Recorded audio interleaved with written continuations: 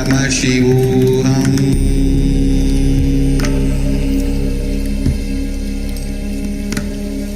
Om Nithyananda Paramashivoham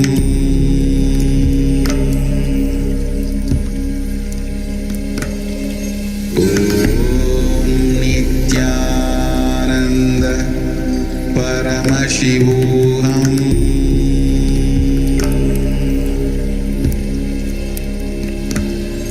Om Nithyananda Paramashivoham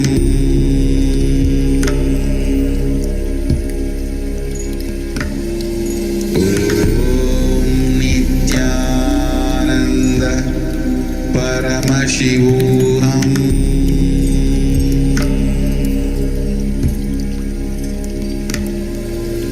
Om Nithyananda Paramashivoham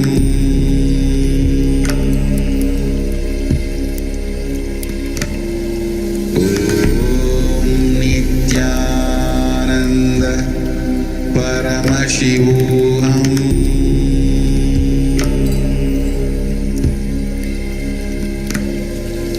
Om Nithyananda Paramashivoham Om Nithyananda Paramashivoham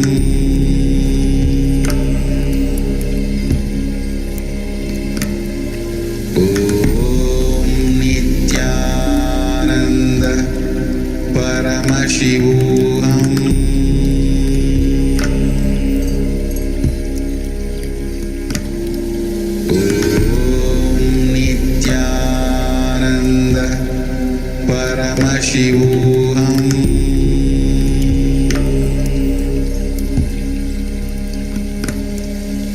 Om Nithyananda Paramashivoham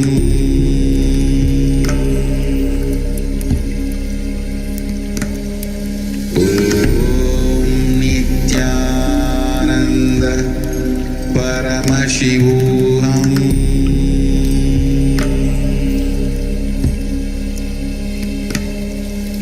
Om Nithyananda Paramashivoham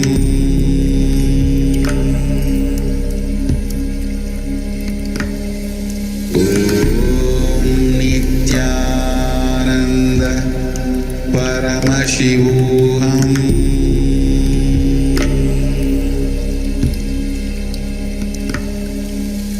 Om Nithyananda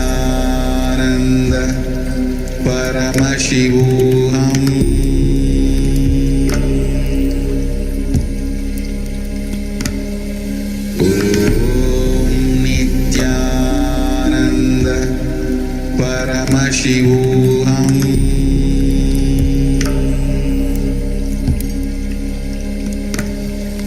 Om Nithyananda Paramashivoham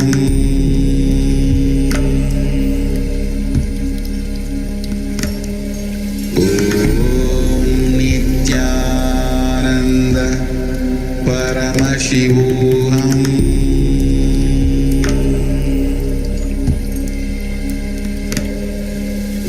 Om Nithyananda Paramashivoham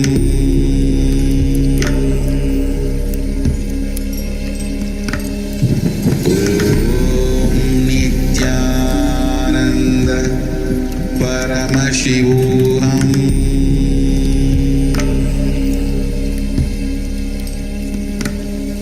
Om Nithyananda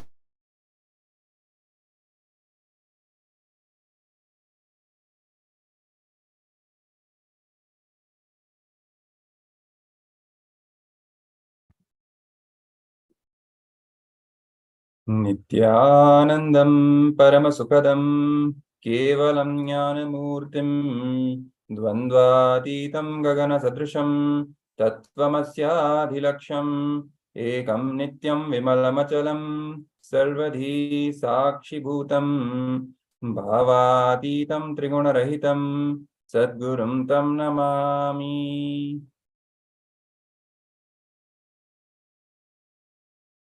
Nithyanandam, we welcome all of you to another exciting day of Paramashivoham Level 2. This Paramashivoham Level 2 program, we've already seen 7 days learning various powerful cognitions, manifesting various powers, and getting initiated to the greatest and the highest truths of Sanatana Hindu Dharma directly revealed by Paramashiva himself in Vedas and Agamas, and now being revived by the ultimate manifestation of Paramashiva, the supreme pontiff of Hinduism, Bhagwan Nithyananda Paramashivam. Whether it is you trying to heal yourself from your past traumas, pains, sufferings, or you wanting to manifest a completely new life, be it with respect to wealth, be it respect to health, getting rid of all ailments, diseases, manifesting fulfilling relationships, becoming successful in life, in your career, job, business, whatever it is, whatever endeavors you are planning to enter into in your life, Paramashivoham has a solution for each and every one of these problems. Or it can even be all the way up to, if you want enlightenment itself, and you want to connect to the higher lokas, all the gods and goddesses, or maybe beyond all of this, you just want to enjoy the presence of Guru in your life. You want to have that feeling connection and have that blessing of having Guru in your life and play and enjoy the life. See how life becomes magical in the presence of the Guru. Paramashivoham is for you, because this program is personally being crafted and designed by the Supreme Pontiff of Hinduism, Bhagwan Nithyananda Paramashivam, to give you not only the solutions for all your problems, but to give you a superconscious breakthrough in itself. The Supreme Pontiff says growth is not really what we are aiming for. It is breakthrough. It is only a breakthrough that can actually manifest your life, change your life. So today, on the day 4, we are looking to have a breakthrough in your wealth. If you want to manifest wealth, if you want to manifest abundance, if you want to manifest fulfillment and expand in all your possibilities in life in general, and be active, contributing. That is the real wealth of the Supreme Pontiff of Hinduism says. And this day, today, we are going to learn all the powerful cognitions and be initiated into the science, Hindu science of manifesting wealth and abundance. So let's begin today's first session by invoking the divine presence of the Supreme Pontiff of Hinduism, our beloved Bhagwan, chanting the Sadguru Vandanam. Please chant along with me. Nithyanandam Paramasukadam Kevalam Jnanamurtim Dvandvatitam Gagana Sadrisham Tattvamasyaadhilaksham Ekam Nityam Vimalamachalam Sarvadhi Sakshi Bhutam Bhavatitam Trigunarahitam Sadgurum Tam Namami. Yes, so we will be beginning with the first session of today, the series on how to manifest wealth and abundance in your life.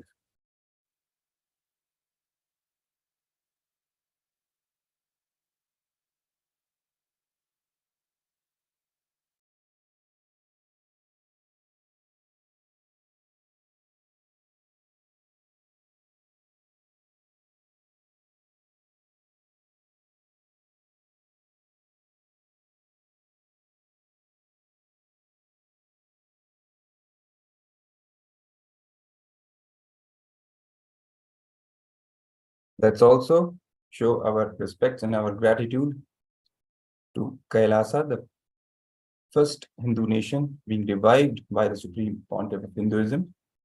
And he's reviving through KAILASA the enlightened Hindu civilizational nation.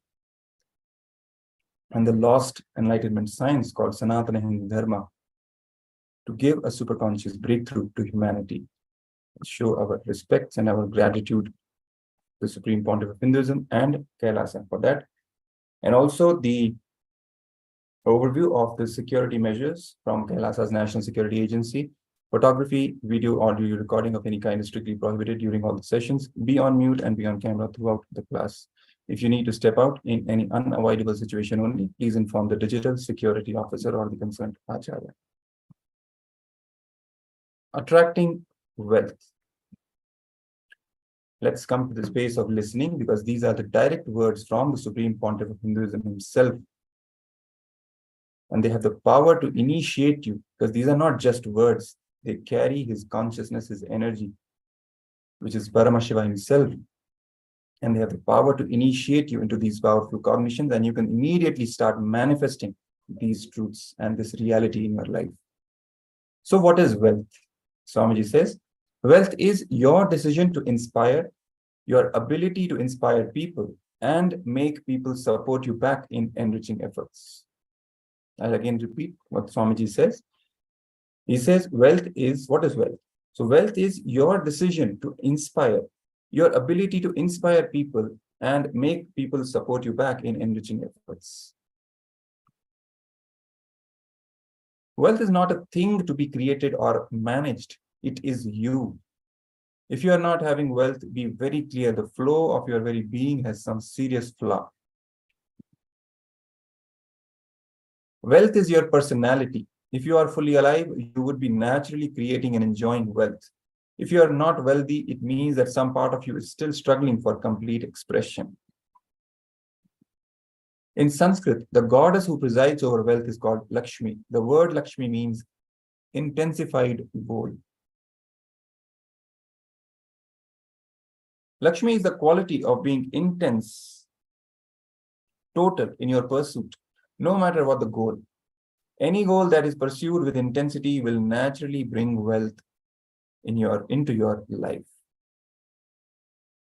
What is wealth? So let's listen to Swamiji himself on what is wealth.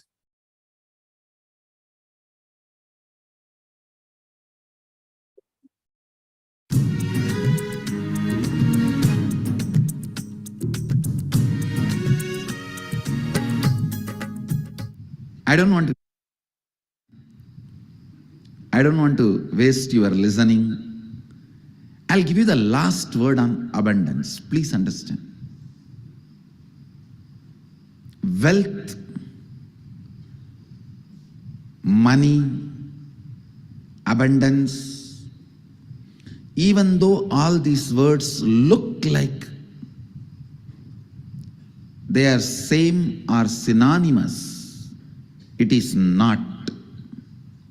Please understand, money is directly controlled, manipulated by few people who keep that concept alive.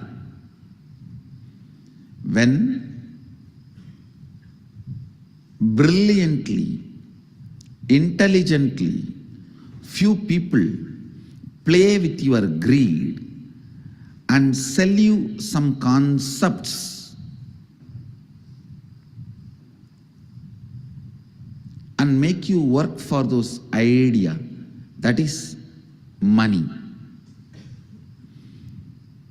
Money is not abundance. I am not saying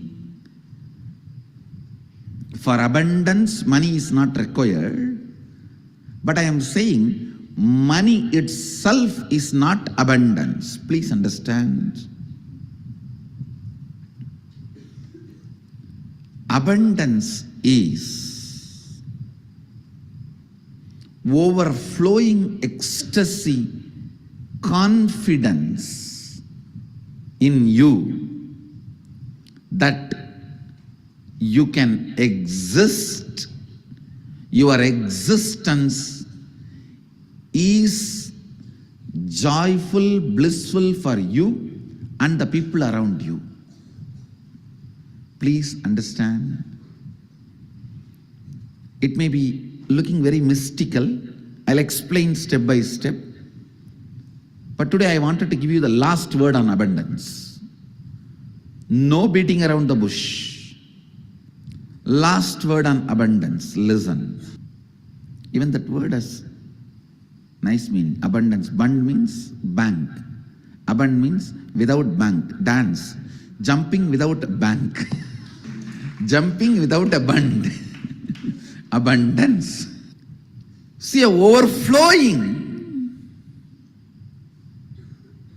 excitement, intensity about your existence is wealth.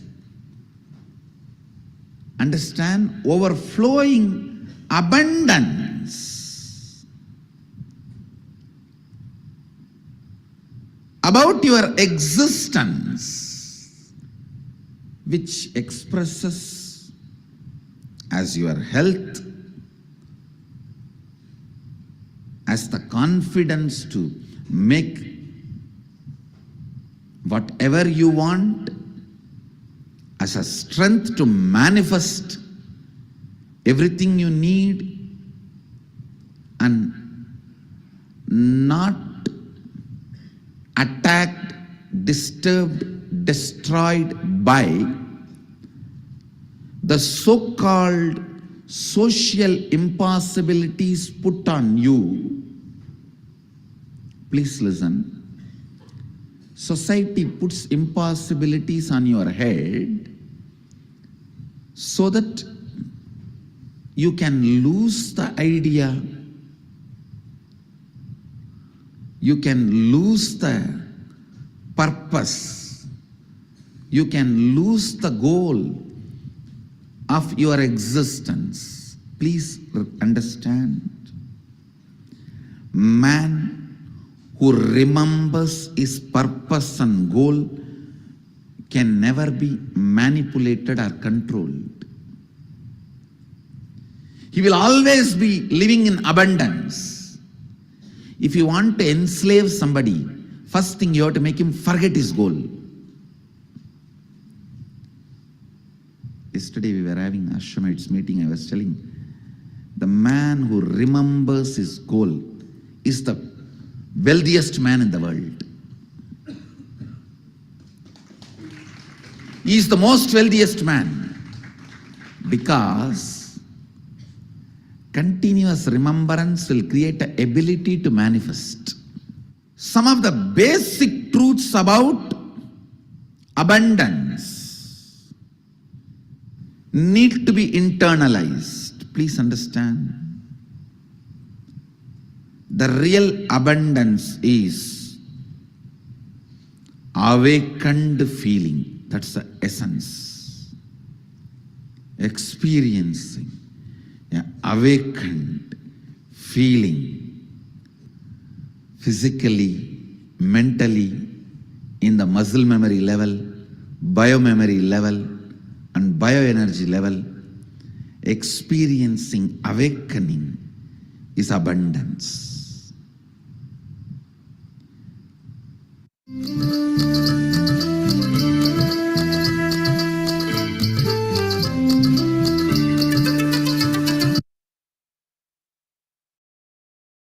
Yes. So after this wonderful revelation from Swamiji, let's move on. The Supreme Pontiff of Hinduism says, wealth is not something outside of you, it is extension of you.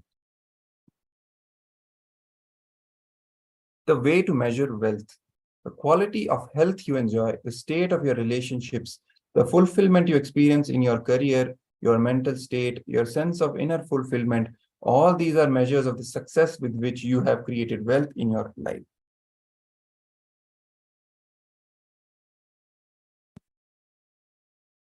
Shastra Pramana, how to measure your success goes as Nava are vittasya kamaya vittam priyam bhavatyat manastu kamaya vittam priyam bhavati. Verify not for the sake of wealth, my dear, is wealth loved, but, Verily, not for the sake of wealth, my dear, is wealth loved, but it is loved for the sake of the self. It is from Brihadaranyaka Upanishad, chapter 2.4.5. So that's where this verse is taken from. This forms a Shastra Pramana. The translation goes as, Yajnavalkya said to Maitreya in this verse, it is not for the sake of wealth, that is riches, pleasures, my dear, that they are loved, but for the sake of one's own self, Atma, that the wealth is cherished and loved. Let's develop the right relationship with money. Now we have another beautiful revelation from Swamiji on right attitude towards money. So let's listen.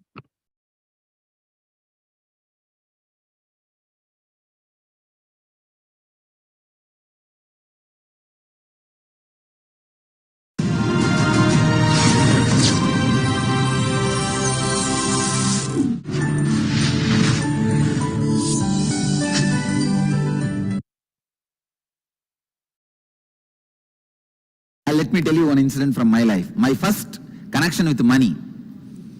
I tell you exactly that same pattern only, still I am living with money. At the age of my third birthday, I was 3. Usually in the young, I'm born and brought up in a village, Thiruvannamalai, Ramana Maharshi's place. Now it is a little kind of a town, but in those days it was a village. I'm talking about 35 years before, one generation before. So it was a village. Usually in the villages, all the family people will give money for the kids during birthday and all these auspicious days. And I was born in a giant family where 87 people lived together. Just few days before, for my biography, I calculated 87 people lived in one house. The house is 80,000 square feet. 80,000 square feet house and 80,000 square feet ground. There was little, some parts had a double story, but all other 86,000 square feet ground floor. So huge giant family. Naturally, aunt, uncle, cousin, each one came and gave 1 rupee, 2 rupee. Those days 1 rupee means it's equivalent to now, you can say 100 rupee or 1000 rupee. So I had one kerchief where all the money was there. I was sitting and my father asked me, what are you going to do? I said, what to do with it? I asked him back, what to do with it?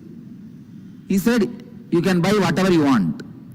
I said, I wanted only a Ganesha and you already gave me. He gave me one Ganesha. If you read my biography, the Ganesha who ate food, that Ganesha only, still is there in the ashram. And I want only one Ganesha, you gave me already Ganesha. I don't need anything more. Then he asked me, you don't want this money? I said, no, I don't need. He said, then you can give it to anybody you want. All my brothers and cousin brothers, sisters, all of them were playing there. I screamed, called them, saying that, hey, whoever wants this money, please take it. First, actually, I thought all of them will come and pick up little. But one of my elder brother is very strong guy. He came and took the whole thing.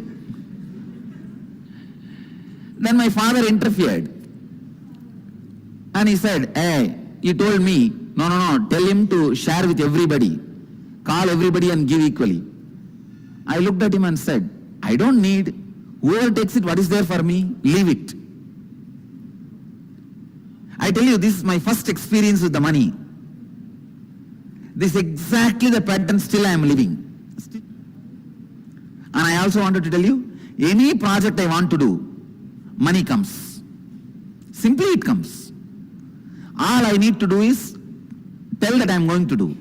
Now today morning I said, and I am going to build an hospital. I tell you honestly, now I don't have money. But I will tell you, next time when I come, I will be announcing. Money has come, we are building the project. I just know.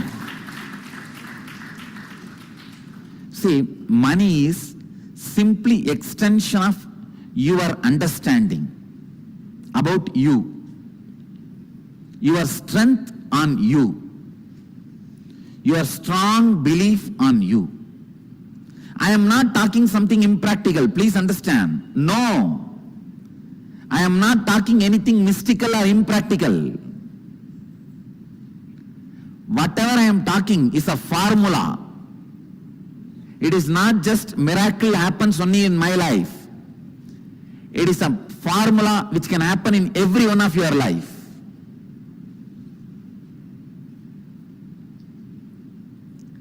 The right attitude towards money is, please understand, the right attitude towards money is, it has utility value for the things you want to do.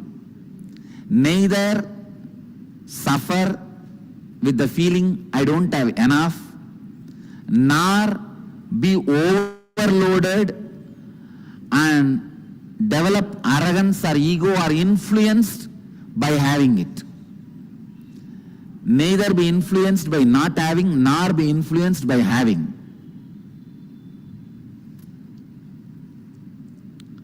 It is such an awareness game.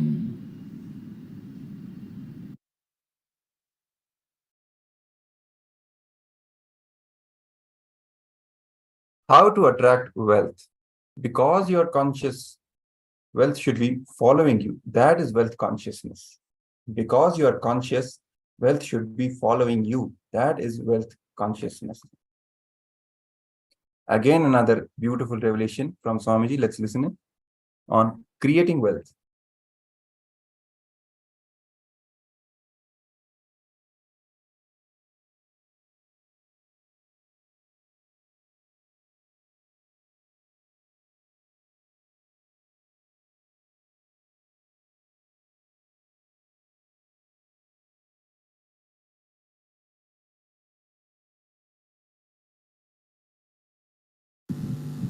Wealth is not a thing to be created or managed. It is you. If you are not having wealth, be very clear, the flow of your very being has some serious flaw. Please understand. Krishna says very clearly, Gahano karmano gati. Life is work. If you are not having wealth, you are working for poverty. You work only for two things in your life. Either you work for wealth or you work for poverty. Find out how you are working for poverty and change the tendency to work for wealth. Poverty is sin. Please understand. Dump that statement. Blessed are those who are poor, that they go to heaven. No. And even if they go to heaven, who wants to be in the heaven where all poor fellows are sitting? Come on. Blessed are those who are rich. They live in heaven. It's a New Testament. Understand?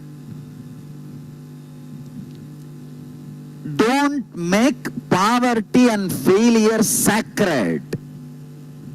We have a very wrong understanding. See, grabbing wealth from others is wrong, but creating is not wrong. We have such a life negative idea. See, maybe when Jesus uttered that statement, blessed are those who are poor, all the rich fellows have become rich by grabbing, not by creating. See, the tribal lifestyle is grabbing lifestyle. That is why the only power they know is physical. Brutally rob, that's all. That is why always the king is supposed to be a fighter, not a thinker. Understand? So he is addressing a civilization which is a muscle power based civilization. Naturally, wealth means power. If you have power, you grab others' wealth. That is why he might have said, blessed are those who are poor, because they don't grab others' wealth. but it is wrongly understood, spread. Poverty has become sacred. Don't. Poverty has no sacredness. Failure has no sacredness. Your ignorance cannot be justified. You are not supposed to be shown any sympathy if you are a failure or ignorant.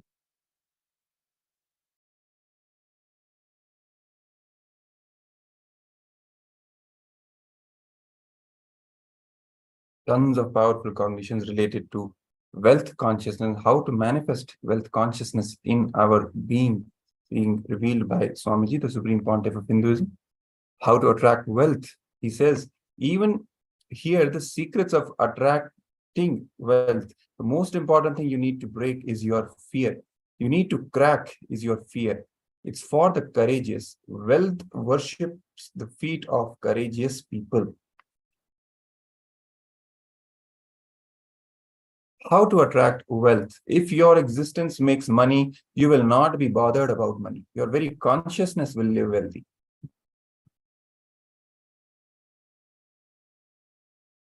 How to attract wealth? We continue with the powerful cognitions. The Supreme Pontiff says, wealth is your personality. If you are fully alive, you would be naturally creating and enjoying wealth. If you are not wealthy, it means that some part of you is still struggling for complete expression.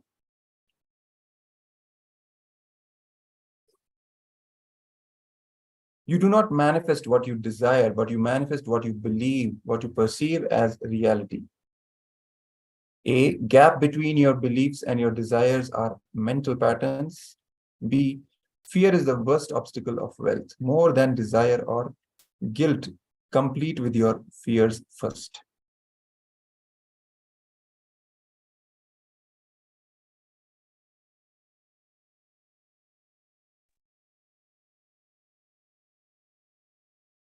You do not manifest what you desire, but you manifest what you believe. You manifest what you cognize, what you perceive. If you cognize struggle, you will manifest only that.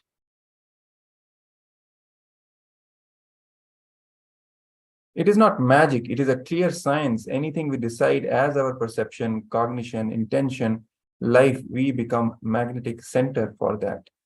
Wealth consciousness means making a clear decision to break out of the myths and mental patterns that empowerish us and draw us again and again into the poverty cycle.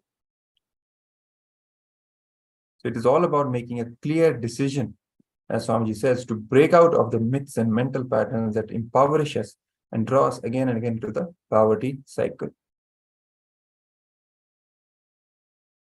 When completion happens, your desire and belief becomes one. Then simply you manifest what you want. A quick check.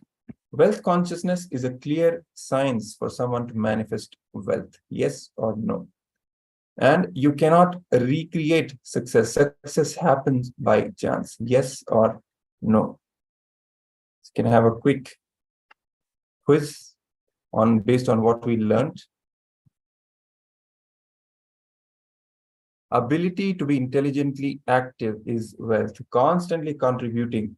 Wealth consciousness awakened in you.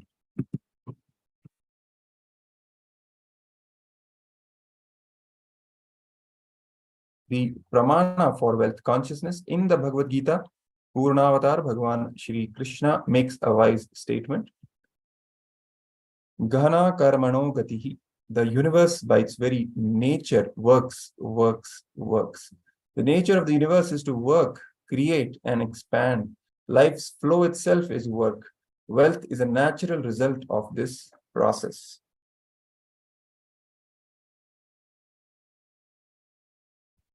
So we now reach the end of this session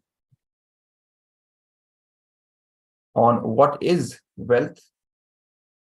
2 gifts for all the participants from this session. Bliss is the goal and the path, and second, born to heal. So you can enjoy these gifts, 3 ebooks. And also, it's time for you to share in the social media platforms that how you're going to attract the wealth by power manifestation. It's a Vakyartha Sadas. You're all expected to enter into internalization, sharing with others, discussing with others, chewing these thought currents again and again, and then sharing with the rest of the people, enriching them as well. And make sure when you post on social media, you use the mandatory hashtags, hashtag Paramashivoham, hashtag KAILASA, and hashtag Nithyananda. So let's now end this session with the Purna Mantra, declaring our complete completion.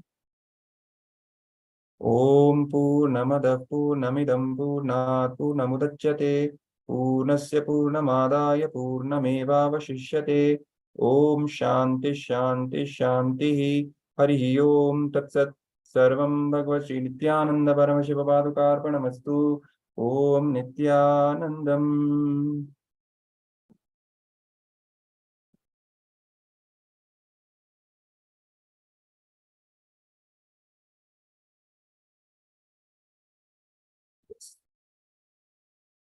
So we now will be moving to the next session in today's series of sessions. This will be a video,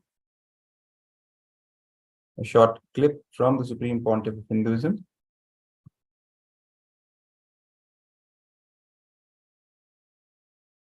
On Ashtabha Siddhis, the 8 mighty powers.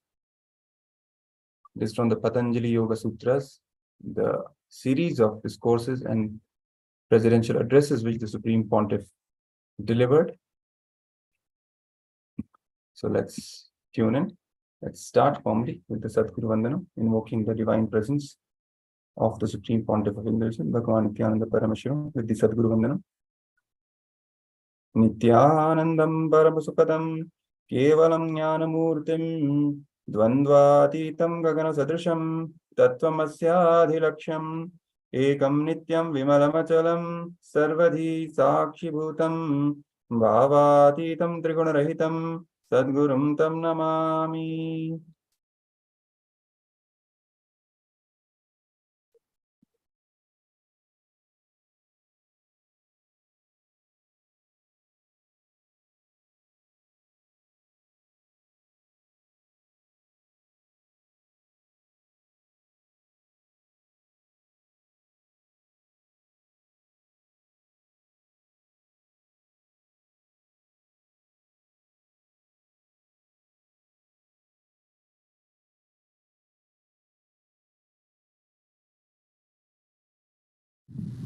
Sada Shiva Samarambha Shankaracharya Madhyamam Asmadacharya Paryantam Vande Guru Paramparam.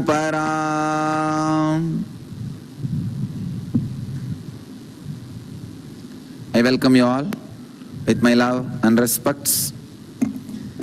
I welcome all the devotees, disciples, samajis, satsangis sitting with us around the world at this moment in thousands of places doing Pratyaksha Paduka puja and sitting and listening satsang.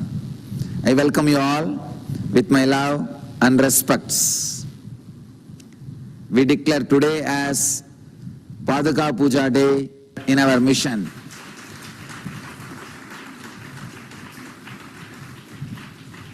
All over the world, every year today we will gather to offer Paduka Puja.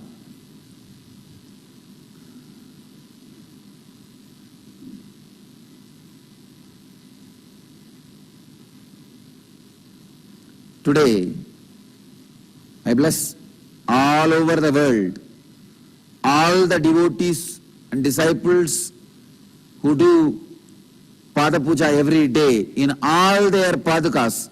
Today Vibhuti and Kumkum will be materialized. You will see it happening in a very big way. Today onwards I request all the devotees not to use Vibhuti Kumkum for Puja, so that you will know when it materialized, it is materialized and teleported. Today onwards use only sandal for Paduka Puja. So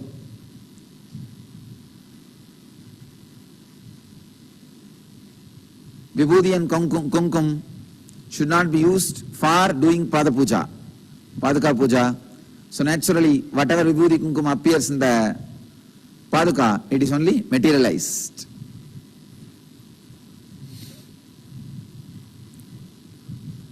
Already? Today morning we had Vibhuti and Akshata materializing from Nitya Devi's hand. Now the Venkateshwara's sandal, Srivatsa sandal will come. Wipe and keep it clear. Wipe the hand and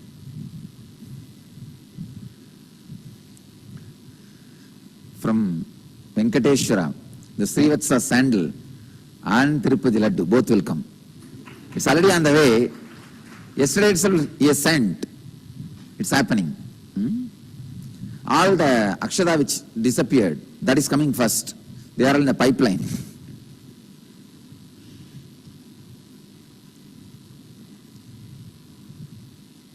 So today, all the Padukas will have Vibhuti and Kumkum.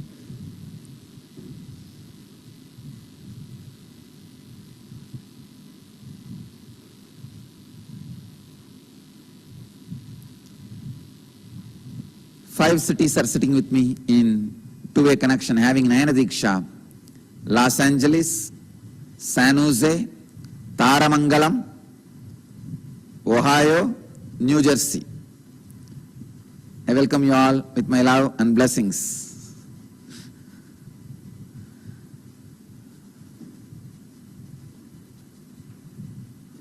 Taramangalam Bhaktargalukku Aasirvadam.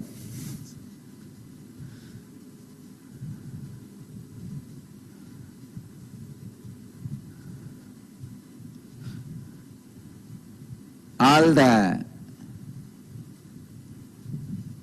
devotees and disciples sitting with us at this moment,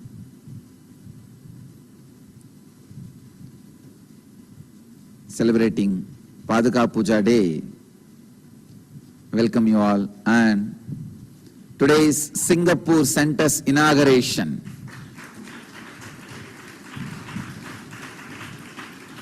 Nithyananda Paramashivam inaugurates its next temple in Singapore today.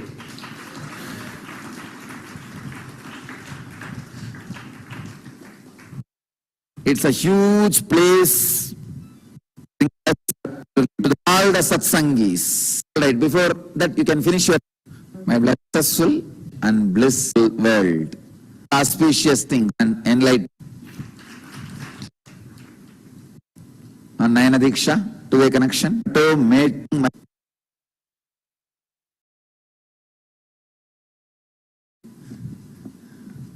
really intense, not ordinary intense. Something should be done today to the world.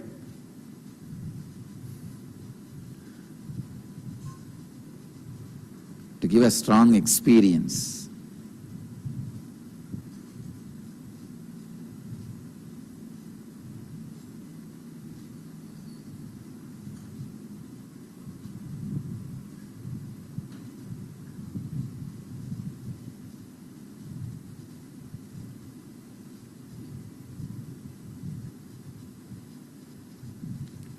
Today, whole day, all the Padukas around the world, my Padukas, and the Padukas which you use to do Guru Puja, will not only radiate intense presence,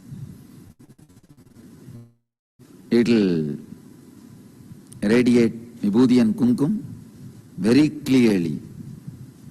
You will all see too many places. Today the Vibhuti Kumkum will be happening. Mark, just to make you understand the presence of the Master.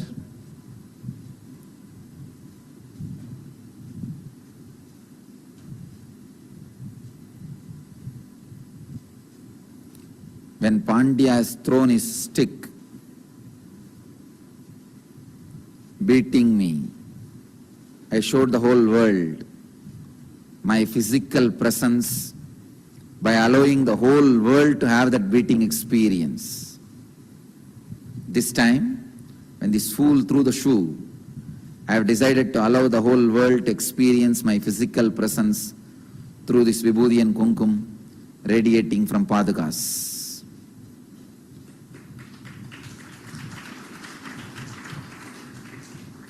Pandian பிரம்பால் அடித்த பொழுது பெரம்படியை உலகம் முழுவதும் உள்ள உயிர்கள் தாங்க வைத்து சாநித்தியம் உணர்த்தினோம் இந்த மூடனெறிந்த ஷூவினால். இப்பொழுதும் உலகம் முழுவதும் இந்த சாநித்தியத்தை உணர்த்துவதற்காக விபூதியும் குங்குமமும் பாதுகைகளிலிருந்து வெளிப்படும். பாண்டியன் பிரம்படிப்பட்ட அதே சரீரம்தான்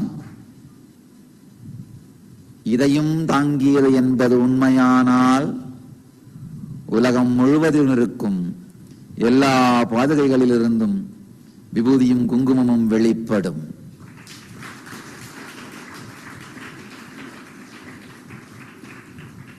பாண்டியன் பிரம்படியை என்று தந்தோம், போனால் போகட்டும், போதும். இந்த முறை விபூதி குங்குமத்தோடு போகட்டும். Artificial limbs as a donation. From today we will start registering satsang subject.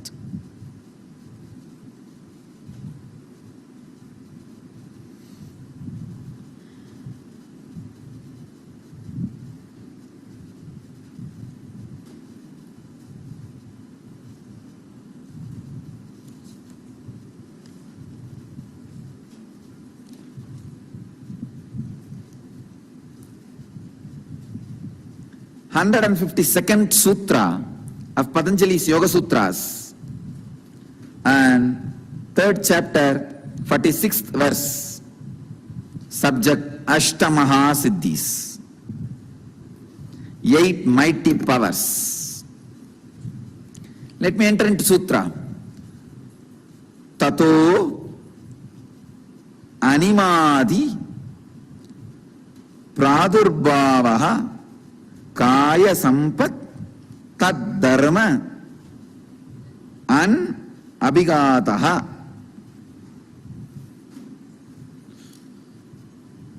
Swami Vivekananda translates this sutra as, from that comes minuteness and rest of the powers, glorification of the body and indestructibility of the bodily qualities. Swami Prabhavananda translates as, hence one gains the power of becoming as tiny as an atom, and all similar powers, also perfection of the body, which is no longer subject to the obstructions of the elements. Swami Sachidananda translates as, from that comes attainment of anima and other siddhis, bodily perfection, and non-obstruction of bodily functions by the influence of the elements. The 8 major siddhis alluded to here are anima, to become very small; mahima, to become very big; lahima, very light; karima, heavy; prapti, to reach anywhere; pragamya, to achieve all one's desire; ishatva, ability to create anything; vasitva, ability to command and control everything. Bhagavan Osho translates as, from this follows the attainment of anima, etc., perfection of the body and removal of the elements' power to obstruct the body.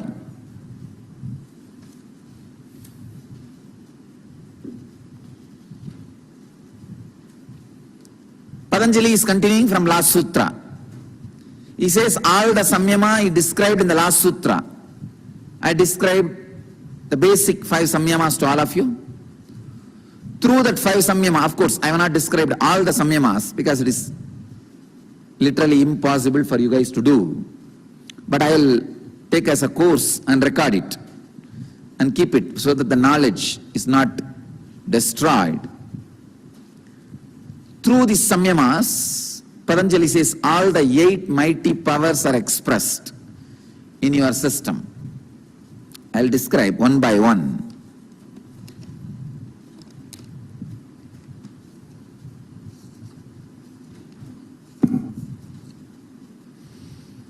Anima means becoming small, like an atom, you can just disappear.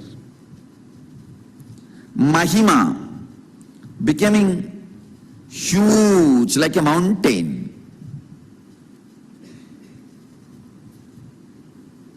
Like a Meru, Kailash.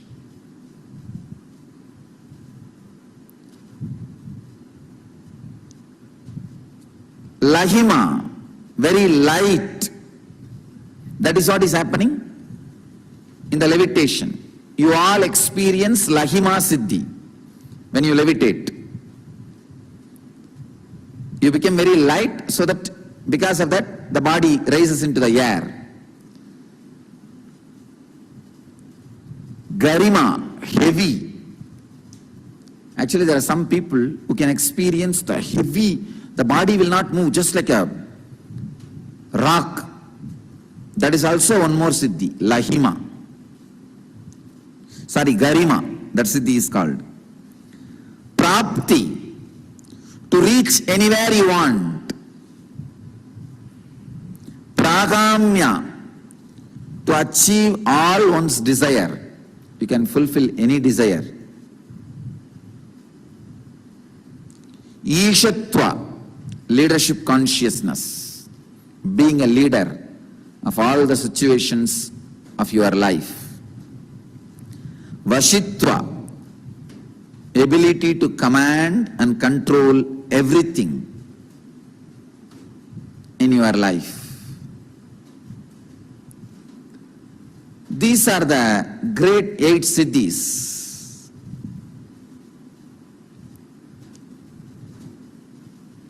Only one thing I wanted to tell you all, it is possible to have all these 8 siddhis.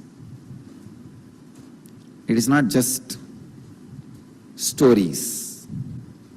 It's a solid experience. It is possible.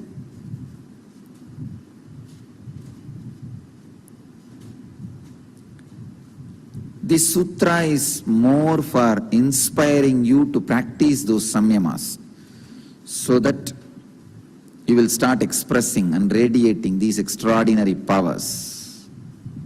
You can become like an atom, or like a Kailash, mountain, or light like a feather, air, or heavy like huge mountain.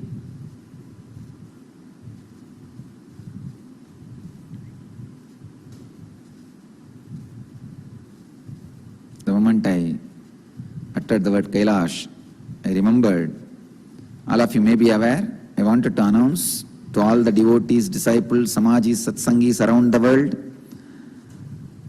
the court has relaxed all my bail conditions for next 3 months. We will be having Kailash trip. This year, first time, we will be going to Kailash as a big group.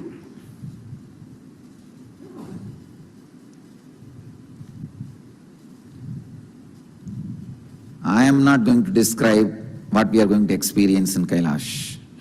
I can't also, I think. Even Himalayas is too much. Kailash. I was avoiding going to Kailash because I was feeling that body is not settled. If I go there, the ecstasy and the samadhi will be so high, I may not settle down in the body at all. Now, the body is really settled. I tell you all, now itself,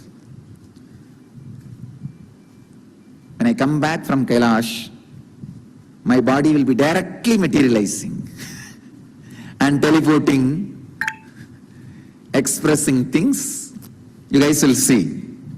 Finally, what happened, you see, me being there silently and resting for 52 days or 53 days, whatever it is. Finally, what happened? I only expressed huge spiritual energy. Now, this Kailash trip is going to make multifold energy explosion and expression through me.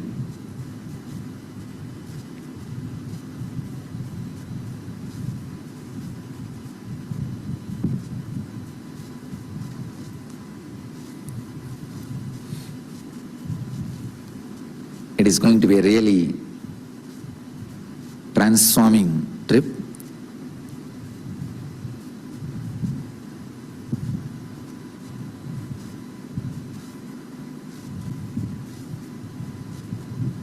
I welcome all of you to join.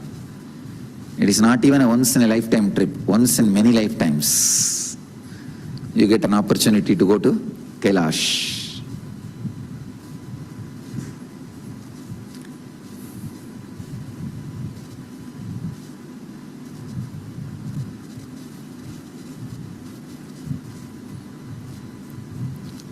Let's come back to the siddhis. Lahima, becoming light. When all your engrams and heaviness is taken out of your system,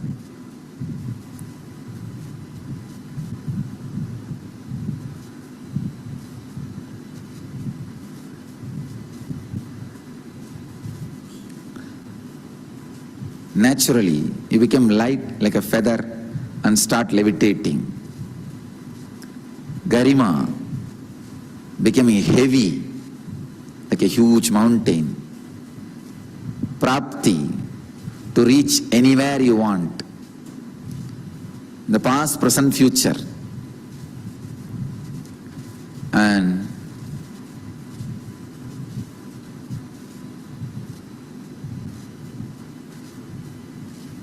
Ishatva, leadership consciousness. All the time,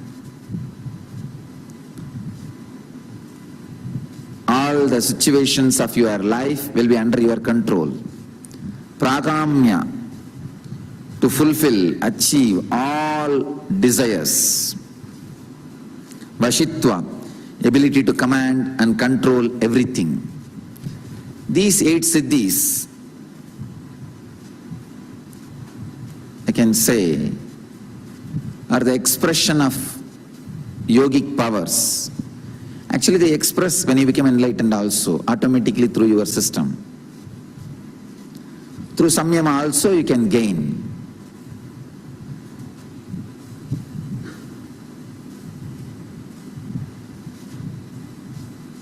Only thing I feel, you guys are so fortunate to listen about all these great powers, not just as words. You can see something in front of you. People only talk about these powers. But here, you can at least see some glimpse of these great expressions.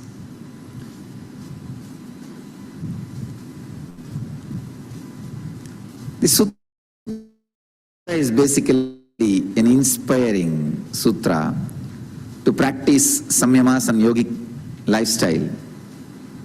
I can say that not only these words, all the experiences you guys are seeing will inspire you to live yogic life.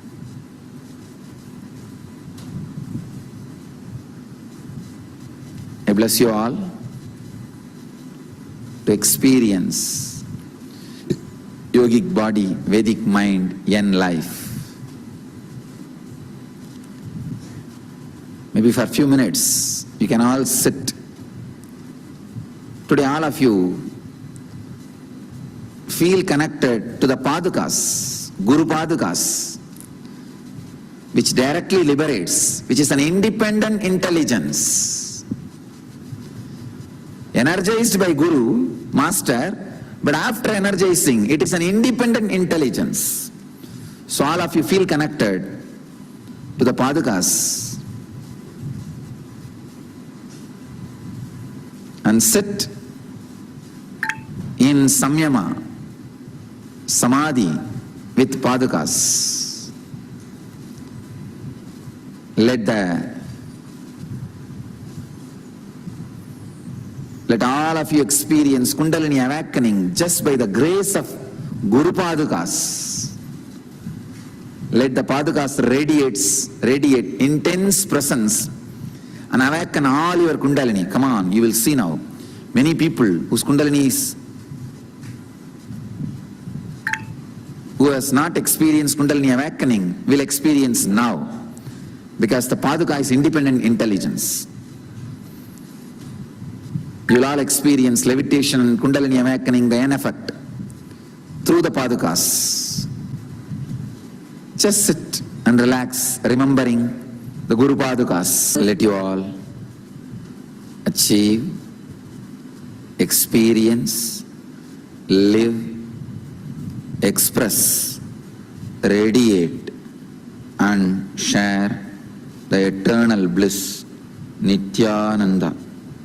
Thank you.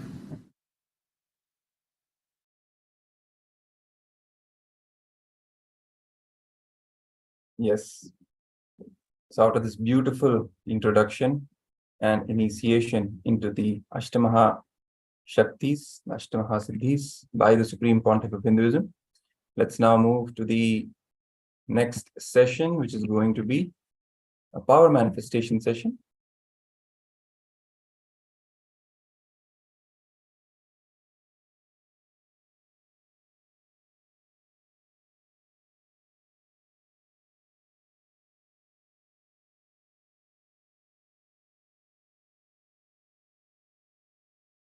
Let's now get ready to enter into the power manifestation session.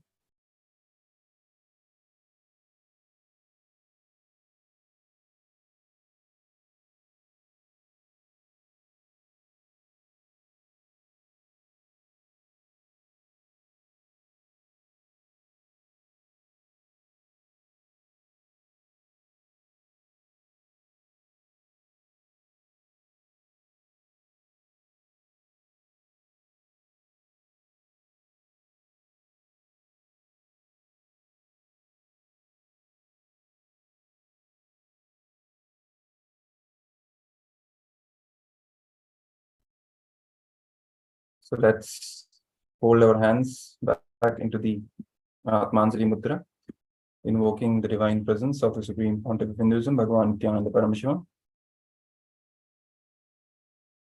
Let's chant the Sadguru Vandana. Nithyanandam Paramasukadam Kevalam Jnanamurtim Dvandvatitam Gagana Sadrisham Tattvamasya Ekam Nityam Vimalamachalam Sarvadi Sakshi Bhutam Bhavatitam Trigunarahitam Sadgurum Tam Namami.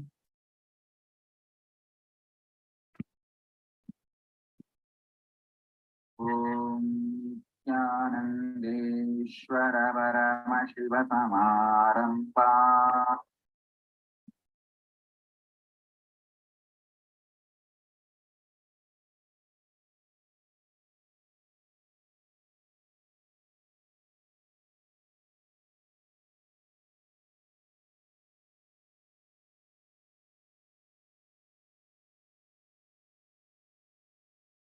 Quick overview of the security measures from KAILASA's National Security Agency. Photography, video recording, and audio recording is strictly prohibited during all the sessions. Be on mute and be on camera throughout the class. If you need to step out in any unavoidable situation only, please inform the digital security officer or the concerned Acharya. Extraordinary powers of the divine. So let's set up for the power manifestation session. Quickly get your Living Enlightenment book and be ready to receive your powerful cognition. Also, let's get a pen and paper and an opaque cloth or an eye band to manifest these powers. We use only the third eye and cover our two eyes with an eye band, and also keep the camera with the timestamp application ready. And make sure the timestamp is clearly visible on the screen in the timestamp application.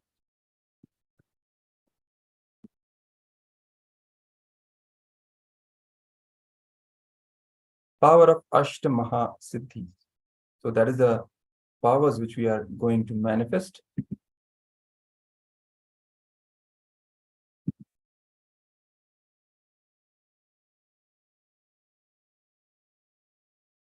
So today, in the first level, we are going to manifest the power of increasing the weight of the object.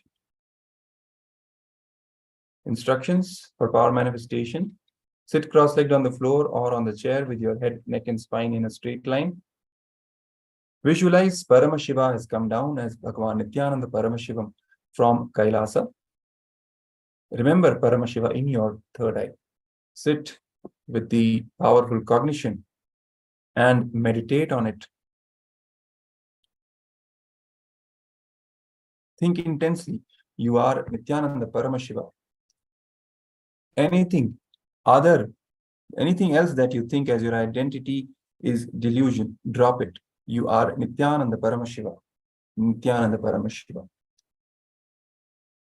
Carrying the space of complete unclutching to experience the state of Paramashiva, complete completion to experience the space of Paramashiva, oneness to experience the powers of Paramashiva,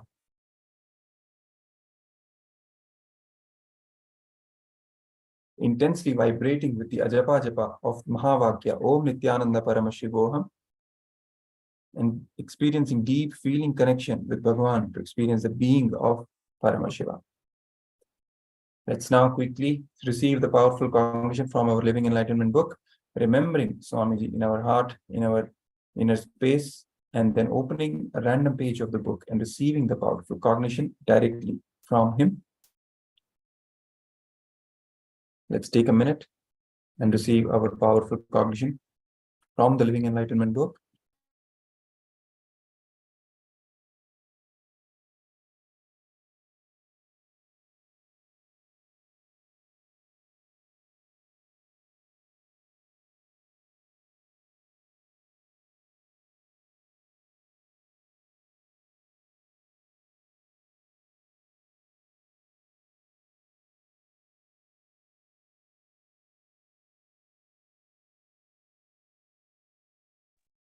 Let's now move to the power manifestation round. So for this round, you would need a weight measuring, weight measuring device, either a small weighing scale or even an app on your mobile phone, for example, the weight scale estimator app or a similar one, so that you can measure the object and how you are increasing the weight of the object, so you can verify that you have manifested the power. Turn on the video recording during this session so you can record the power manifestation and then share with other people to enrich them.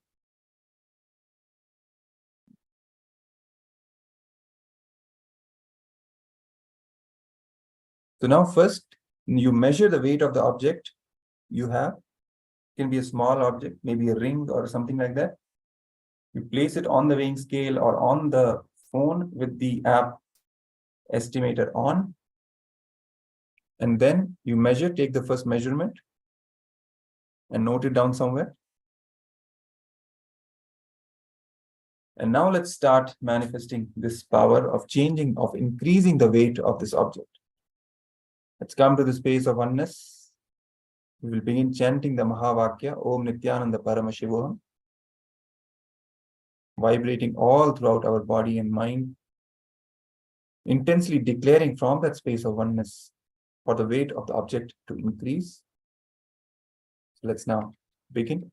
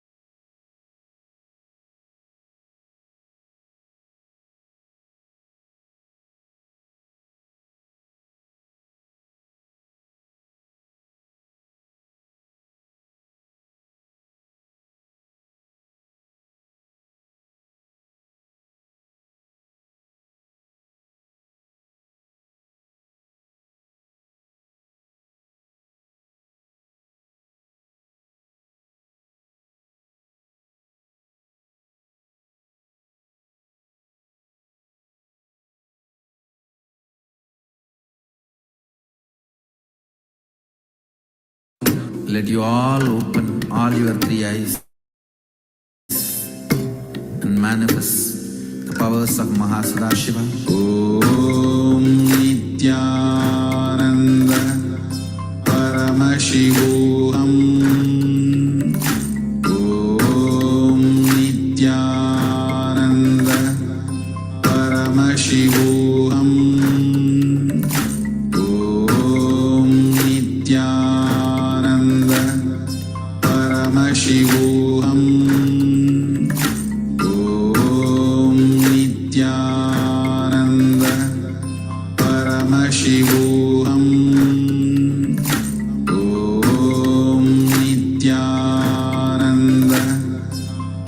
Paramashivoham Om Nithyananda Paramashivoham Om Nithyananda Paramashivoham Om Nithyananda Paramashivoham Om Nithyananda Paramashivoham Om Nithyananda Paramashivoham Om Nithyananda Paramashivoham Om Nithyananda Paramashivoham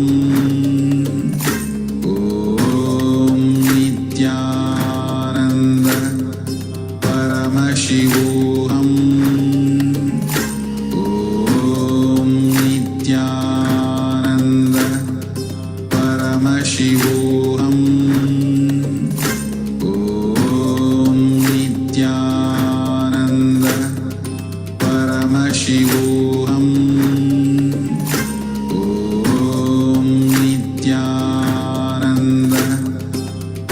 Paramashivoham Om Nithyananda Paramashivoham Om Nithyananda Paramashivoham Om Nithyananda Paramashivoham Om Nithyananda Paramashivoham Om Nithyananda Paramashivoham Om Nithyananda Paramashivoham Om Nithyananda Paramashivoham Om Nithyananda Paramashivoham Om Nithyananda Paramashivoham.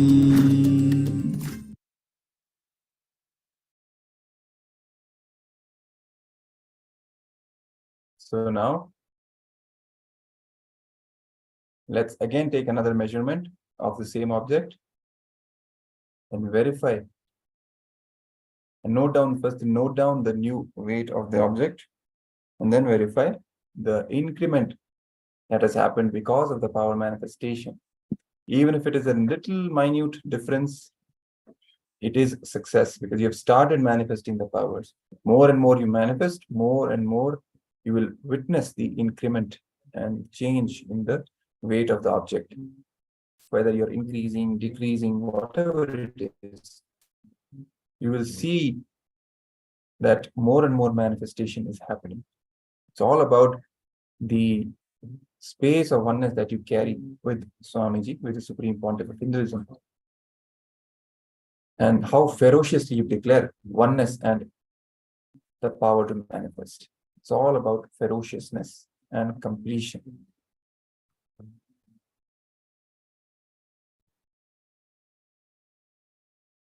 Now it's time to upload the videos that we have taken and share with all the people on our social media platforms, so they also get inspired with the signs of power manifestation, and they can also experience it, witness it, and enjoy the benefits of it. And the greatest blessing being manifesting Paramashiva himself as the Supreme Pontiff of Hinduism, Bhagavan Nithyananda Paramashivam, being in their life as their Guru.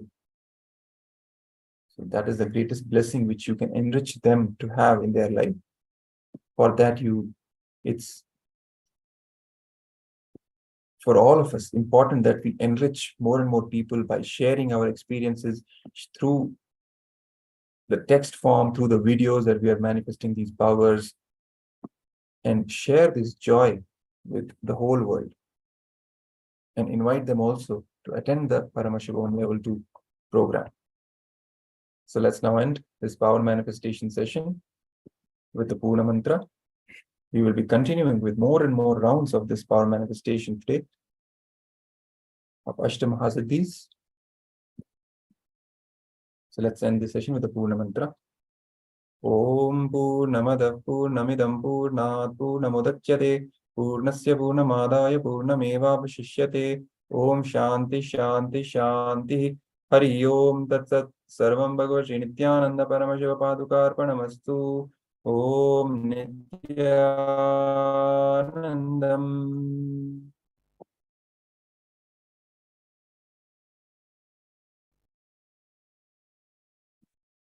Yes.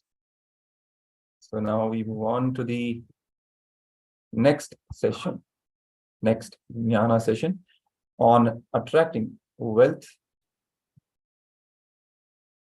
how to attract wealth and abundance in your life.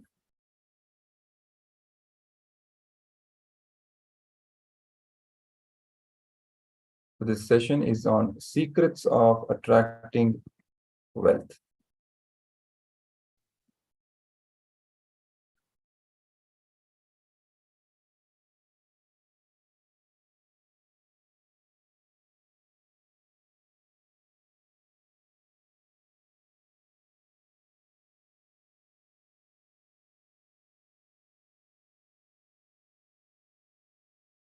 Let's again fold our hands in the Atmanjali Mudra, invoking the divine presence of our beloved Guru, the Supreme Pontiff of Hinduism, Bhagavan Nithyananda Paramashivam. Let's chant the Sadguru Vandana. Nithyanandam Paramasukadam Kevalam Jnanamurtim Dvandvatitam Gagana Sadrisham Tattvamasya Ekam Nityam Vimalamachalam Sarvadi Sakshibhutam Bhavaditam Trigunaраhitam Sadgurum Tam Namami.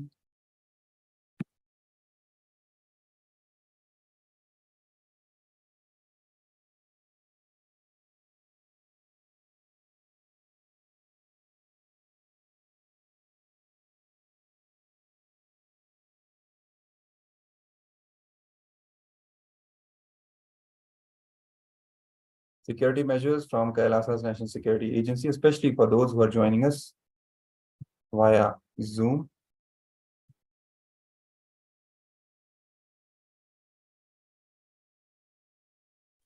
Photography, video, and audio recording are strictly prohibited during all the sessions.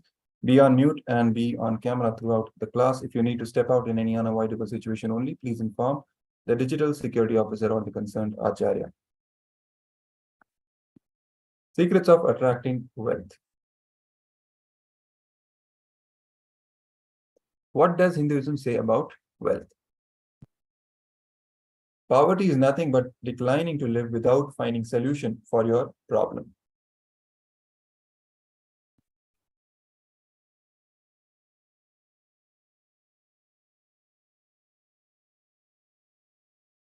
The Shastra Pramana comes from Atharvana Veda. The shloka says, Suto va, Sutaputro va yova kova bhavamyaham daivayatam kule janma mada yattam tu paurusham. Translates to, I may be born as a slave or may be born into poverty. These factors can seldom determine my future or limit the scope of my achievements. Poverty is exclusively owing to your karma, thought currents, or actions, and never destiny.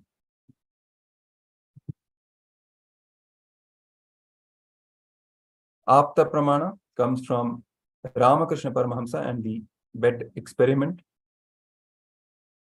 Swami Vivekananda's guru, Sri Ramakrishna Paramahamsa, never touched a coin in his life, saying that money would be a hindrance in the path of spiritual progress. One day, Vivekananda himself tested his guru with a coin under his bed.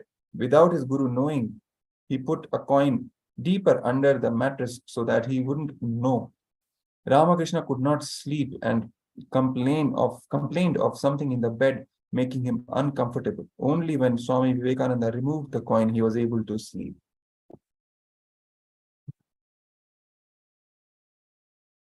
Let's now listen the Pratyaksha Pramana in the words of the Supreme Pontiff of Hinduism himself. This short clip on let's develop the right relationship with money. Let's listen in.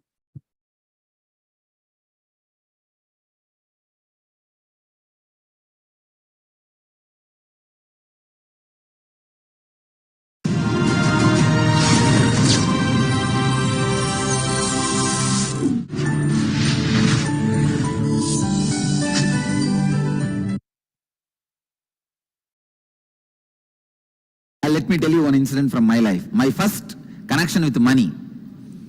I tell you exactly that same pattern only, still I am living with money.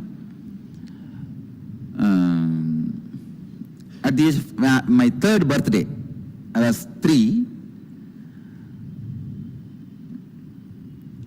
Usually in the young, I'm born and brought up in a village, Thiruvannamalai, Ramana Maharshi's place. Now it is a little kind of a town, but in those days it was a village. I'm talking about 35 years before, one generation before. So it was a village.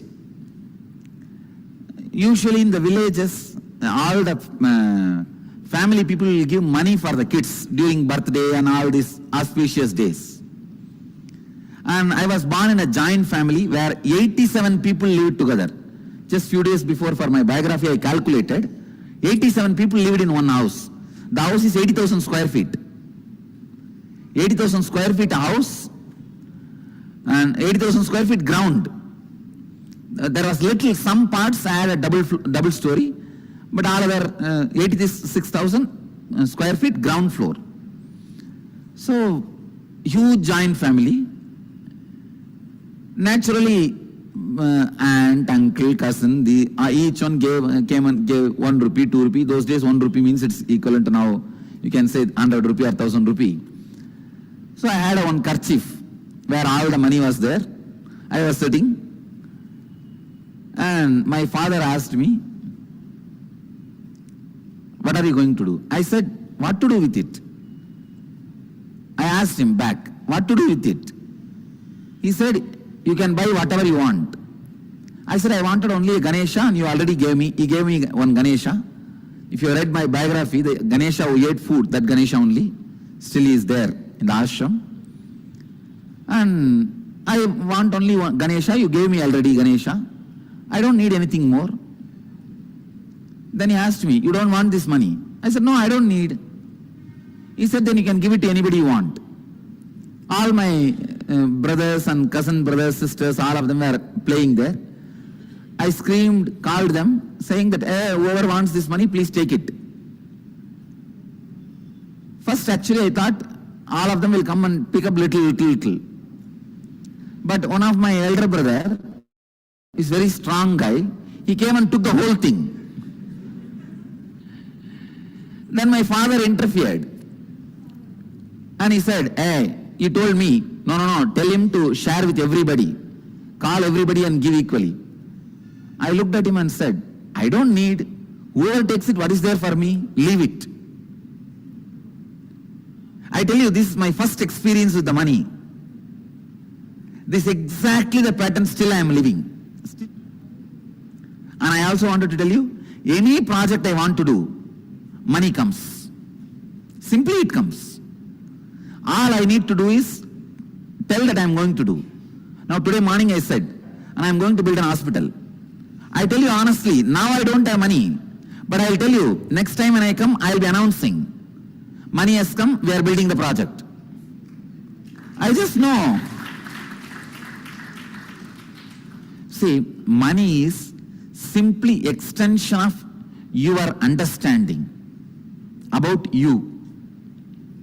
Your strength on you. Your strong belief on you. I am not talking something impractical, please understand. No. I am not talking anything mystical or impractical. Whatever I am talking is a formula. It is not just miracle happens only in my life. It is a formula which can happen in every one of your life.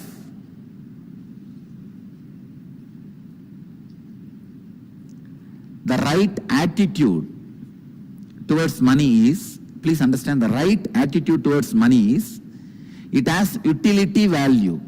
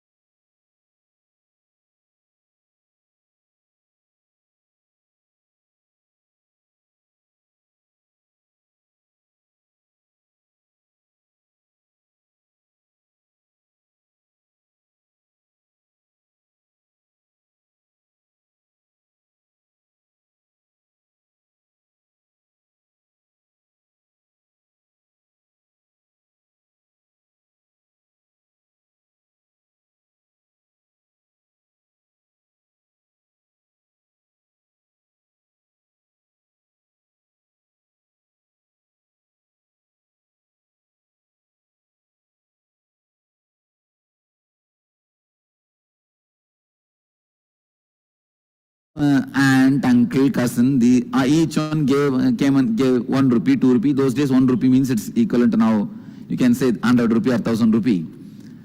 So I had one kerchief where all the money was there. I was sitting and my father asked me, what are you going to do? I said, what to do with it?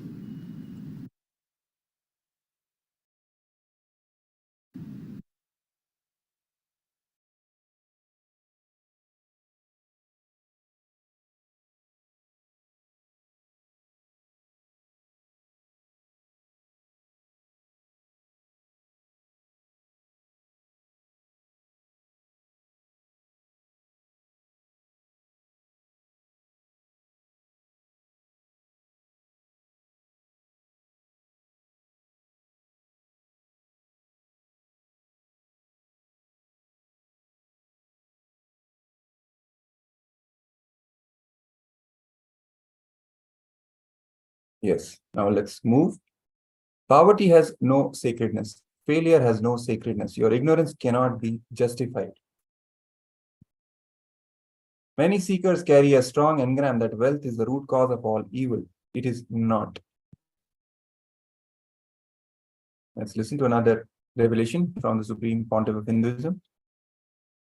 We need to do now, cleaning up, completing these mental thought patterns, the incompletion patterns related to wealth, and stopping them from recurring. Please understand, biggest problem is when you do not recognize something as a pattern, it continues to exist in you and recur. Please understand. Recurring, for example, today you remember, yes, I have a lot of incompletions and patterns. Incompletion means, let me define.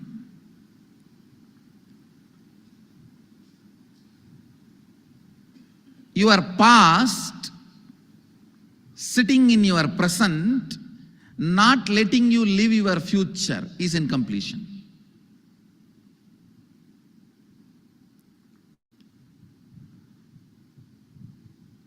It has no logic.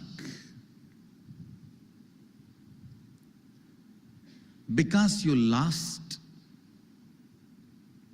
love of somebody, you decide never to love again. It has no logic.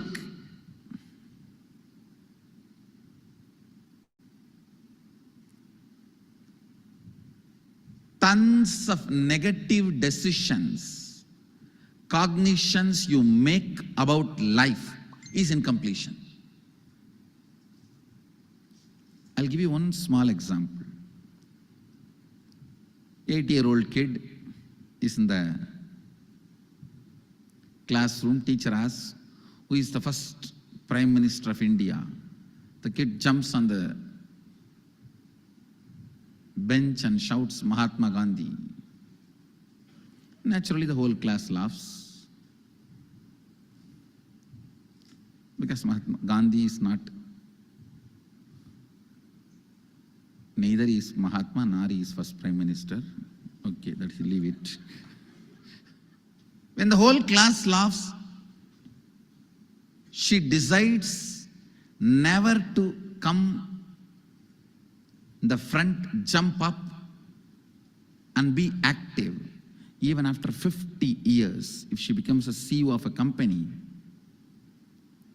in the team meeting, she will be telling her ideas to somebody else and somebody else will be presenting. Even if she is the head of the meeting, she will continue to suffer the decision she made at the age of 8. How many of you see this is happening even in your life, in some form? That is what I call incompletion.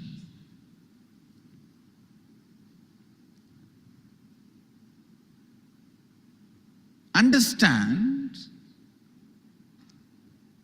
there is a very powerful science by Sadashiva in Agama. Sadashiva is the first guru, Adi Guru. He explains in Agama, of course, the moment I utter this word, many will have many questions. What? Sadashiva? He was supposed to be God. Was he Guru? He was supposed to be energy. Was he teaching?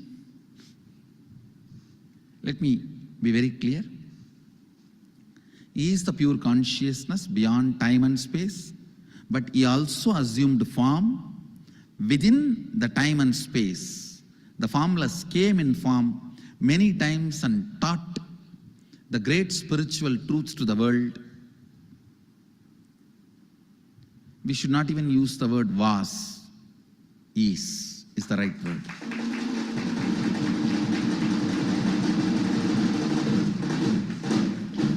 He gives a beautiful science of completing with this incompletion patterns, known, unknown.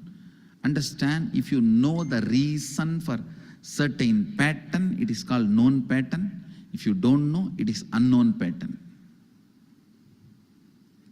Sometimes you will have a heaviness, suffocation, but you don't even know why. That is unknown pattern. Sometimes you know why you are going through what you are going through. That is known pattern. Known or unknown, you can complete. You can be out of it. It is possible. It is possible.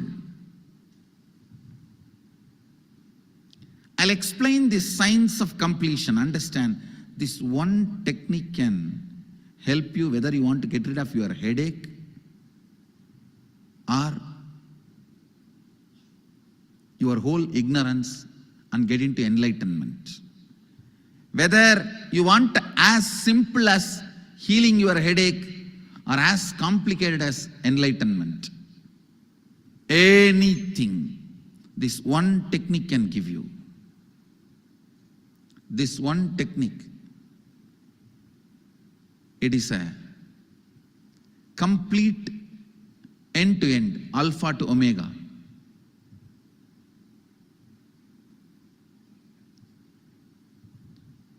It's from Sadashiva directly.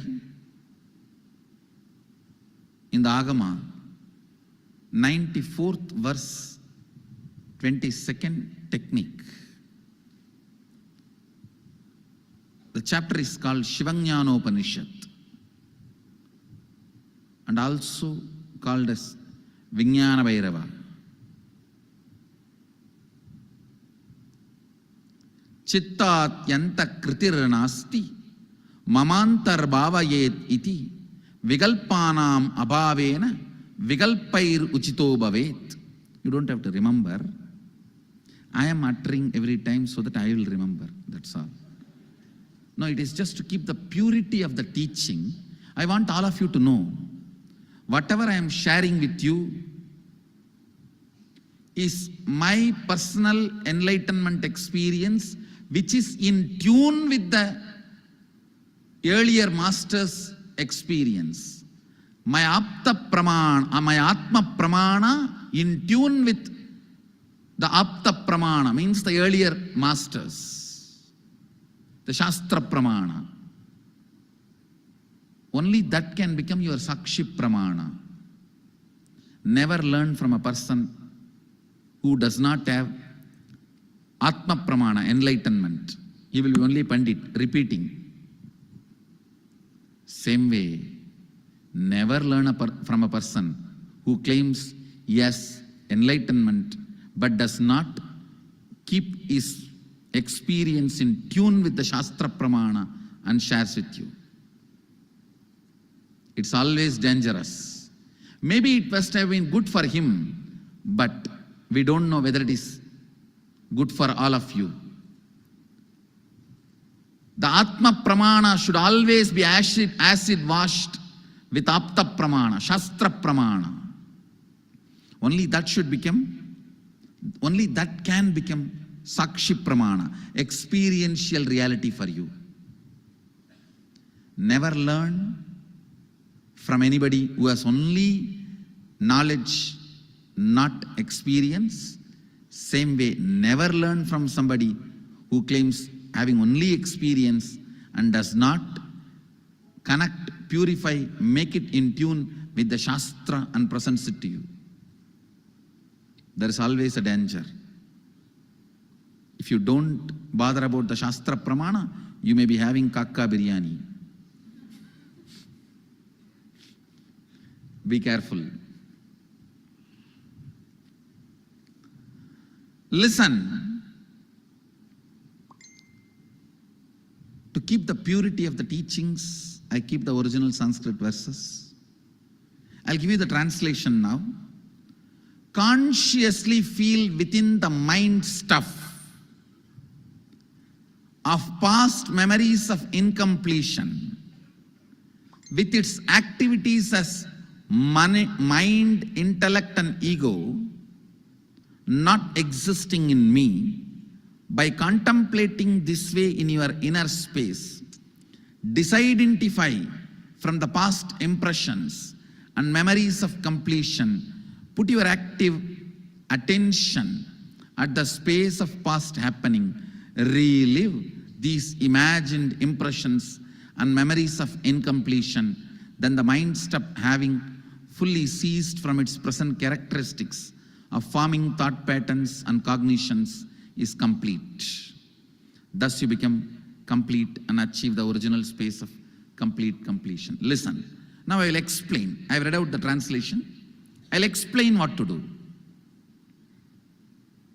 Now you wrote many of the patterns, incompletions, thought currents you are having about money, ideas, cognitions you developed about money from the young age. Do only one thing. Just go back to that same age when the incidents happened in you, the cognition started building in you, the beliefs started building in you, the idea started building in you, the perception started building in you. Relive the same situation.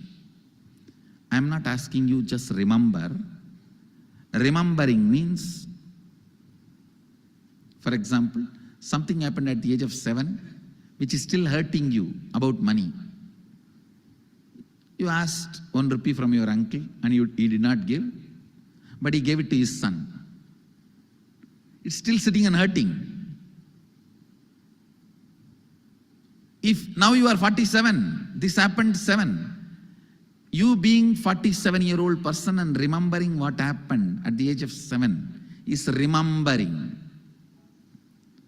Forget you are 47, forget who you are now. You may be having millions.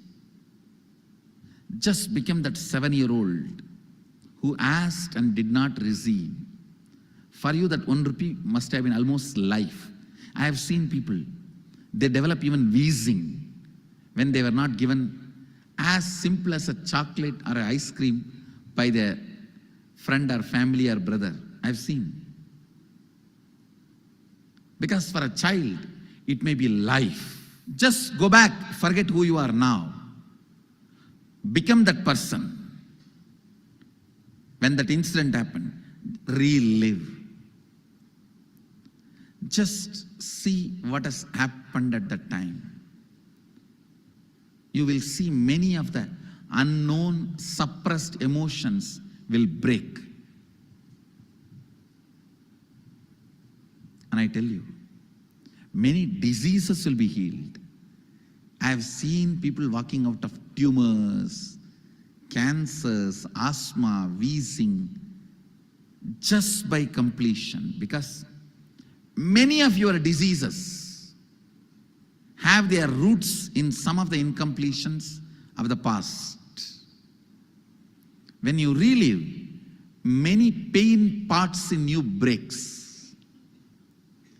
Pain bodies collapse. The pain patterns melt down, which completes many other issues which you don't even remember.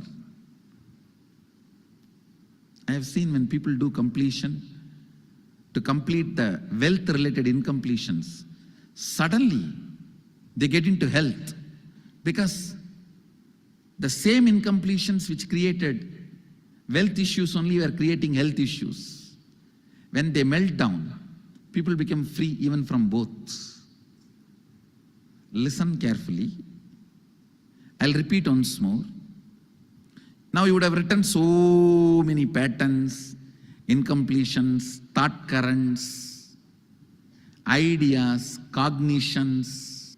Take few minutes. Go back to each incident, each pain, each hurting. Relive. Relive. Relive. Don't justify what happened. Don't try to console yourself. No consolation will work. No justification will work. Neither help others nor try to help yourself. Just relive. I've seen when somebody has tears, others try to console. No, relax. You are not more compassionate than me. Let me do that job. You don't interfere in my job. Let you just go through. Even you don't try to console yourself. That is not going to work. If something has to break inside, let it break. It's okay. When you relive, the powerlessness, incompletion, loses power over you. I'll guide you step by step. And I commit with you, I'll lead you all to completion. And I know how to awaken, trigger the incompletions in you and break them, help you to relive and relieve. I am supporting all of you. Have courage. Let's clean up.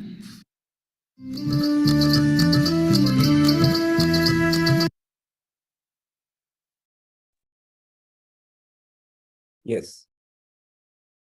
Let's continue. After this beautiful revelation and introduction by the Supreme Pontiff of Hinduism about the completion process, the reliving to relieving all the past incompletions which are hindering our manifestation in the present. So here now the Supreme Pontiff of Hinduism is revealing right cognitions about wealth. Neither you must be influenced by having money nor be influenced by not having it. Money should never make you feel powerful or powerless. If money brings powerfulness, it will lead to tremendous insecurity, which will constantly keep you in fear, and you will start hating money. Get your context right about money. With the right context, energy flow will happen towards money without pain, stress, obstacle, etc. Without proper context will cause so much pain, whether money is there or not. Generate wealth just to share with others. Generate wealth to make myself more rich and making others rich. This is not wrong at all. Wrong cognition about wealth. You feeling empty and because of that you want wealth. You wanting wealth because of powerlessness becomes greed. Complete with cognitions about wealth. So now this is the exercise we must do. First, write many of the patterns, incompletions, thought currents you are having about money, ideas, cognitions you developed about money from the young age. Let's start this exercise. The first step, write down all the patterns, incompletions, thought currents, ideas, cognitions you are having about money and the ideas you developed about money from the young age. Let's begin.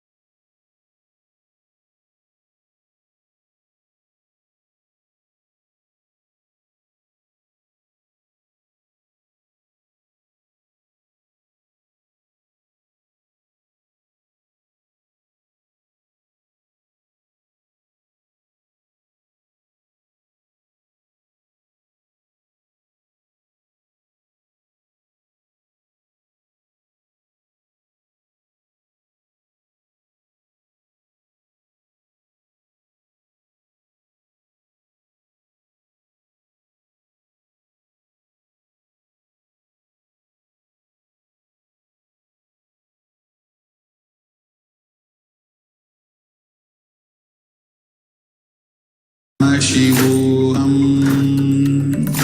Om Nithyananda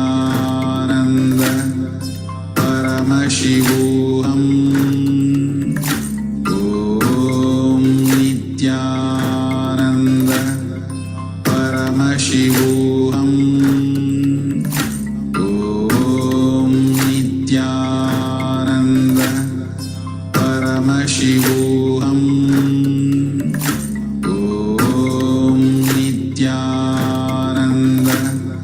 Paramashivoham Om Nithyananda Paramashivoham Om Nithyananda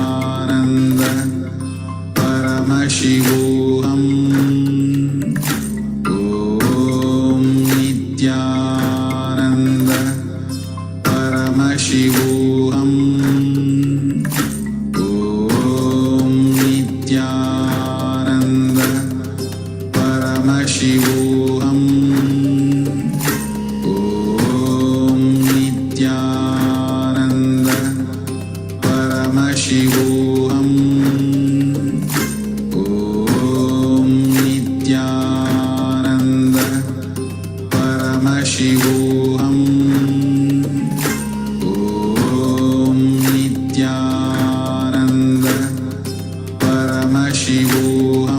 Paramashivoham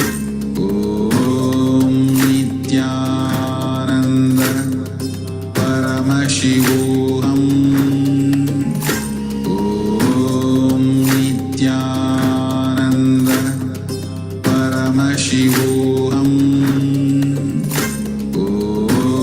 Nithyananda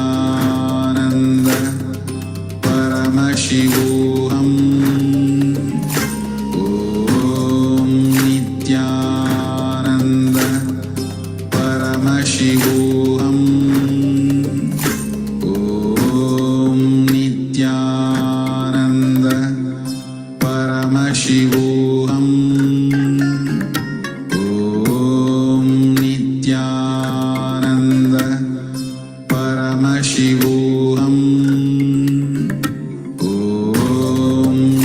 Nithyananda Paramashivoham Om Nithyananda Paramashivoham Om Nithyananda Paramashivoham Om Nithyananda Paramashivoham Om Nithyananda Paramashivoham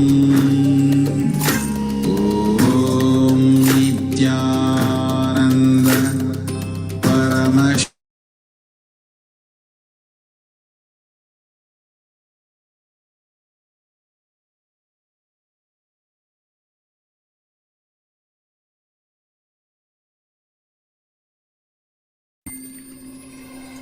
Ananda Paramashivoham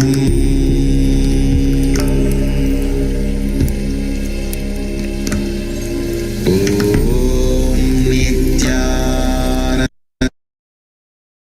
Paramashivoham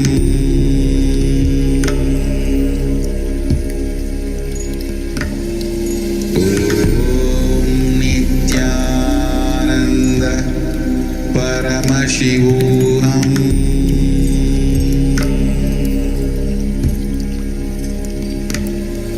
Om Nithyananda Paramashivoham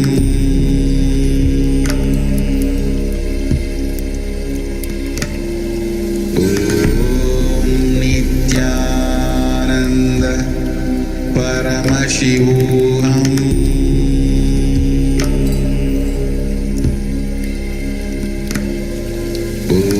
Om Nithyananda Paramashivoham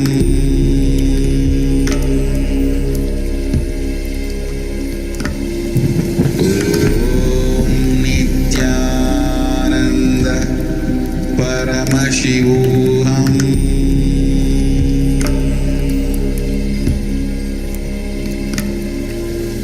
Om Nithyananda Paramashivoham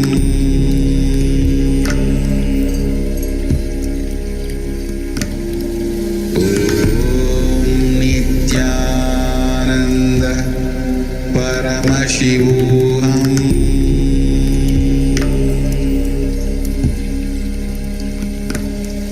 Om Nithyananda Paramashivoham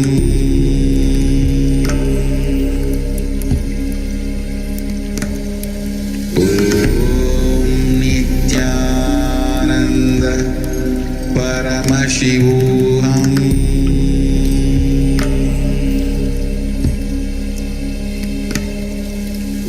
Om Nithyananda Paramashivoham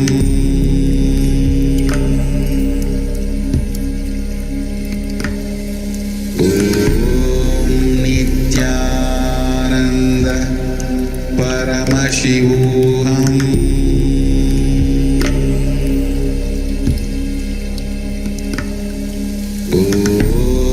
Nithyananda Paramashivoham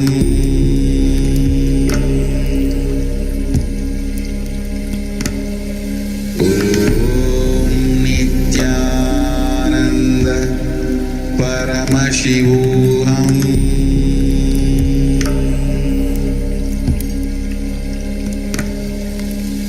Om Nithyananda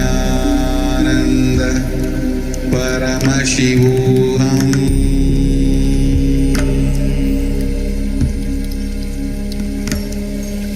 Om Nithyananda Paramashivoham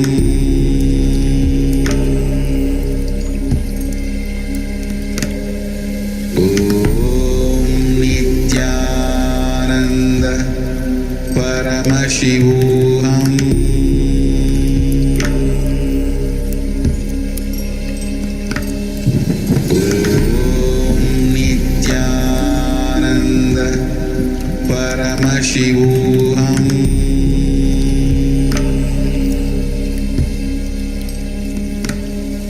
Om Nithyananda Paramashivoham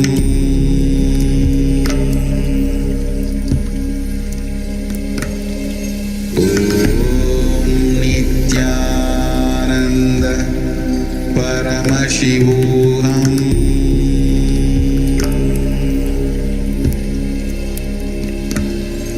Om Nithyananda Paramashivoham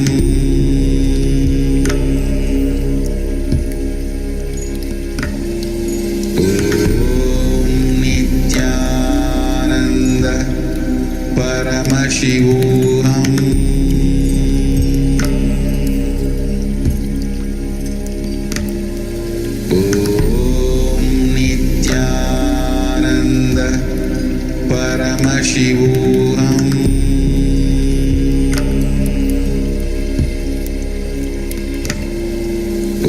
Om Nithyananda Paramashivoham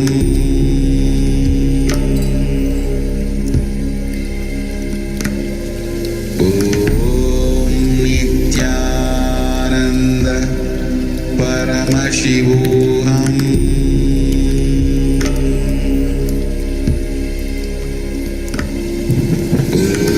Om Nithyananda Paramashivoham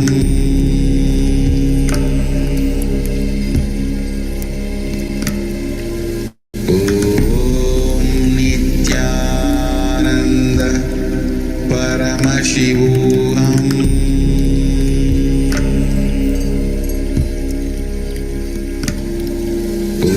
Om Nithyananda Paramashivoham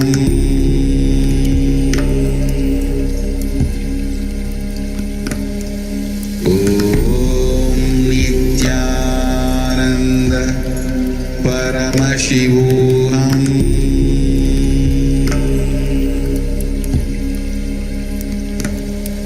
Om Nithyananda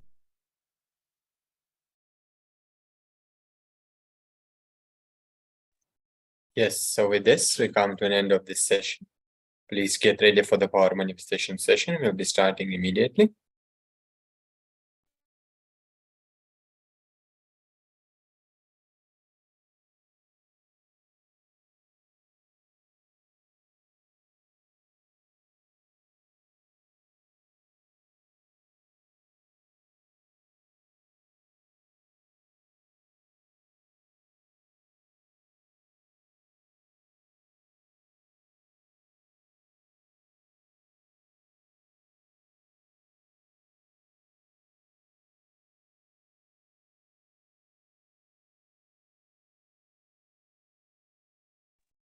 Before we move to the power manifestation session, let us have a quick check. Those are 3 questions presented in front of you on the screen right now, which you can see. So they are wanting more money to one's greed, right cognition. So we'll answer yes or no. Then second one is generate wealth for yourself and share with others. Is it the right cognition? More money makes you feel secure. Is it right or wrong cognition? So let us just quickly answer these questions before we move to the power manifestation session. Nithyananda Paramashivoham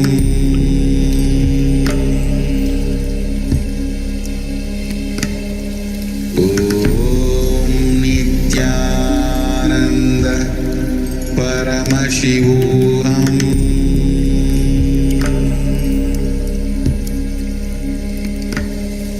Om Nithyananda Paramashivoham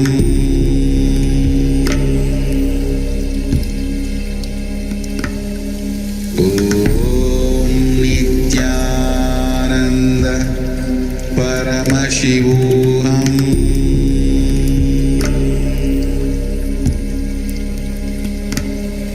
Om Nithyananda Paramashivoham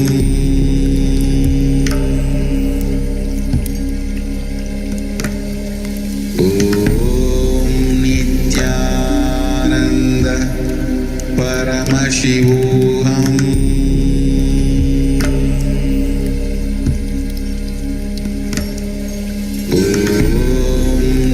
Nithyananda Paramashivoham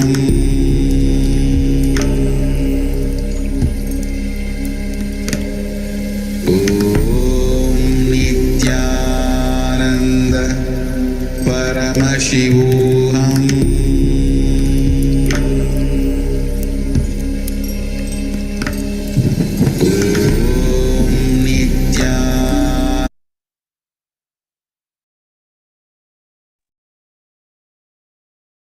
So with this, we'll move to the power manifestation session.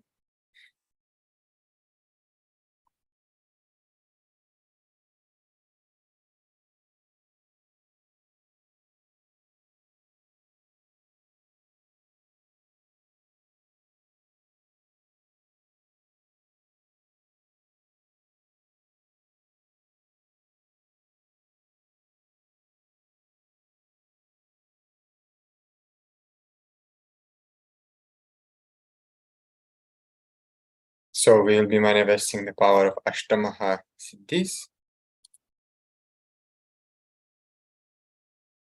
So we have the Shastra Pramana here, which goes as Maranam khadyate tena sakinapi na khadyate tasya syat parama siddhir anima diguna prada vayu sancharate dehe rasavriddhe bhavedhruvam akasha pankajagala tiyushamapi vardhate. So this is from Shiva Samhita, which translates as death is eaten by him. He is eaten by none. He manifests the highest powers such as anima, laghima, mahima, etc. The vayu, the wind energy, moves equally throughout his body. The juices of his body also are increased. The nectar exuding from the ethereal lotus, Akasha Pankaj, also increases in him. So now we'll be entering into the manifestation of Mahima, means decreasing the weight of the object. It's one of the Ashtamaha Shaktis. So we'll be sitting straight with the crossed legs on the chair. If you feel more comfortable sitting on the chair, you can sit on the chair. Otherwise, it's best to be on the ground. Just make sure that your head, neck, and spine in a straight line for this power manifestation. Visualize that Paramashiva has come down as Bhagavan Nithyananda Paramashivam from KAILASA, remembering Paramashiva in your third eye. You can use living enlightenment for the powerful cognition, or you can use this powerful cognition where you will be meditating intensely that you are Nithyananda Paramashiva and that anything else is your identity is a delusion. So you'll be dropping it. And you'll be continuously cognizing and manifesting the powerful cognition that you are Nithyananda Paramashiva, that you are Swamiji. So please prepare the timestamp camera for this power manifestation. Then you can start the recording. Make sure that the camera is facing you. Measure your weight of the object you have using a measuring app, or you can also use a weight scale also if you have, and note it down. Once that is done, connect to Swamiji and declare the weight of the object to change. Then we'll be manifesting the power for humans, and then we'll be writing down the answers, and you will be sharing your experiences. You can put it in social media through whichever social media you're attending this program, or you can also do the same in the Zoom chat. So we can start this power manifestation now. Please start.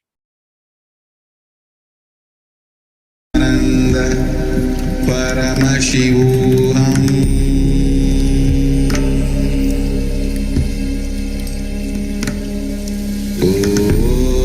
Nithyananda Paramashivoham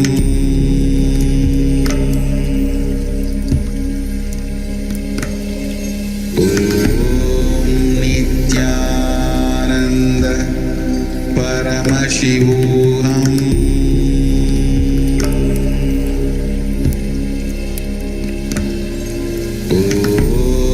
Nithyananda Paramashivoham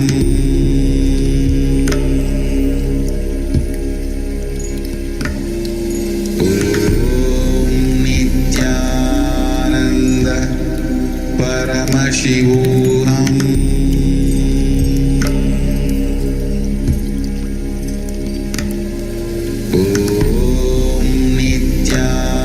Nithyananda Paramashivoham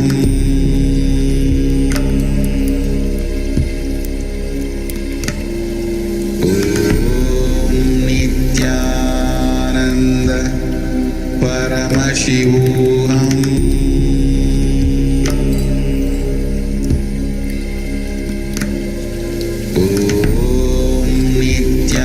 Nithyananda Paramashivoham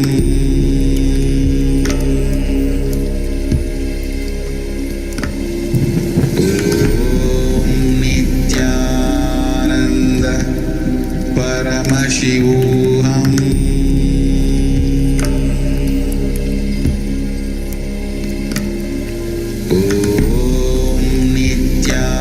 Nithyananda Paramashivoham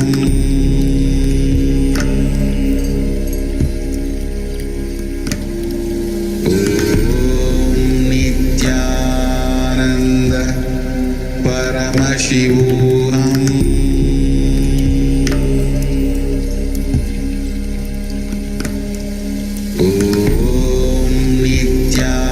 Nithyananda Paramashivoham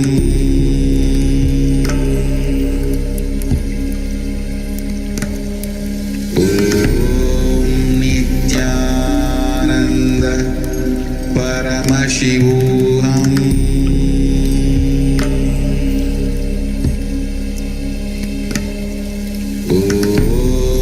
Nithyananda. So with this, you can verify your sharing, and then you can stop the video, and you can post this video on social media. You can go to Swamiji's Facebook page, KAILASA's SPH Nithyananda Paramashivam. You can head to the event section, and you can post your videos there. You can use hashtags like KAILASA and Paramashivoham Level 2. You can also use any other relevant hashtags as well. So let us do that for a few minutes.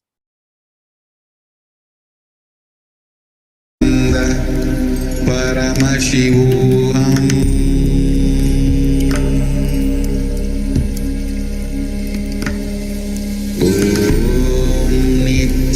Nithyananda Paramashivoham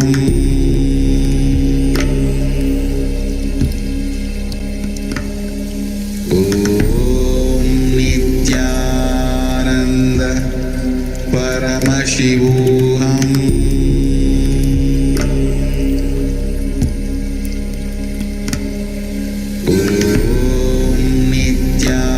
Nithyananda Paramashivoham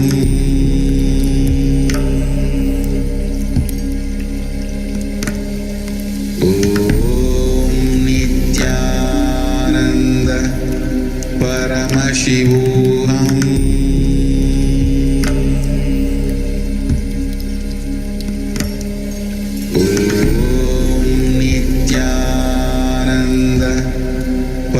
Paramashivoham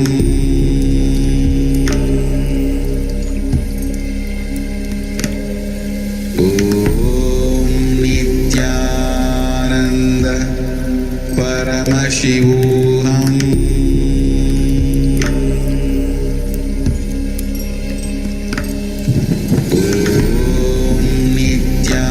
Nithyananda Paramashivoham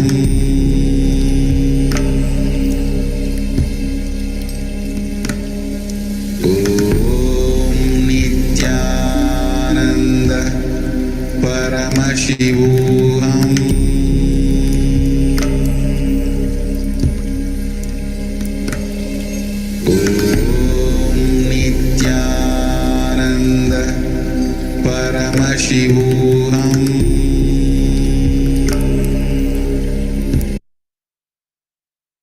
So with this, we come to the end of the session. So let us sit straight with the head, neck, and spine in a straight line, connecting to Swamiji in the third eye.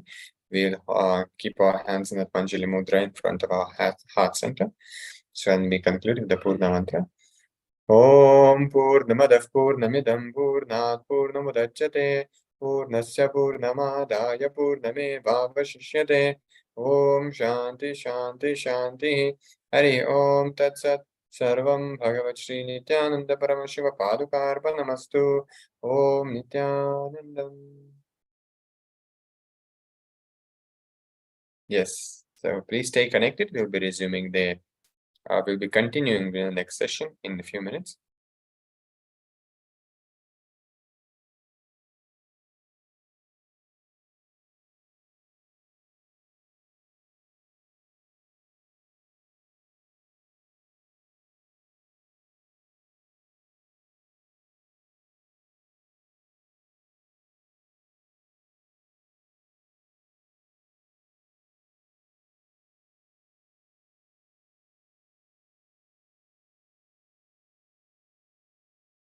Yes.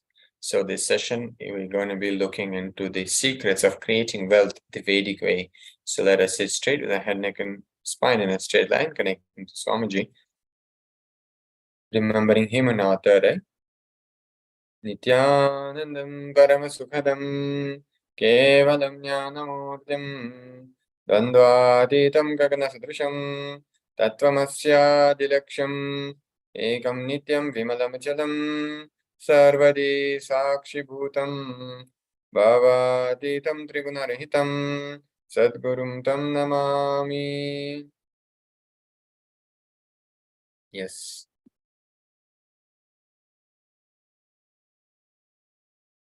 A quick security measure from KAILASA's National Security Agency that photography, video, audio recordings of any kind is strictly prohibited during all sessions. Please be on mute, be on camera throughout the class. If you need to step out in an unavoidable situation, only please inform the digital security officer or the concerned acharya.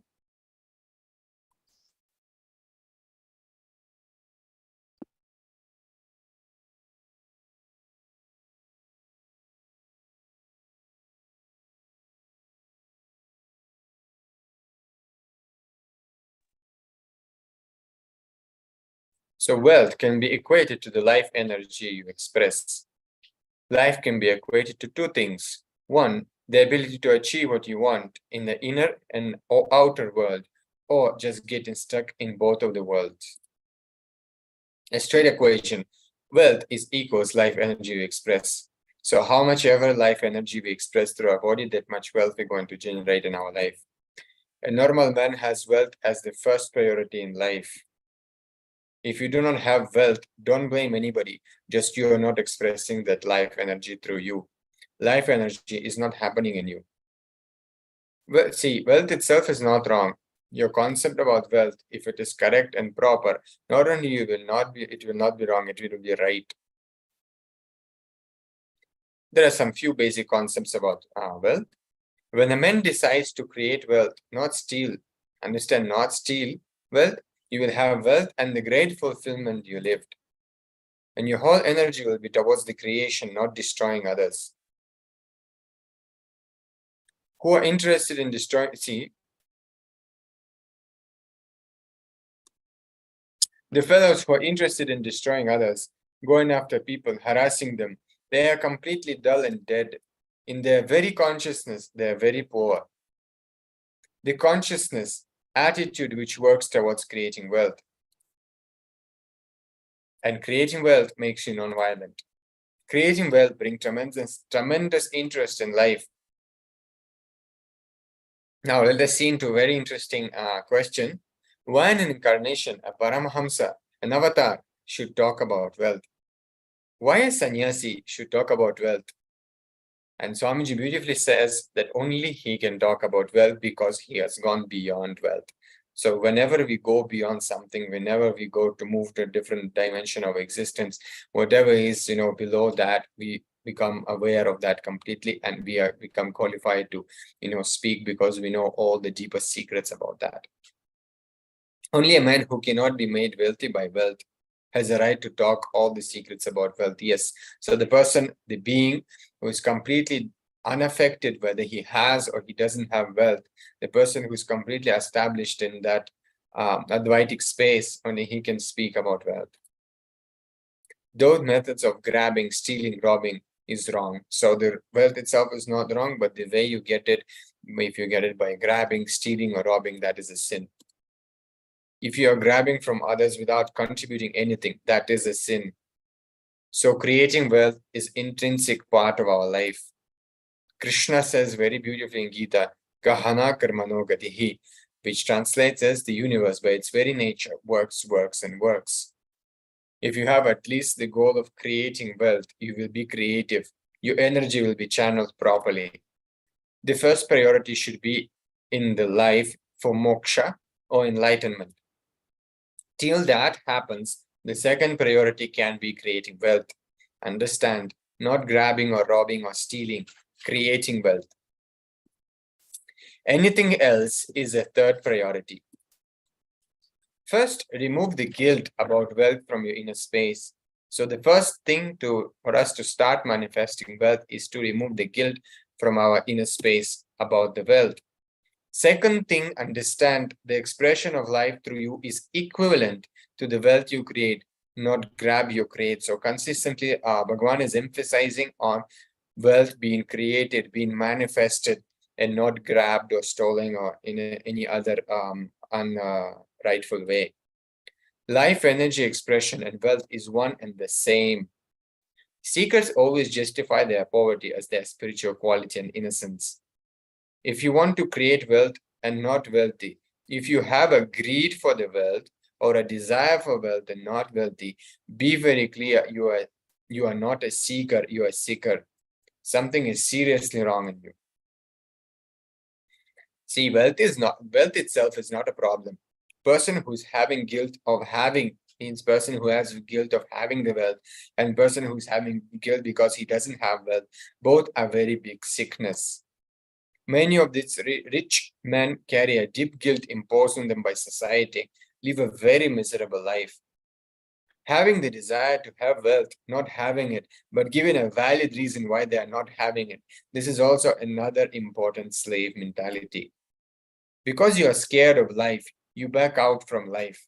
And for that feeling of a sacred, you add sacredness. For that feeling of scared, you add sacredness. At least when you brag about your wealth and try to create identity, you will be little intelligent for a few reasons. One is because society would have beaten you. You have learned a lot lessons from society and you will be more creative. But if you are bragging about your poverty and creating identity, that is the worst cunning identity you can build for yourself. Swamiji shares that I faced all problems in my life, only from the fellows who claim they are poor and try to create sacredness for poverty. Rich fellows have a lot of maturity and more sincere when they take up spiritual truths in their life. I'm declaring the new Smriti. I'm a Smritikara, Swamiji is telling. Not creating wealth is a sin. Just like a grabbing, stealing, accumulating wealth is a wrong ways is a sin, same way not creating wealth is also a sin. It means what? You don't take the responsibility for your actions. Your actions are not focused. It is like just cheating in the name of work. We have this wrong concept. Work not done plus valid reason is equivalent to work not done, to the equivalent to work done. We done dismissed to give a right understanding about wealth to society. Donating or doing charity is nothing wrong. Great. Sharing is nothing wrong. That's great. But being cheated is something seriously wrong. If you are not creating wealth, all your work is happening in a wrong direction. If you are not creating wealth, be very clear. You will be spending all your time in destroying something, somebody, or you will be spending all your time in fighting with yourself, in depression, fighting with your own self. Not having wealth is a wrong mental setup. Awaken the creativity in you. Remove the hatred for work and creativity. Creating wealth brings tremendous interest in life and non-violence. So when we start being creative, when we start creating wealth, we also move into the ahimsa, we move into non-violent space. You need to create a wealthy consciousness. which is ready to take the responsibility to create and sustain, which is ready to take the responsibility of being creative. And Nkriya is a direct technique, method, process for creating a wealth consciousness in you. In Vedic tradition, we have two major gods representing wealth. One is Kubera and another one is Lakshmi. Kubera is guy who holds stock market. Lakshmi is a bank, always circulating. Lakshmi gives, circulates. Kubera holds and sits on it. We have another two dimension of wealth in Vedic tradition, which is Shankanidhi and Padmanidhi. Shankanidhi is conquered from the natural resources, and Padmanidhi is made to flower from natural resources. Padmanidhi means flowered wealth, like a lotus, which is created from your creativity. And Shankanidhi means conquered wealth. Conquered wealth is not robbed wealth. Also, please understand. It is not like Ghazni Muhammad comes to someone at temple and robbing the whole temple, grabbing all gold and taking it away. No, that is not Shankanidhi.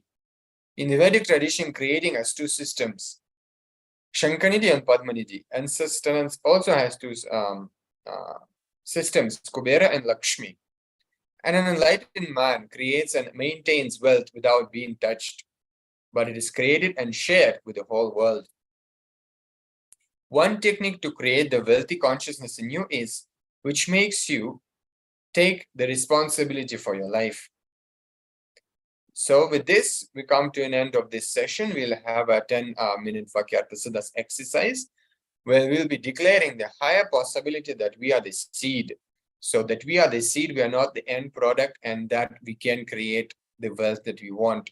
So we can also, with this, we can meditate and manifest few powerful cognitions and understandings that we had from this session, and we can go to the our social media platforms and we can share our experiences, understandings with the whole world as well, for them to benefit from our experience. And you know, when Swamiji always says, when we share something, when we share enlightenment, truths and all these great Hindu truths, then naturally they only grow in us ourselves, we enrich ourselves and we expand.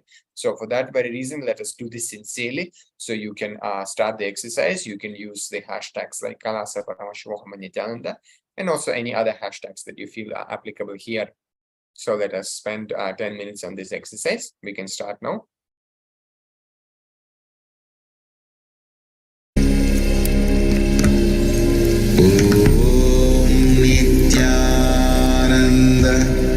Paramashivoham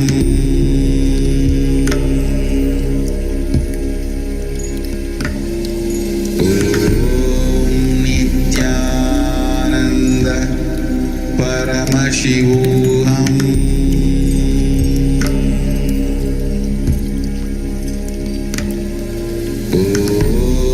Nithyananda Paramashivoham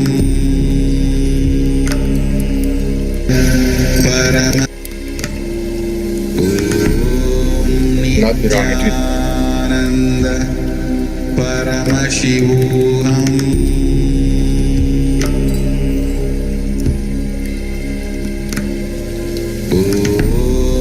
Nithyananda Paramashivoham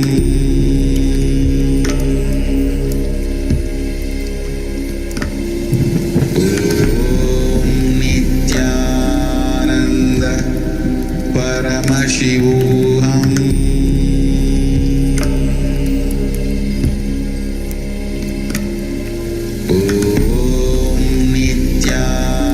Nithyananda Paramashivoham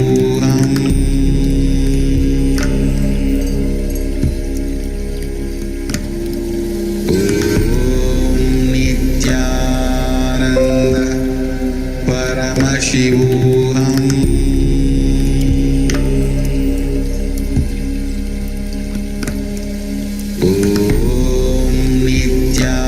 Nithyananda Paramashivoham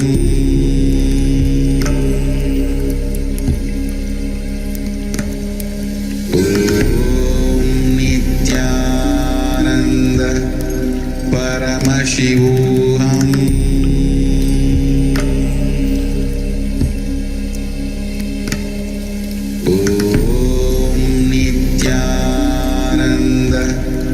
Paramashivoham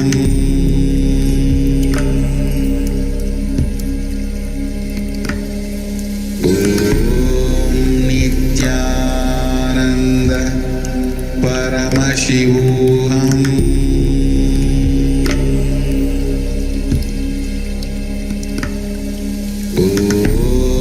Nithyananda Paramashivoham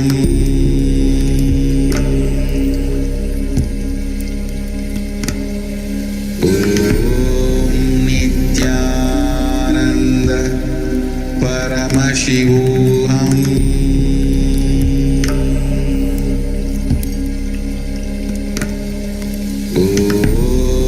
Nithyananda Paramashivoham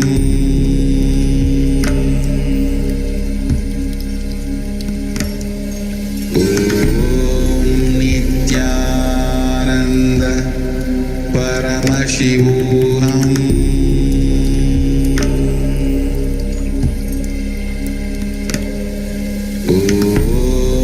Nithyananda Paramashivoham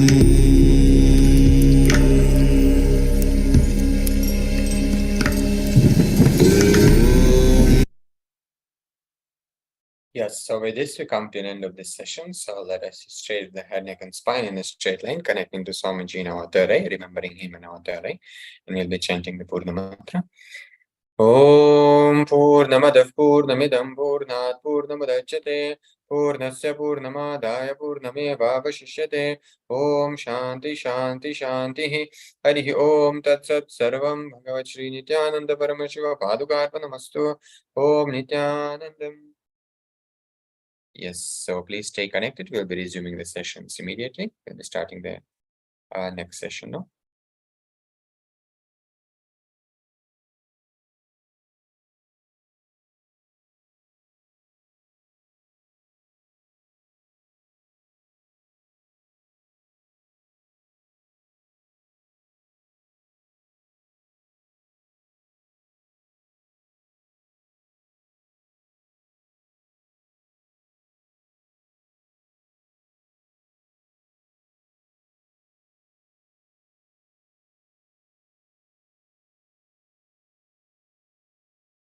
Yes, so let us sit straight with the head, neck, and spine in a straight line. We'll be connecting to Swamiji in our third eye, holding our hands in Atmanjali Mudra in front of the heart center.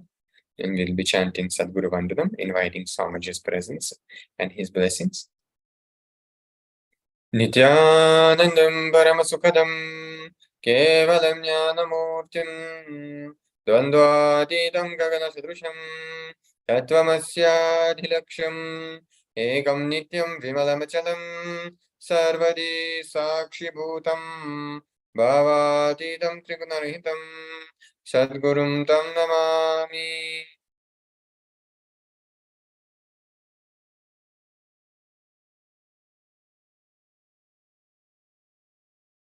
Yes, so for this session, you'll need pen and paper, copy of Living Enlightenment book, which you can access on paramashivoham.org/gifts. And you need the timestamp camera also, which will take some time to set up now. So make sure your camera is having a timestamp that it is facing you. And we'll be continuing with the power of Ashtamaha Shaktis. We'll be manifesting the power of Mahima, which means we'll be decreasing the weight of an object. So if you have somebody, you can pair up with somebody in the place where you are. You can pair up and measure your weight of the object you have using measuring app. You can use measuring app, or you can also use the scales if you have. So we'll be doing this power for someone else. You can exchange the items and do that for each other also. So you will be connecting with Swamiji in the third eye and chanting the Mahavakya. And then you will be declaring through the third eye, remembering Swamiji in your third eye, you will be declaring for the weight of the object to change. You will be decreasing the weight of the object. And then you will be noting down the change. So we'll start this power manifestation session. We'll play the Mahavakya for you at the background.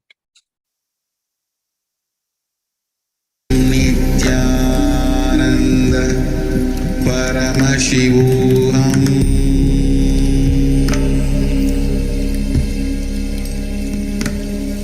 Om Nithyananda Paramashivoham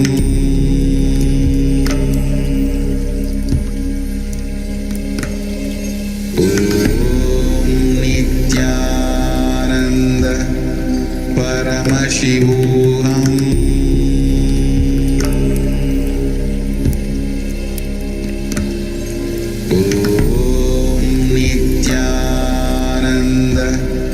Paramashivoham Om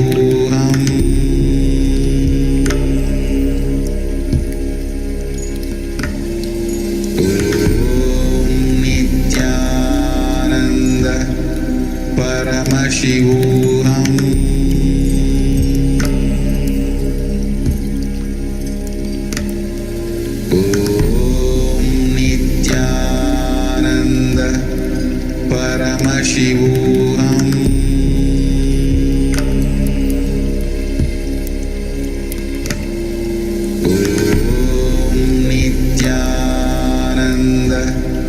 Paramashivoham Om Nithyananda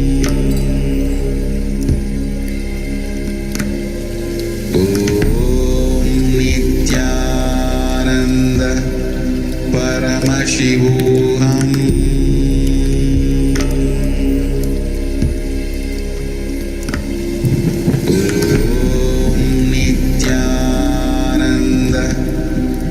Paramashivoham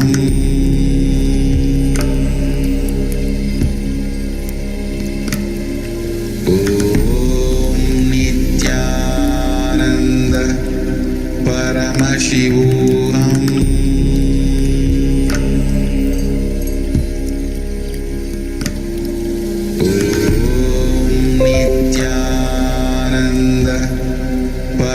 Paramashivoham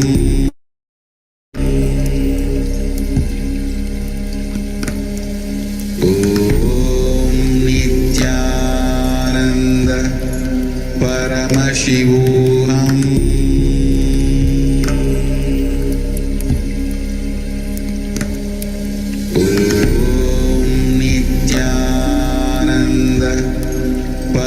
Paramashivoham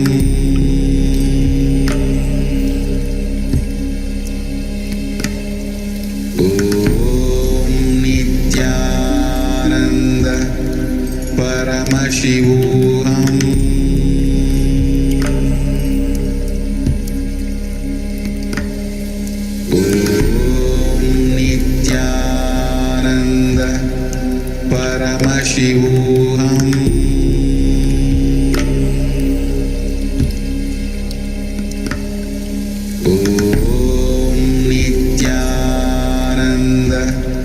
Paramashivoham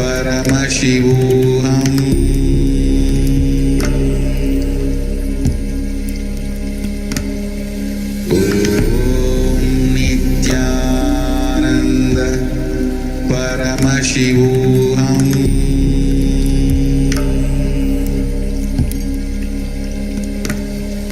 Om Nithyananda. So now you can verify the power manifestation with the person you're manifesting the power with. And once that is done, you can go ahead to KAILASA's SPH Nithyananda Paramashivam Facebook page, to the events section, and share the video which you recorded, sharing your experience of power manifestation with others. You will be using the hashtags like KAILASA and Paramashivoham Level 2. If you have any other hashtags that you would like to use, which are relevant here, you can also do that.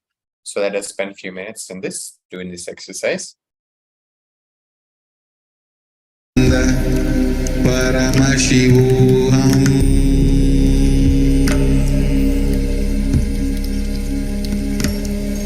Om Nithyananda Paramashivoham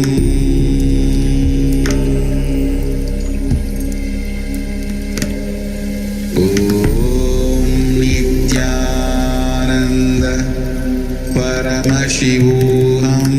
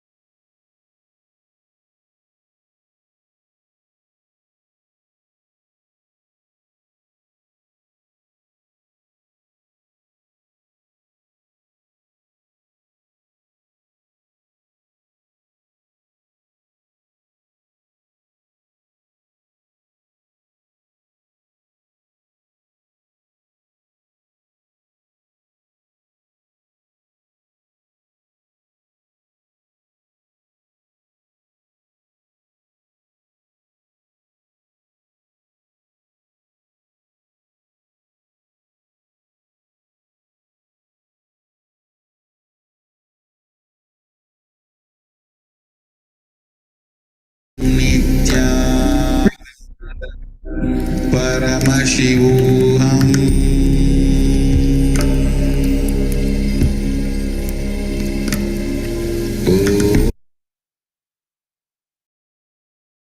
So with this, we come to an end of this session. Let's sit straight with the head, neck, and spine in a straight line, connecting to Swamiji Navatara. We'll be concluding with Purna Mantra. Om Purnamadah Purnamidam Purnat Purnamudachyate Purnasya Purnamadaya Purnamevavashishyate Om Shanti Shanti Shanti Harihi Om Tat Sat Sarvam Bhagavat Shri Nithyananda Paramashiva Paduka Arpanamastu Om Nithyanandam. Yes, please stay connected. We'll be continuing with next sessions.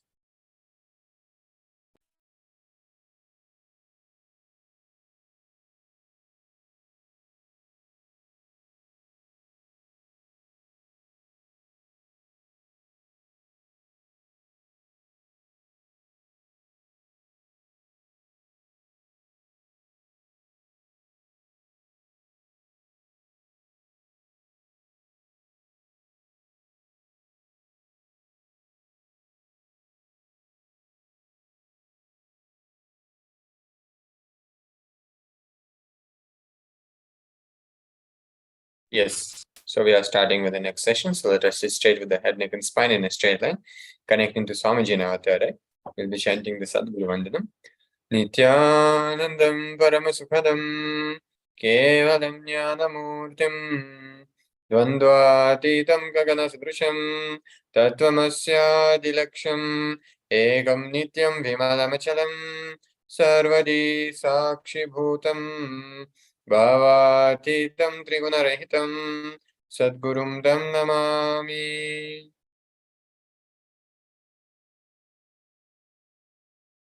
Yes, so before I start the session, we have a security measures from KAILASA's National Security Agency, and that photography, video, audio recording of any kind is strictly prohibited during all sessions. Please be on mute, be on camera throughout the class. If you need to step out in any unavoidable situation only, please inform the digital security officer or the concerned acharya. So this session is about abundance from the source. And we're going to be looking into understanding the real wealth. See, wealth, money, abundance, these words may be used synonymously, but they're not the same. Money itself is not abundance. Then what is abundance?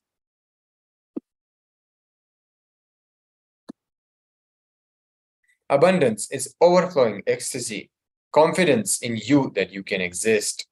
When your existence is joyful, blissful, for you and the people around you, you are wealthy. Overflowing excitement, intensity about your existence is wealth. So wealth is not just money in your bank, it is the bliss and the ecstasy and the blissful relationship and intensity with which you exist is the real wealth. Life is a possibility. One who remembers his purpose and goal can never be manipulated or controlled. He will always be living in abundance. Abundance expresses itself as health. It expresses itself as confidence to make whatever you want as reality and strength to manifest everything you need without falling into impossibilities. Society puts impossibilities on you so that you lose the purpose, the goal of your existence. That is the way it can manipulate and control you.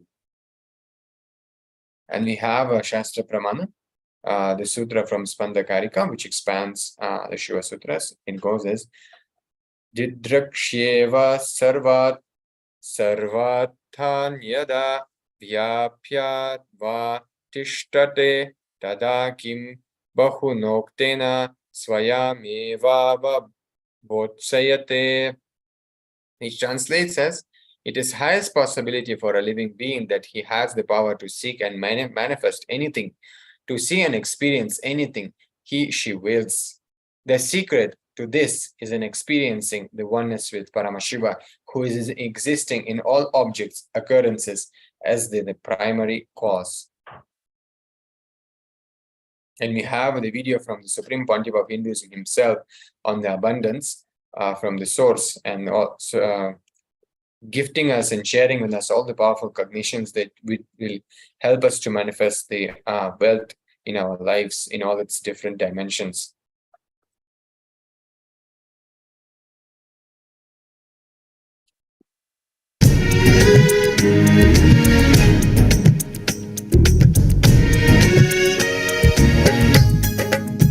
Nithyanandeshwara Samarambam Nithyanandeshwari Madhyamam Asmadacharya Paryantam Vande Guru Paramparam.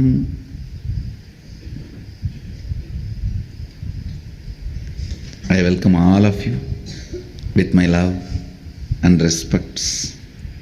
The special webinar, Abundance from the Source. Please understand, actually I am in the mood of giving the last word on this subject. That is why quickly I am entering into the subject. I don't want to waste your time. I don't want to waste your listening. I'll give you the last word on abundance. Please understand. Wealth, money, abundance, even though all these words look like they are same or synonymous, it is not.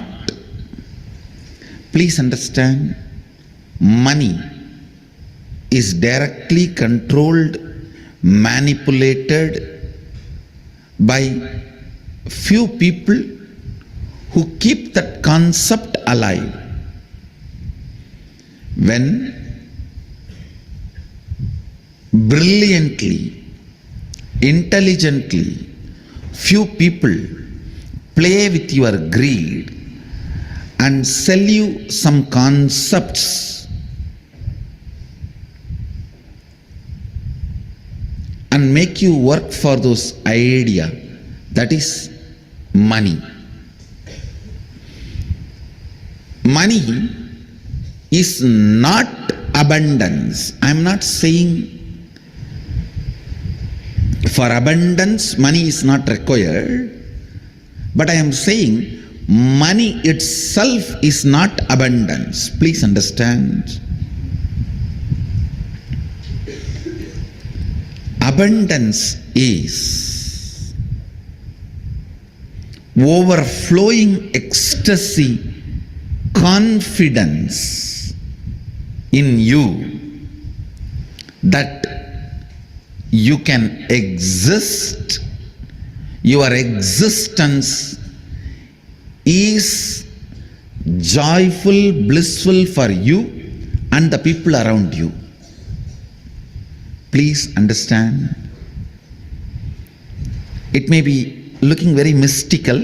I'll explain step by step. But today I wanted to give you the last word on abundance. No beating around the bush. Last word on abundance. Listen. Even that word has nice meaning. Abundance. Bund means bank. Abund means without bank. Dance. Jumping without a bank. Jumping without a bund. Abundance. See, a overflowing excitement, intensity about your existence is wealth. Understand? Overflowing abundance about your existence, which expresses as your health, as the confidence to make whatever you want, as a strength to manifest everything you need, and not attacked, disturbed, destroyed by the so-called social impossibilities put on you, please listen. Society puts impossibilities on your head so that you can lose the idea, you can lose the purpose, you can lose the goal of your existence. Please understand.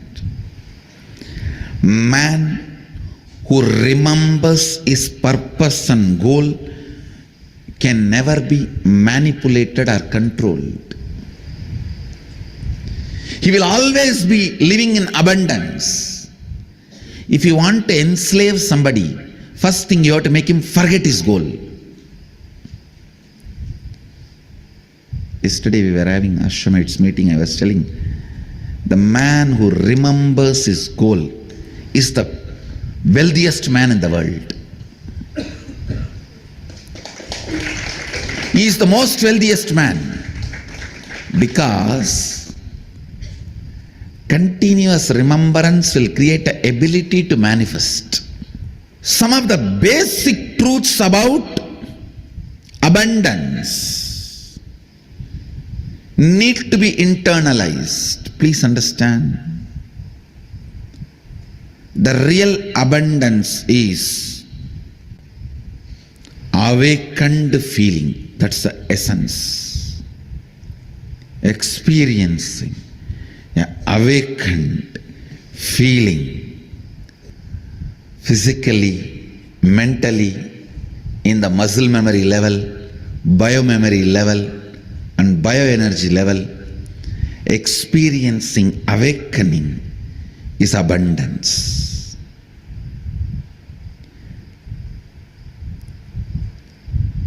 The wealth,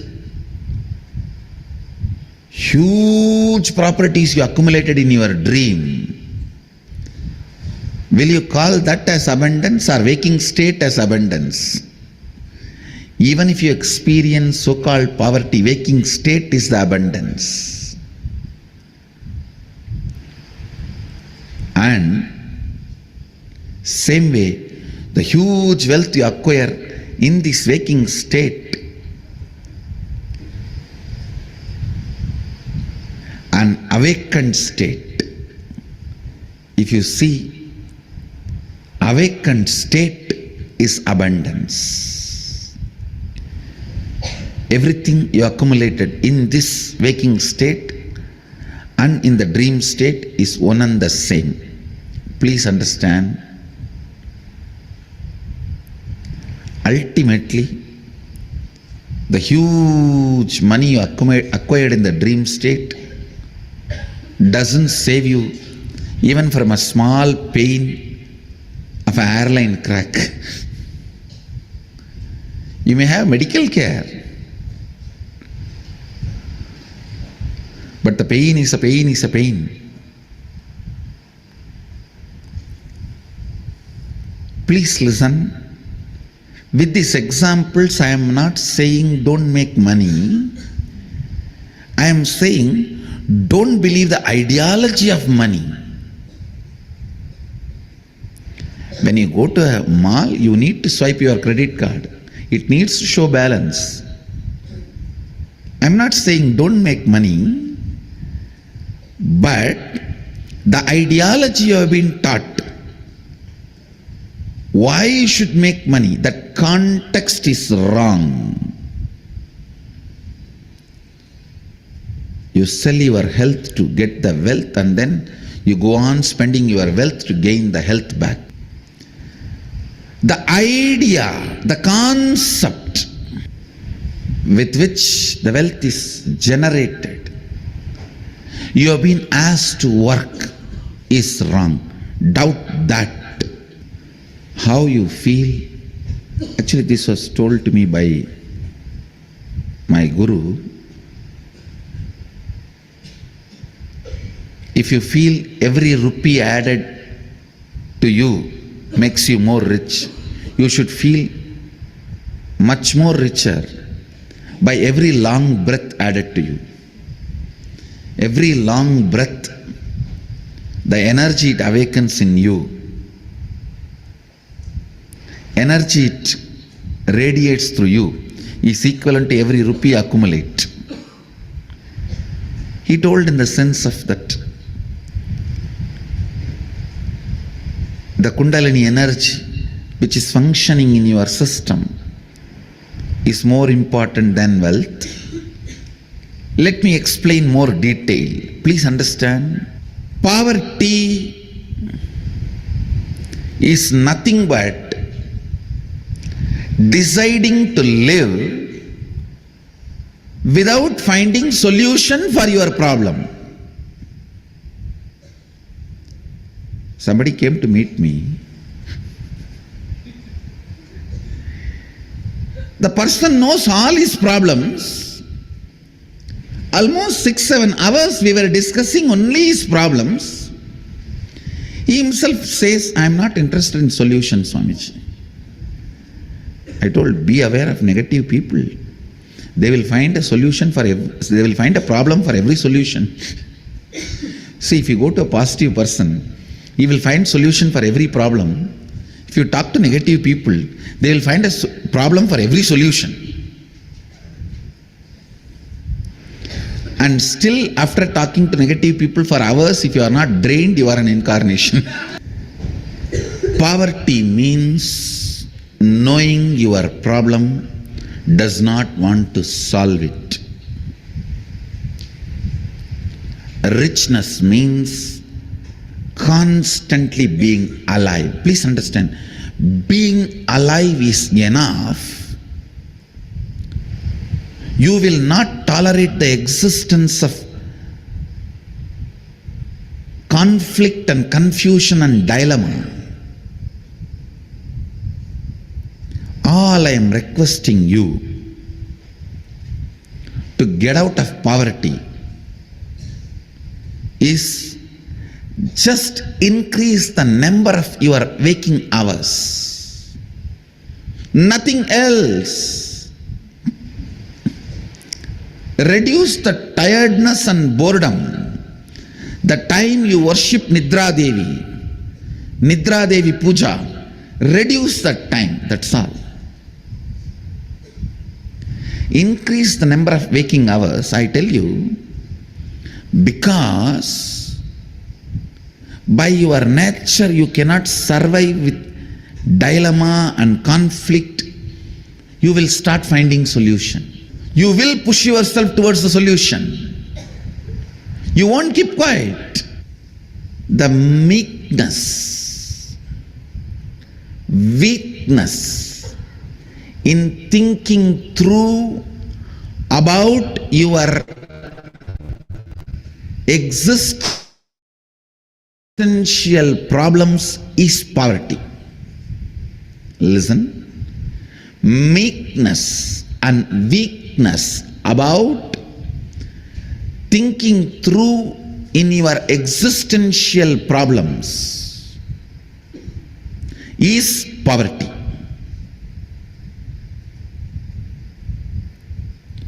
Poverty is nothing but resistance to life. Poverty is nothing but directly, indirectly cherishing and enjoying death. That is why for abundance webinar I have kept Kalasamhara Murti here. By killing death only you will manifest abundance. Poverty is nothing but direct, indirect way of worshipping death, winding yourself or hiding yourself into boredom, into tiredness is poverty. That is worshipping death. Every moment you are tired and bored, hide yourself into your bed. You go through the part-time death. Anger is part-time madness. Madness is full-time anger. Boredom is part-time death. Death is full-time boredom. Boredom is part-time death. Death is full-time boredom. The idea you carry, resources are limited and people have to fight for it, is stupidity. Stupidity. Understand? Resources are limited, people have to fight for it, is stupidity. Society teaches such concepts due to unconsciousness. Actually, I don't even want to complain on society because nobody calls society exists. It's all your unconsciousness put together is called society. It's unconsciousness.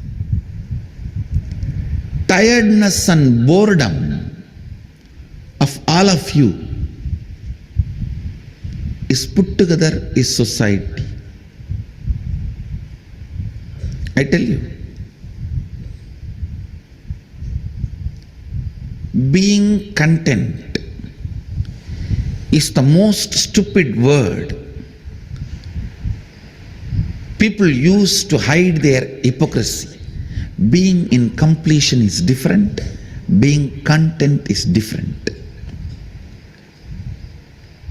The so-called content is used always to tell people, you keep quiet but I will make wealth.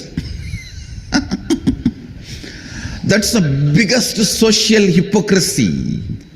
People who teach, be content. You be content, but I will go on making wealth. The word content is the most stupid, hypocritical statement. Being in completion is different, being content is different. This content can come to you due to various reasons. The fear of action, the side effects and after effects of being active. If I become, what will happen? No, people are afraid of being active. Come on. Look into you. Every one of you has the part of you which is afraid of being active. Oh, from morning till night. I tell you, if you want to learn being active and tune into being active, you should live next to a Shiva temple, active Shiva temple, which is run as per Agama, because whole day you will be engaged. In the young age, you should be born near a Shiva temple and brought up, because morning till night you will be engaged. That will become part of your lifestyle. Anyhow, if you did not have that opportunity, now I will give you the solution. Content is one of the most hypocritical concept. Don't be content. I tell you, be in the space of completion, but not content. This content is like I'm not able to, then what to do? Be content. Content word is used nicely to hide your hypocrisy and hide your tiredness and boredom. When you are in the space of completion, the abundance will be your very quality.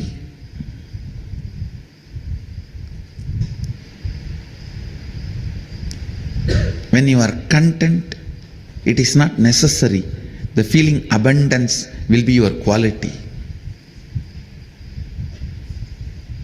I tell you, the man who feels abundance, he just knows the power of coincidence generated by your trust. I tell you, the other day, one of my ashramites was explaining to me how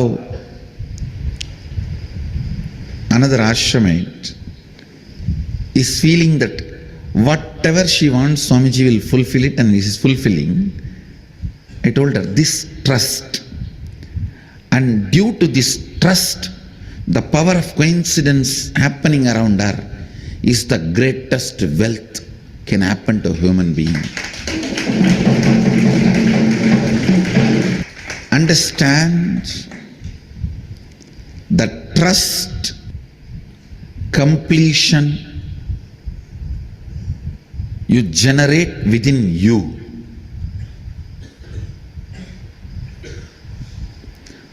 Trust and completion you awaken within you is the ultimate wealth, which manifests wealth in multiple ways. What is wealth? Knowing the knack of how you have to be useful to society and enrich it so that they enrich you. That's all. That's all is money. If you think money is too big, just by making it, you will become tired. That is the biggest poverty. Please understand. Just by making it, if you become tired, you are working, functioning out of the concept of poverty. You will make, but you will not be there to enjoy. Somebody else will be enjoying. That is why I am saying, make money without thinking it is too big. Make money knowing that it is the dust which flies while you walk. I have to here put it on record. One of the statement I heard from my guru, நடக்கும் பொழுது பறக்கும் தூசி என நினைத்து செல்வோர்க்கே செல்வம். I'll translate. While you walk, the dust which flies, the feet dust which flies, equating that to your wealth, and the person who walks, the wealth follows him. Understand.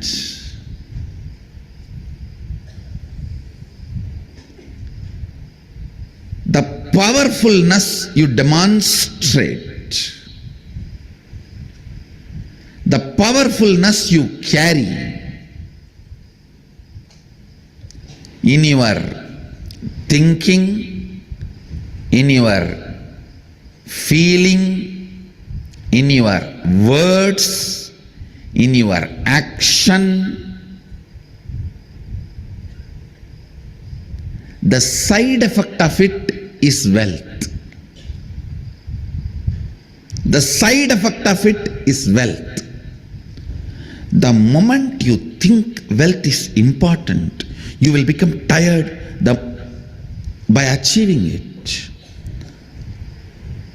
Becoming tired by achieving it means you will feel cheated. Please understand, you will feel cheated. It is like you struggled so hard to marry the Miss Universe. You make wealth, you make this, you make that, and feel the day you marry the Miss Universe is the day of your ultimate. And you do all drama, get a new car and drive in front of her. And all the stupidity described in movies. Materializing flower and giving. materializing diamond ring and giving, and you impress. Finally you propose. It is even accepted. You date. Do everything. Finally you got married. And you landed in Miami for honeymoon. That night you realize it is not even she, it is he. That is exactly will happen to you if you think wealth is everything. Understand? Then you may achieve it, but that night you will suddenly feel terribly cheated because it is useless. Understand? Always be clear. Your focus should be on the powerfulness and awakened state of your being, and push through your life. As a side effect, wealth will be overflowing. You will be enjoying it.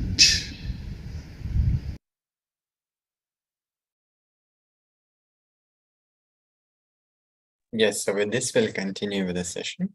So, experiencing an awakened feeling physically, mentally, in the muscle memory level, biomemory level, and bioenergy level. Experiencing awakening is abundance. And Swamiji is sharing that your Kundalini energy is your real wealth. Question the ideology you have been taught and the concept with which the wealth is generated. Don't sell your health to get the wealth and then you go on spending your wealth to gain the health back. Kundalini energy, which is functioning in your system, is more important than wealth. If you feel every rupee added to you makes you more rich, you should feel much more richer by every long breath added to you.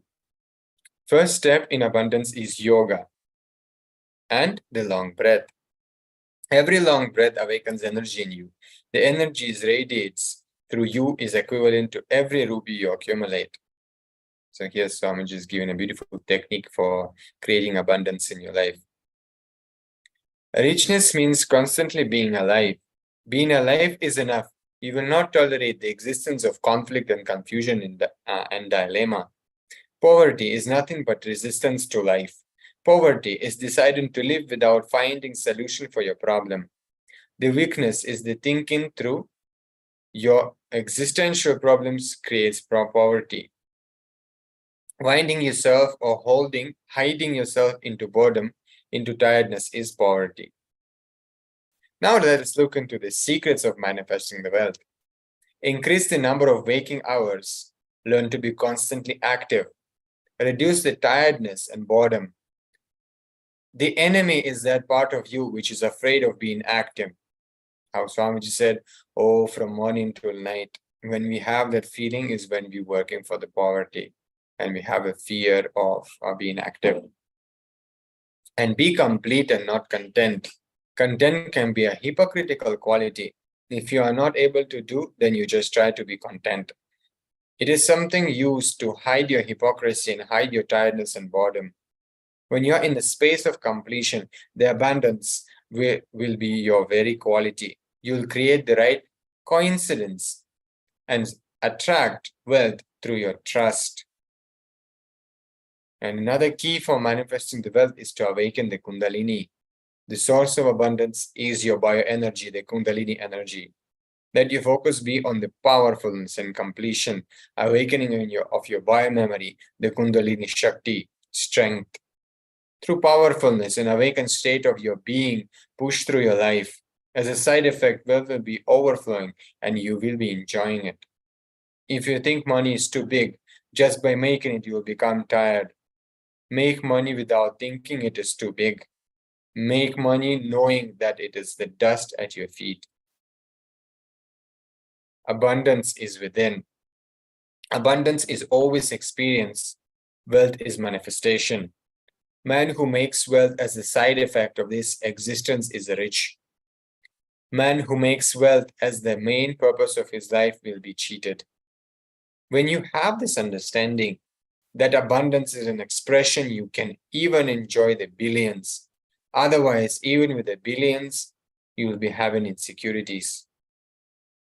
So the key is to drop the incompletions which we carry about the wealth. What drives you to think to work should not be pain points. It should be bliss points. If what drives you to work more is a pain point, it will always bring only pain. The only solution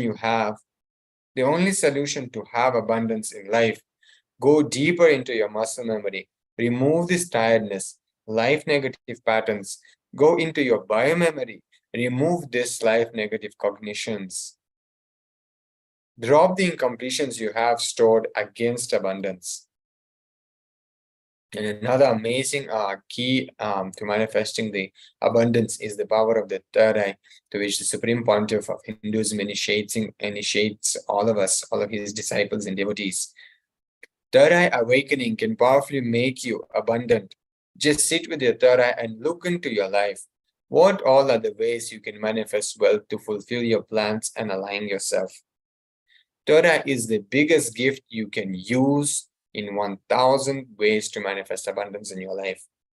Let your focus be on awakening your bioenergy, the God particle in you, powerfulness in you. From that source, let the wealth manifest. It is law of life. It has to manifest. And when it manifests from that source, you will not be cheated. You will only feel complete. Knowing the knack of how you have to be useful to society and enrich the society so that it enriches you back, that's all is money. Understand the powerfulness you demonstrate, the powerfulness you carry in your thinking, in your feeling, in your words, in your actions. The side effect of it is wealth. Now we'll do the internalizing exercise. So pen down what is abundance for you. It may be having health or financial freedom, a nice relationship, spiritual awakening, and so on. So whatever you wrote, read it once for yourself and complete with these ideas. So we'll be doing this exercise for a few minutes. We can start now. We'll be playing Mahavakya for you.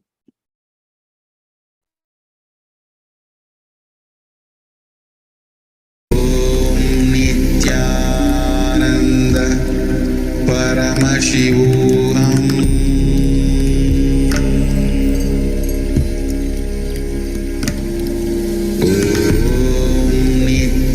Nithyananda Paramashivoham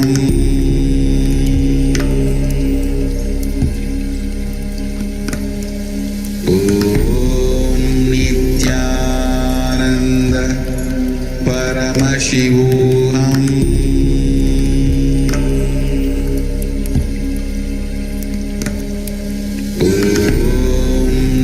Nithyananda Paramashivoham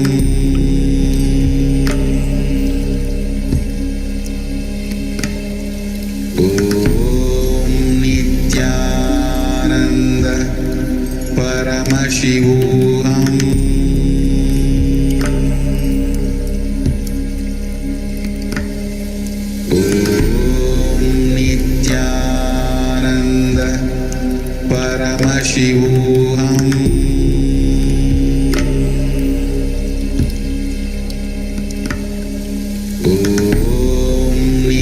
Nithyananda Paramashivoham Nithyananda Paramashivoham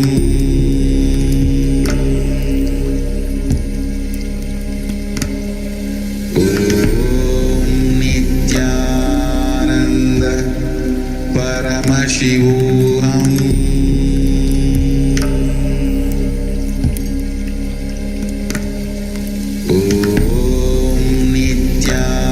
Nithyananda Paramashivoham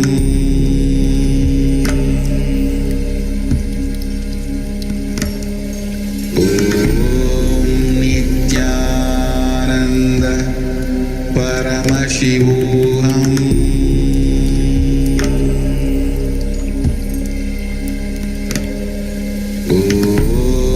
Nithyananda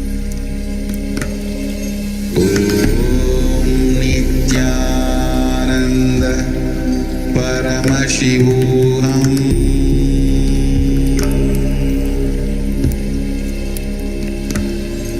Om Nithyananda Paramashivoham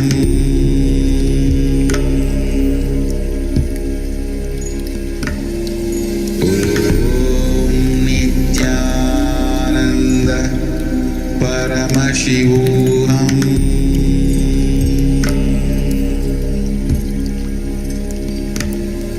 Om Nithyananda Paramashivoham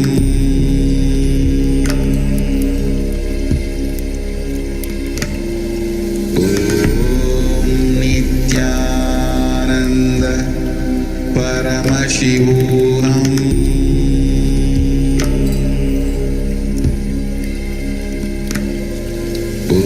Om Nithyananda Paramashivoham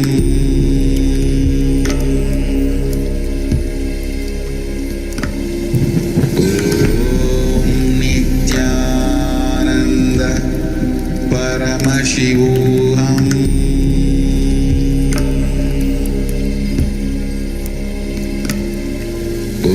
Om Nithyananda Paramashivoham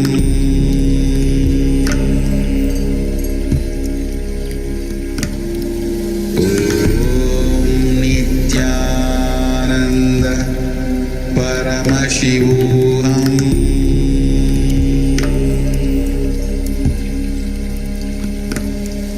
Om Nithyananda Paramashivoham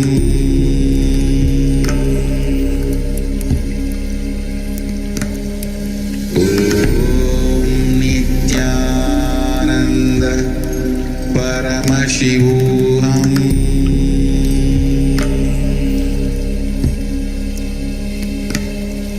Om Nithyananda Paramashivoham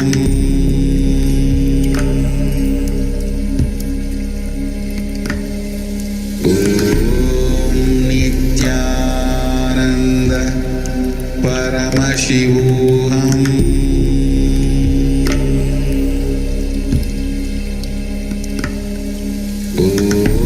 Om Nithyananda Paramashivoham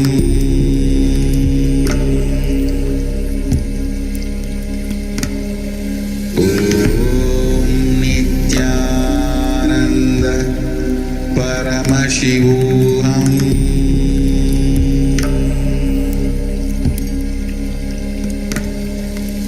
Om Nithyananda Paramashivoham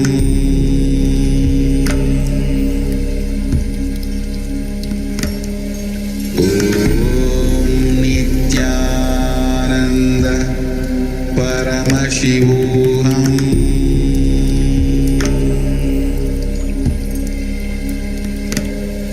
Om Nithyananda Paramashivoham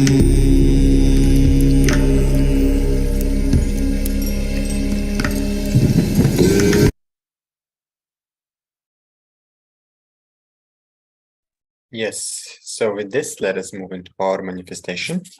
So, we'll be moving to power manifestation session now.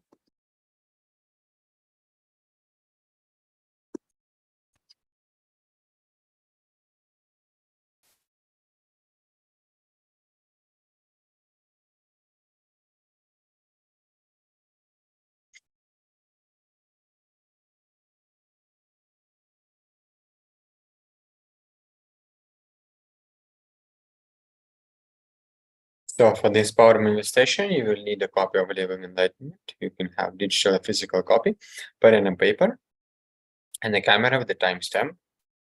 So make sure to set up your camera properly so the timestamp is visible. Make sure the timestamp is there, and make sure the camera is facing you as well. We'll be continuing to manifest the power of Ashtamahashaktis. And we'll be continuing with the power of Mahima, which means decreasing the weight of the object. So you will be opening the Living Enlightenment book, prior connecting to Swamiji in your Torah and opening the Living Enlightenment book at whichever page it opens. And then we'll be receiving the powerful cognition from the Living Enlightenment book. And we'll be using that powerful cognition and meditating on that cognition to manifest this power. So first, you'll be measuring the weight of the object. You can use the measuring app or any scale, small scales if you have. So you do that and note down the weight. Then you'll be connecting to Swamiji through the powerful cognition revealed in Living Enlightenment. And then you'll be commanding the weight of the object which you're going to manifest power with to decrease the weight of the object. And then you'll be checking the weight, how it changed. And you can inform us in the Zoom chat if you're attending through Zoom, or through whichever social media you are watching us and attending the program from. You can put it in the comments also. So let us start.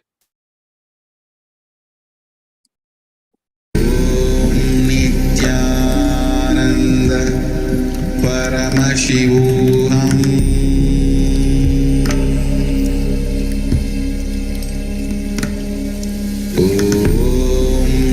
Nithyananda Paramashivoham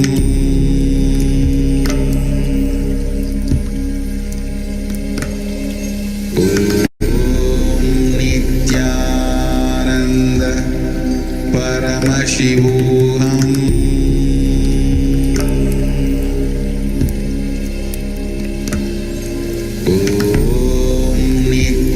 Nithyananda Paramashivoham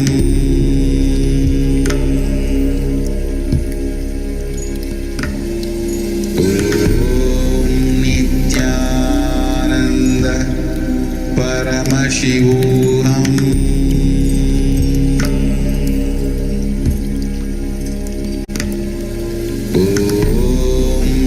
Nithyananda Paramashivoham Nithyananda Paramashivoham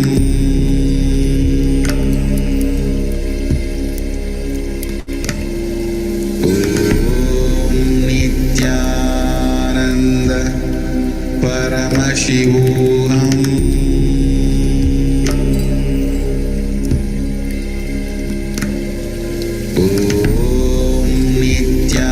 Nithyananda Paramashivoham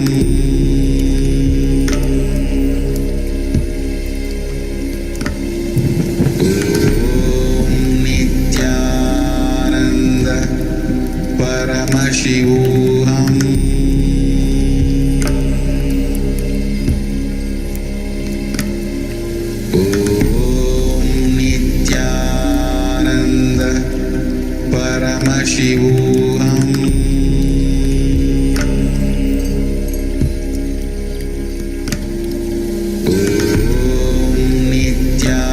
Nithyananda Paramashivoham Nithyananda Paramashivoham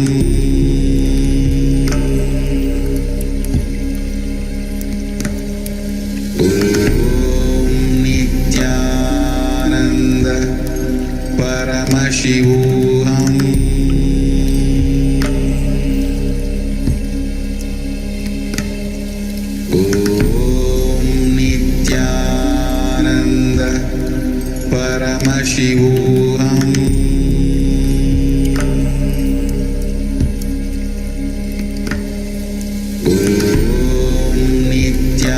Nithyananda Paramashivoham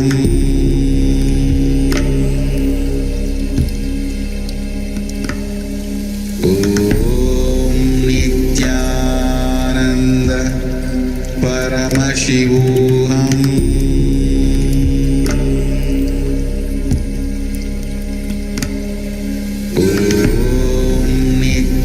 Nithyananda Paramashivoham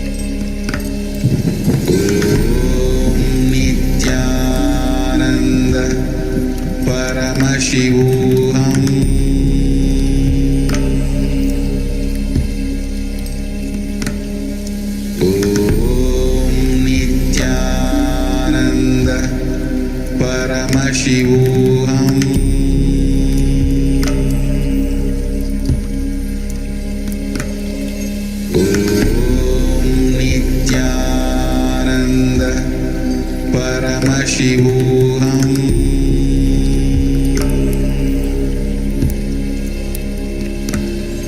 Om Nithyananda Paramashivoham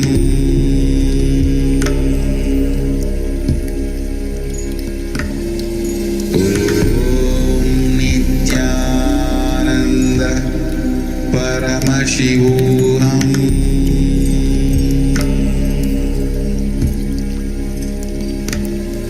Om Nithyananda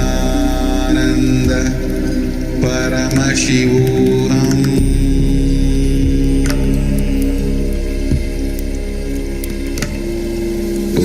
Om Nithyananda Paramashivoham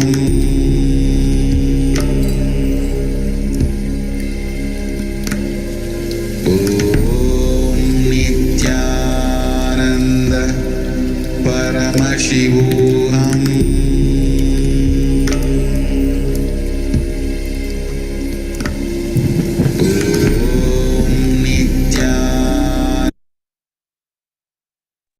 Yes. So now you can verify your power manifestation. You can stop your video and verify your power manifestation.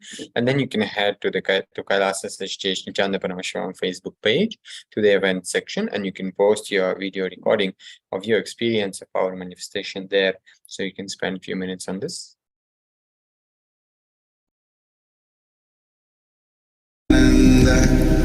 Paramashivoham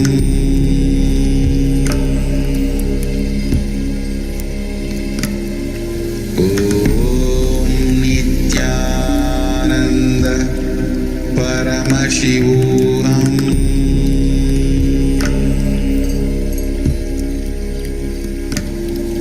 Om Nithyananda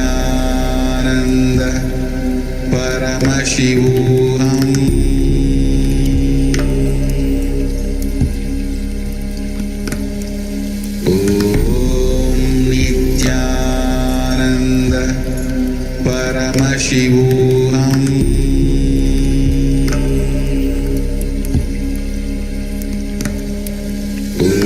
Om Nithyananda Paramashivoham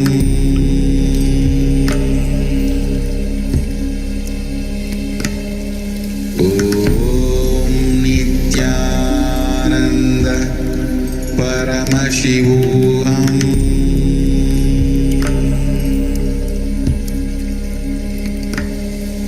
Om Nithyananda Paramashivoham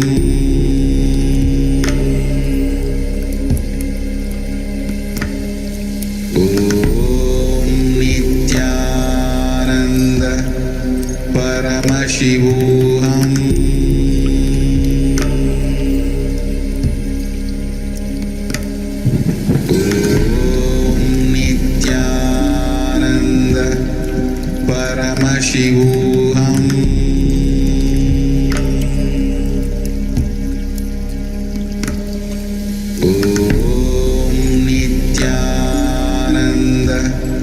Paramashivoham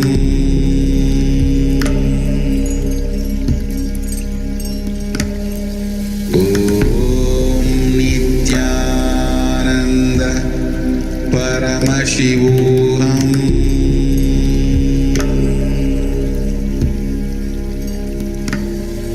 Om Nithyananda Paramashivoham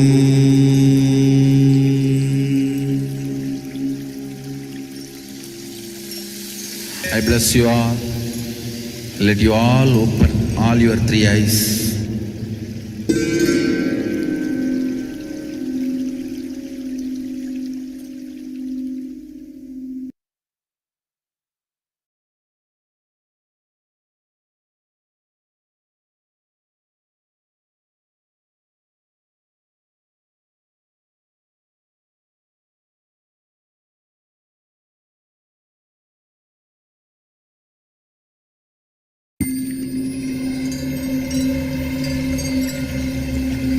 I welcome you all.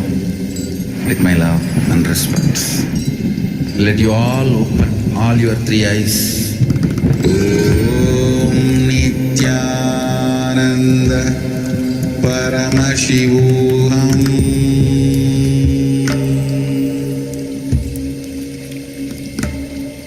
Om Nithyananda Paramashivoham.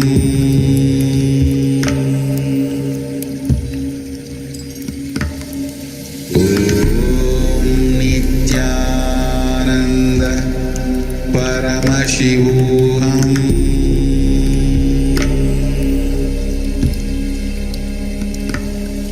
Om Nithyananda Paramashivoham.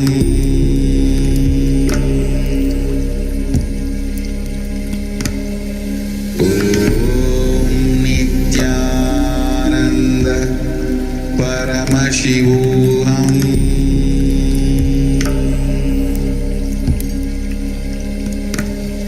Om Nithyananda Paramashivoham.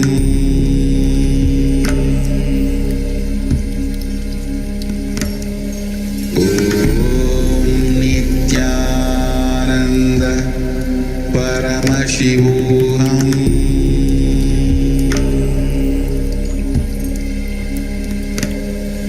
Om Nithyananda Paramashivoham. Om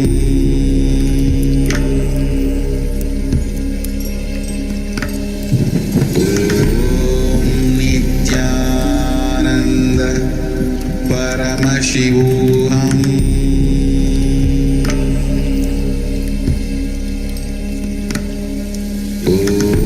Om Nithyananda Paramashivoham.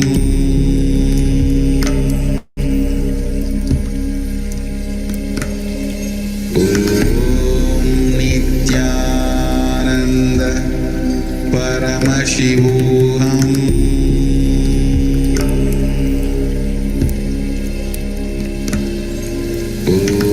Om Nithyananda Paramashivoham. Om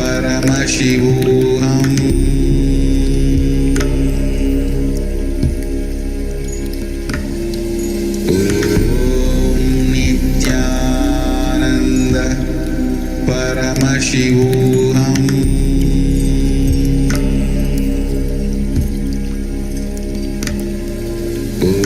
Om Nithyananda Paramashivoham. Om Nithyananda Paramashivoham. Om Nithyananda Paramashivoham.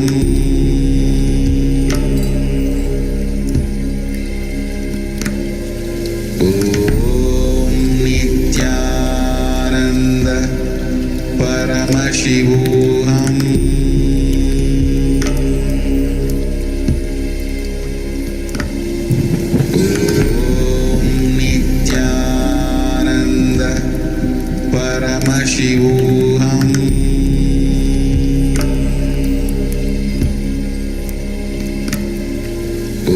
Om Nithyananda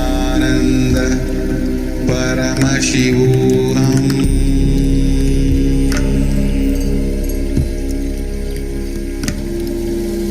Om Nithyananda Paramashivoham.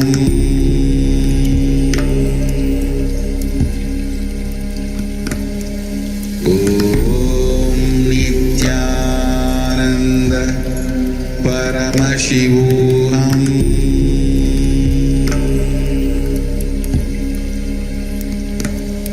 Om Nithyananda.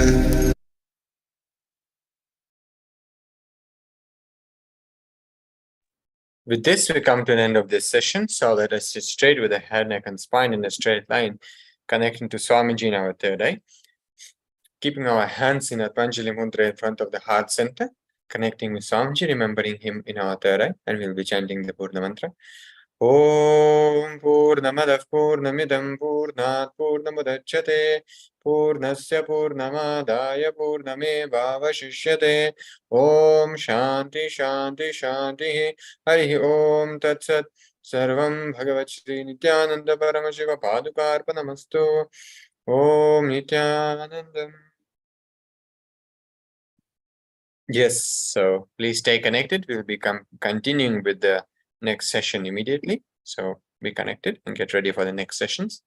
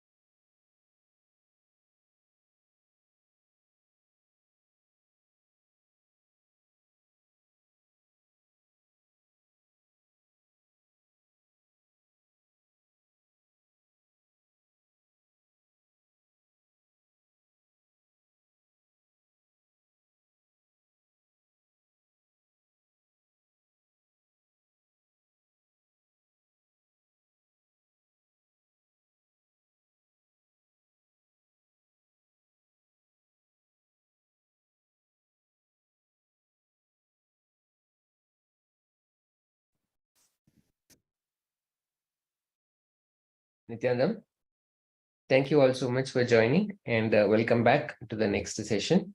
We will enter into the next session on Sri Guru Gita.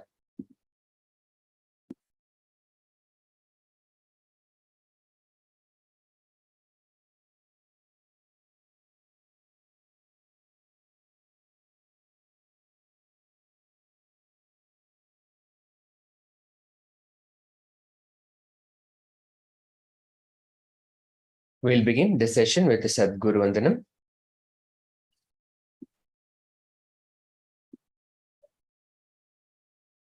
Nithyanandam Paramasukadam Kevalam Jnanamurtam Dvandvatitam Gagana Sadrisham Tattvamasya Dilaksham Ekam Nityam Vimalamachalam Sarvati Sakshibhutam Bhavatitam Trigunarahitam Sadgurum Tam Namami. Once again, thank you so much for joining us. We'll continue with the next session, Guru Gita. A quick reminder, as always, for all the sessions that there is no photography or video recording of any kind, and please follow all safety precautions before you follow the program. Guru Gita is a great book. He speaks to her about him. Swamiji gives this beautiful introduction. He speaks to her about him. The Supreme Consciousness, Paramashiva, speaks to Paramashiva Shakti about Paramashiva himself. Here he says Mahadeva to Mahadevi Parvati about Guru. Nithyanandeshwara speaks to Nithyanandeshwari about Guru. So this is a beautiful, great book, as Swamiji calls it. The verse 1 of Guru Gita starts like this. Suta uvacha Kailasa shikare ramye bhakti sandana nayakam pranamya parvati bhaktya shankaram paryaprachataha. Suta says, on the beautiful summit of Mount Kailasa, Parvati, having bowed with reverence to Lord Shiva, who is the master of uniting one with devotion, asked, Sri Devi Vacha, Om Namo Deva Devesha, Parat Para Jagat Guru, Sada Shiva Mahadeva, Guru Diksham Pradehi Me. Goddess Parvati, Paramashiva Shakti says, Om, salutations, O God, O Lord of gods, O higher than the highest, O teacher of the universe, O benevolent one, O great God, initiate me into the knowledge of the Guru.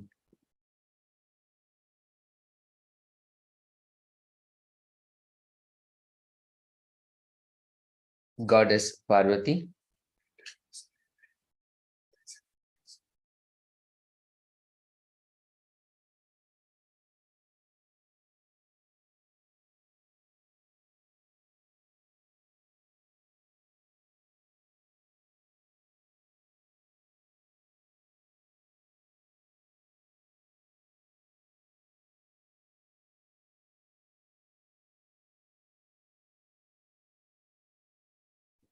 such a beautiful beginning, so auspicious of how Paramashiva Shakti is requesting for the whole science to be revealed. So a beautiful reminder for us how this whole Gita, Guru Gita, is being delivered by Paramashiva to Paramashiva Shakti. Let us now enter into the continuation of Guru Gita, exactly how to relate with the Guru. This is something that is at the core of what we need to receive out of Guru Gita. We may have Guru's presence in our lives, but how to relate with him? How can we relate with the Guru and ensure that we receive the ultimate experience from the Guru?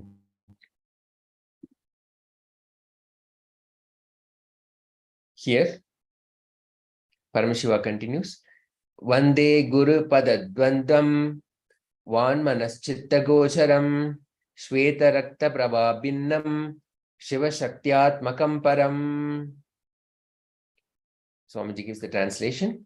I worship the Guru's 2 feet, which are within the reach of speech, thought, and contemplation, and which have different lusters, white and red, white representing Shiva, and red representing Shakti.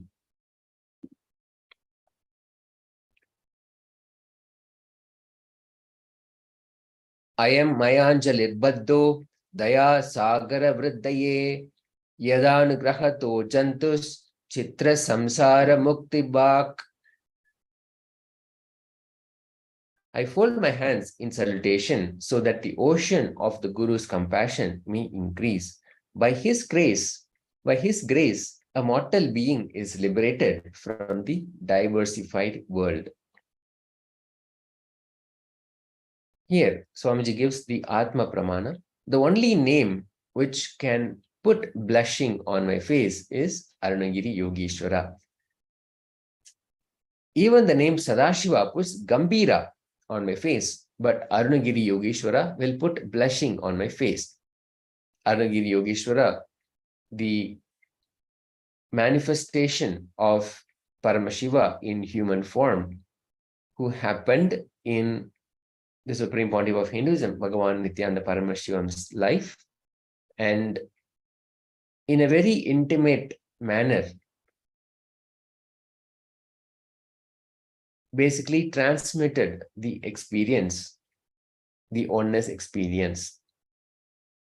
Swamiji says here, best Guru, ultimate Guru, Sadashiva himself, when he happened in my life as Arunagiri Yogeshwara, what I experienced with him, how he defined himself, he held himself, how he conducted himself, let me define. I think that is my message for all of you today. Unique paradoxical truth. His state never demanding, his space is always racing. His state was that he never was demanding, but inside he was always raising to the ultimate experience, to the ultimate state. Sadashiva, as the sweetest intimate guru who happened in my life as Arunagiri Yogeshwara. The fundamental principle of Sanatana Hindu Dharma is guru-disciple relationship. An important basic truth in Vedagama Saiva Sampradayas, the physical presence of the guru is not only required, it is mandatory for highest enlightenment to manifest through you. It's not only necessary, it is mandatory. My guru did not support my powerless side. The guru-disciple relationship to whom your heart feels attached, open to him intensely. Here, Swamiji gives two very powerful cognitions about relating with the guru. He says about how my guru did not support my powerless side, and guru-disciple relationship to who your heart feels attached, open to him intensely.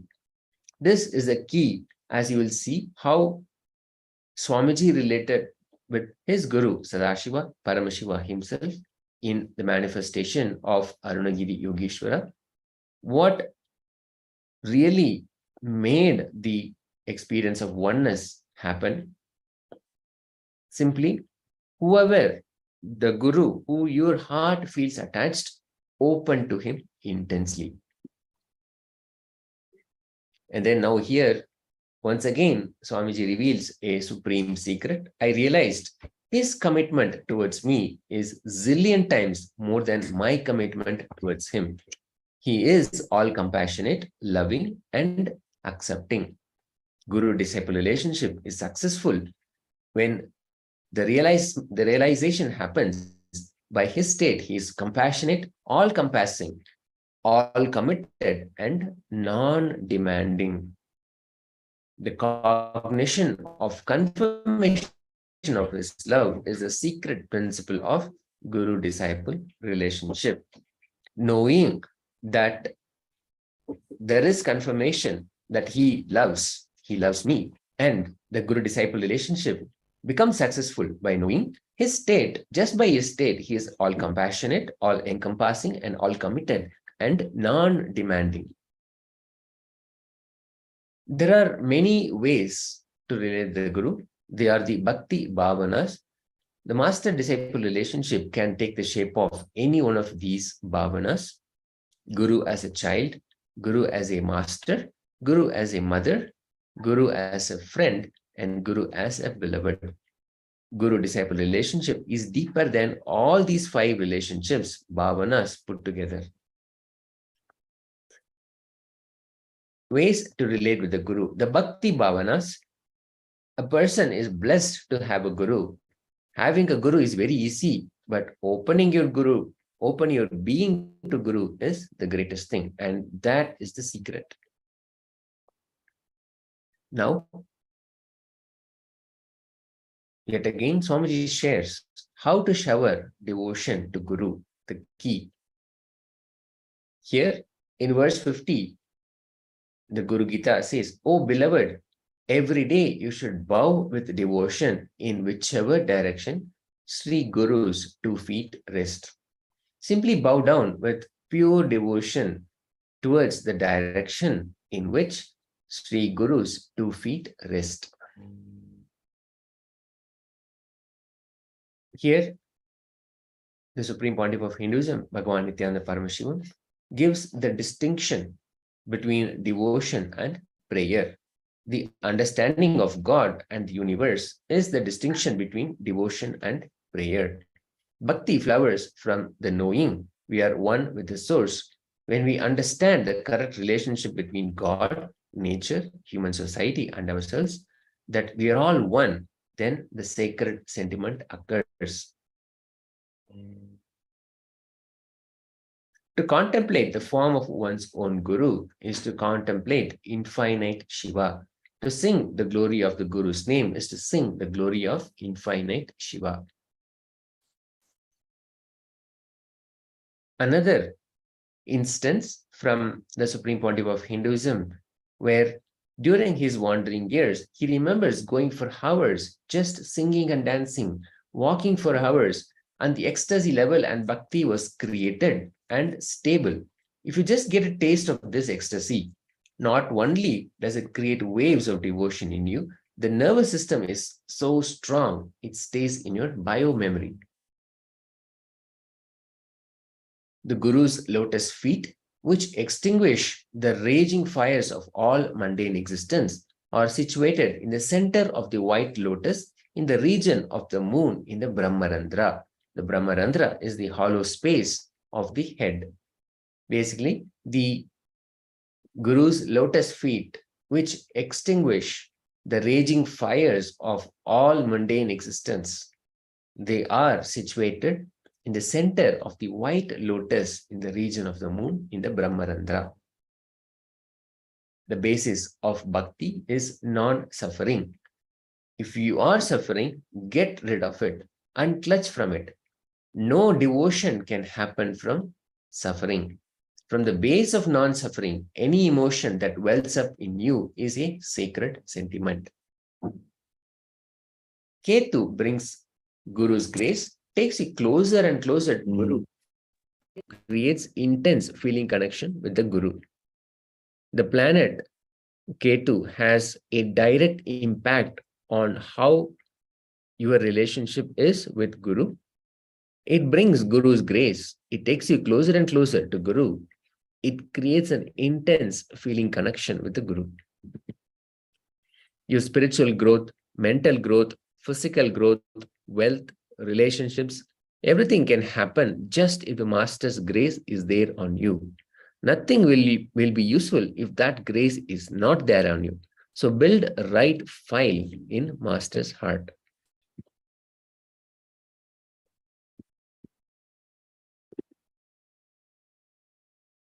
So beautifully, step by step, the Supreme Pontiff of Hinduism, Bhagavan Nithyananda Paramashivam, is explaining how he himself has experienced the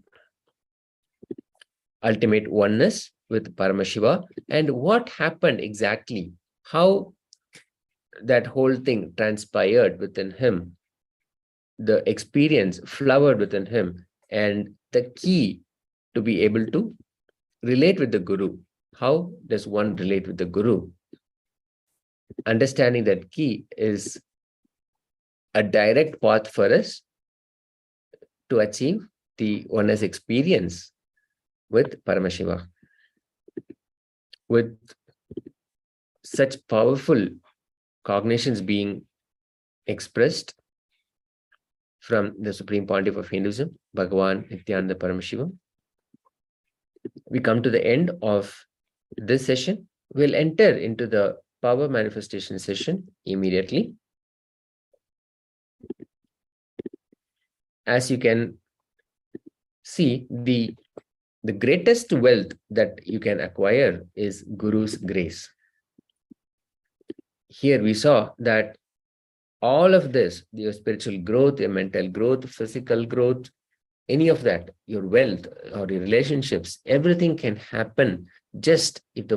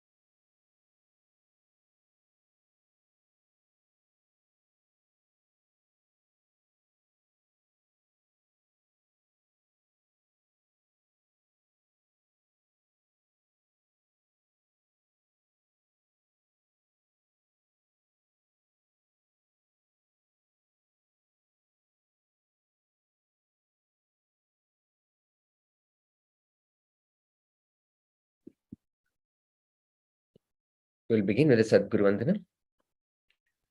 Nithyanandam Paramasukadam Kevalam Jnanamurtam Dvandvatitam Gagana Sadrisham Tattvamasya Dilaksham Ekam Nityam Vimalamachalam Sarvati Sakshibhutam Bhavatitam Trigunarahitam Sadgurum Tam Namami.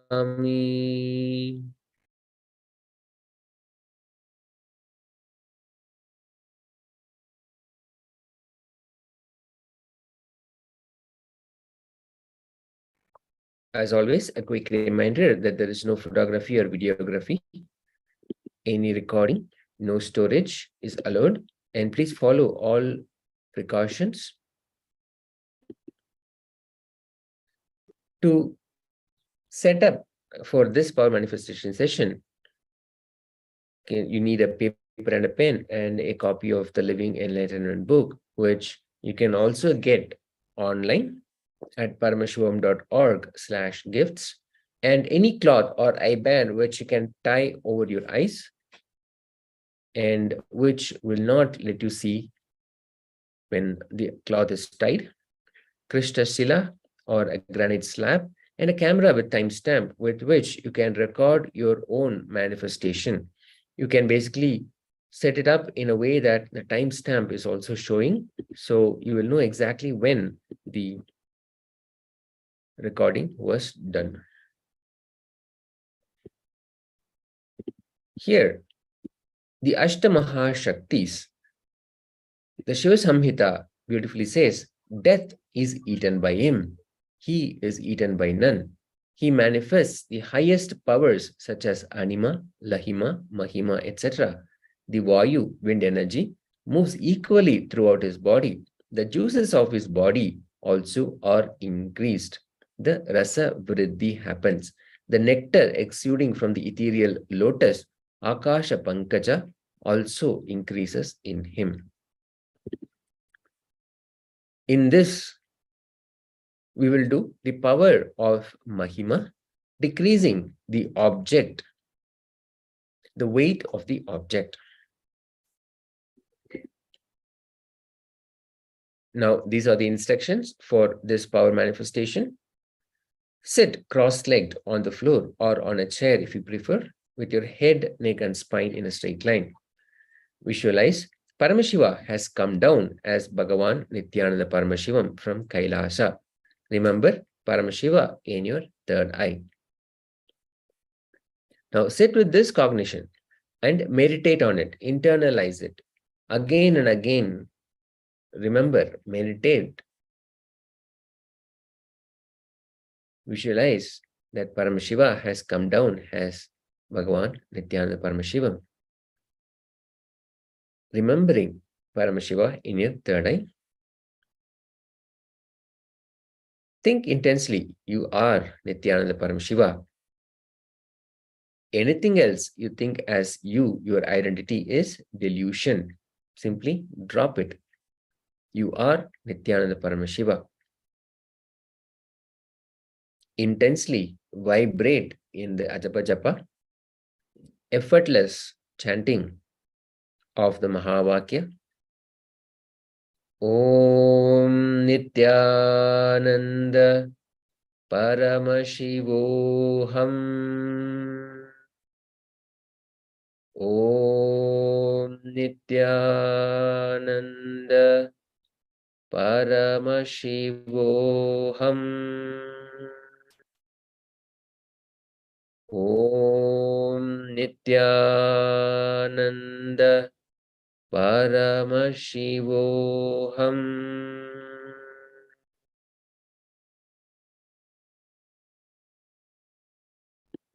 From this space, find a volunteer, somebody who you can partner with for this particular manifestation. Measure the weight of the object you have using a measuring app, a weight scale estimator. You can actually have that, or if you have a scale with which you can measure the weight of the object. You can note it down. Now, once again, intensely connect with the Supreme Pontiff of Hinduism, Bhagavan Nithyananda Paramashivam. And from that space of oneness, declare that the weight will change. Make a clear declaration. Declare the change of weight. You can even say something like the object will reduce weight by 5 grams or 50 grams, whatever that may be, whatever you choose. Please ensure that your video recording is on from your mobile device so that your whole manifestation is captured. And whatever you issue as a command, a declaration, please make sure that is also recorded in the video. This is for you to have a clear record of how your power manifestation is. Om Nithyananda Paramashivoham. Om Nithyananda Paramashivoham. Om Nithyananda Paramashivoham.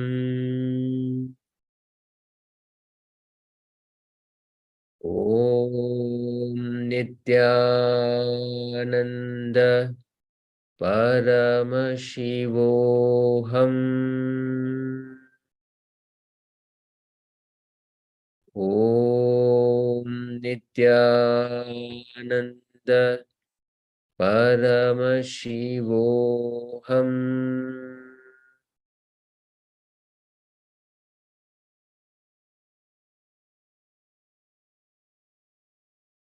Intensely connect with the presence of the Supreme Pontiff of Hinduism, Bhagavan Nithyananda Paramashivam, happening in your third eye region, and declare the change of weight.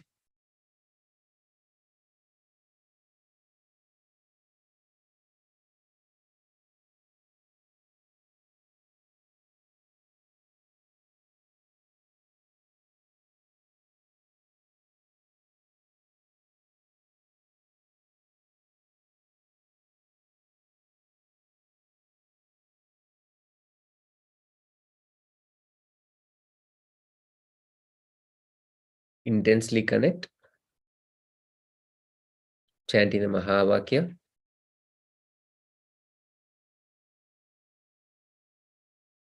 And now, once again, put the object on the scale and see how the manifestation, how the weight has changed. Record that also on your phone so that you'll have a clear record of manifestation happening. That is the weight of the object before you made the declaration, the manifestation happened, and weight after you connected and made the declaration. Please ensure that both are captured on your phone. Now verify and make sure that the video is uploaded. Now let us do one more round of this manifestation. You can choose another object, and if you're joining us on YouTube or Facebook, you can post in the comment section how the manifestation experience is. You can post your video as well. Upload your video to your social media channels and use the tag hashtag Paramashivoham Level 2, hashtag KAILASA.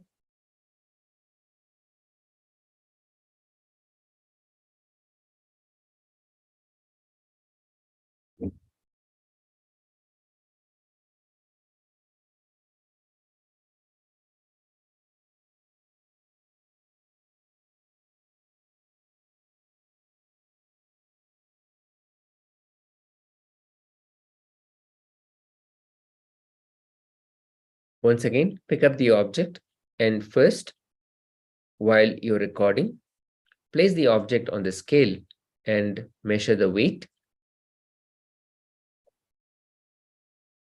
Note down the weight. Once again, continue to connect intensely with Paramashiva, Supreme Pontiff of Hinduism, Bhagavan Nithyananda Paramashivam, happening intensely in your third eye region. Now declare the change of weight for the object. Om Nithyananda Paramashivoham. Om Nithyananda Paramashivoham. Om Nithyananda Paramashivoham.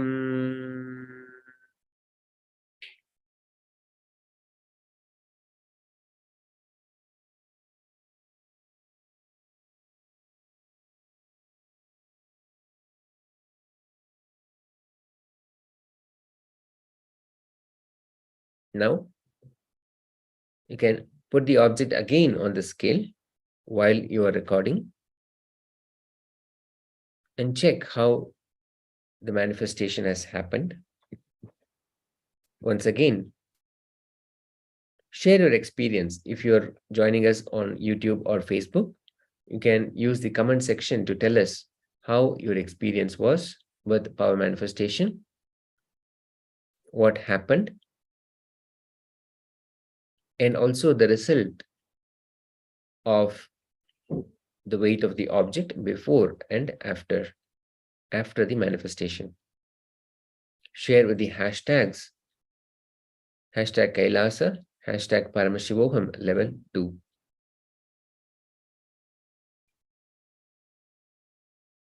Thank you so much for participating. If you have any questions as well, you can post them in the comment section. With that, we'll conclude this session with the Purna Mantra. Om Purnamada Purnamidam Purnat Purnamudachyate Purnasya Purnamadaya Purnameva Vasishyate. Om Shanti Shanti Shanti. Hari Om Tat Sat.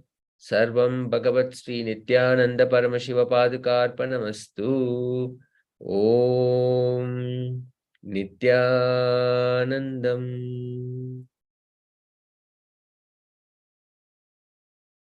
Thank you all so much. We'll enter into the next session right away. Next powerful session. We'll be beginning in just a few minutes.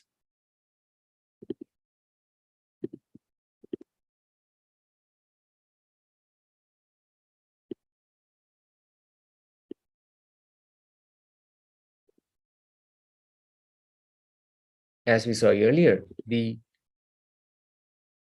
Guru's grace is the ultimate wealth that we can achieve, that we can acquire. By simply connecting with the Guru, we can manifest all the powers, the Hashta Mahasiddhis, the 8 ultimate powers of Paramashiva.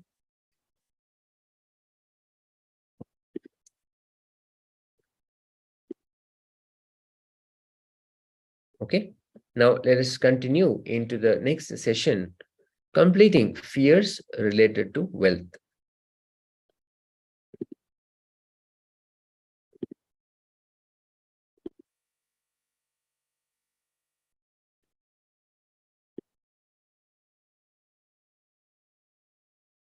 We'll begin with the Sadguru Vandanam. Nithyanandam Paramasukadam Kevalam Jnanamurtam Dvandvatitam Gagana Sadrisham Tattvamasya Dilaksham Ekam Nityam Vimalamachalam Sarvati Sakshibhutam Bhavatitam Trigunarahitam Sadgurum Tam Namami.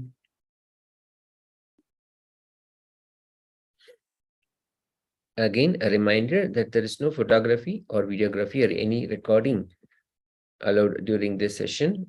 And please make sure that all precautions and safety measures are followed.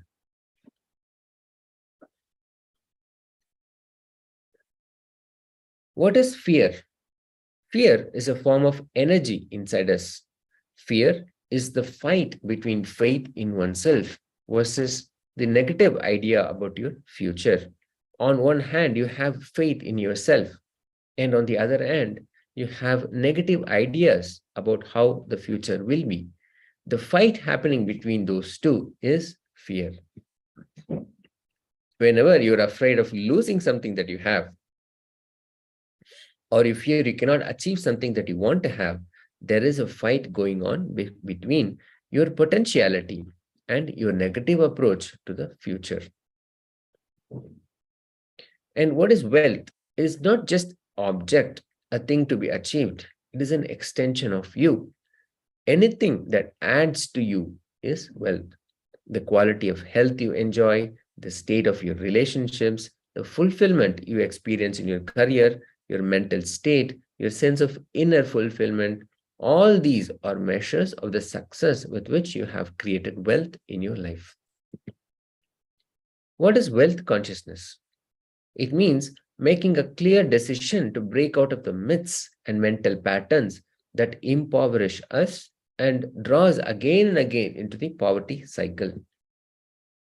What's stopping us from expressing our ability to create wealth? Many thought currents. Making money is a sin. Create as much wealth as you can. Celebrate it. Share it. Wealth consciousness is high creativity with high responsibility. Wealthy people work smart, not hard. Don't be too lazy to bend your body and mind to realize your dreams. Read the stories of any famous millionaire today, and you'll see that wealth does not come from a genie in a bottle.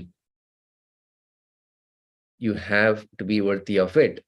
Wealth serves those who are wealthy in their very consciousness. So there is nothing to be called as you have to be worthy of it to have money. It is simply the consciousness, the wealth consciousness that you can develop that attracts wealth. Now let us listen to Swamiji, the Supreme Pontiff of Hinduism, Bhagavan Nithyananda Paramashivam, giving us a very powerful cognition about our fears.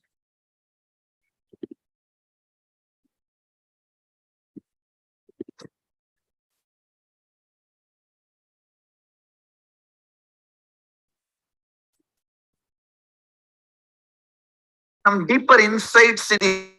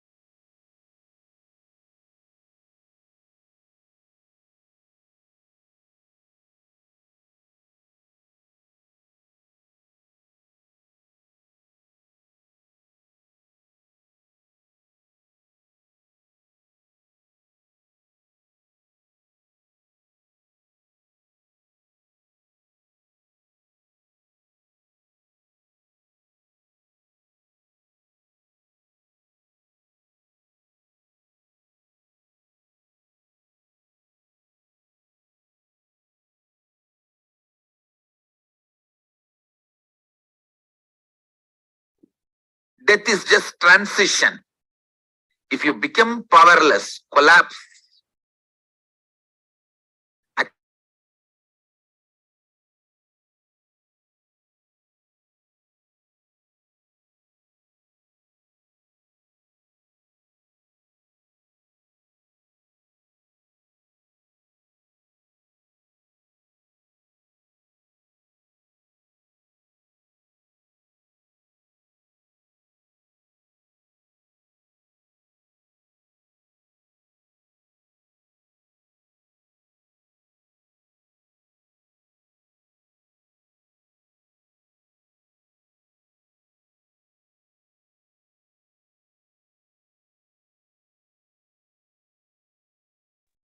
Nithyananda, sorry about the technical glitch.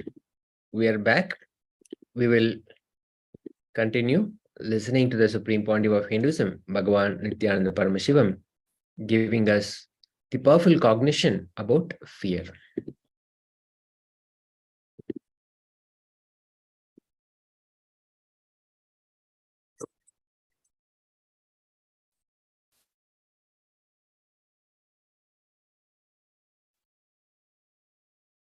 Some deeper insights into this fear pattern. See, when I utter the word fear pattern, it means all your fears are patterns, not facts. Please listen. Your fears, when they overpower you, look like fact. When you overpower them, you realize it is pattern. Understand? When they overpower you, it looks like fact. When you overpower them, it looks like pattern.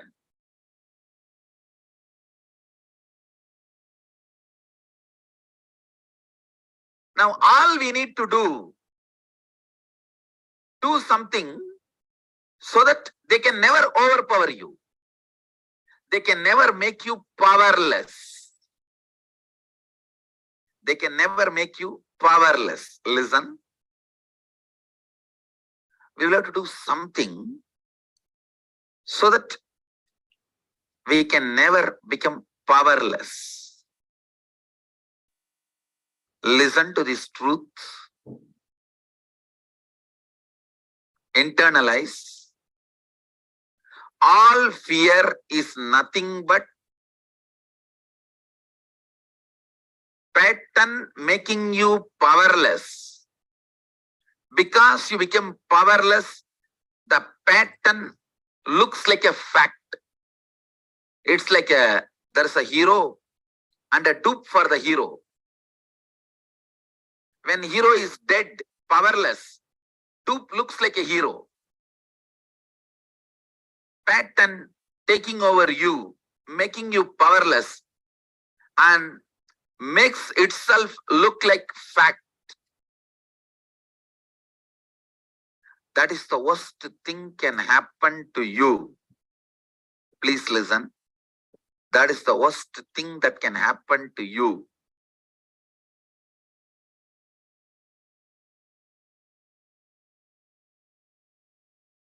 All fears are ultimately rooted in fear of death. All fears ultimately rooted in fear of death.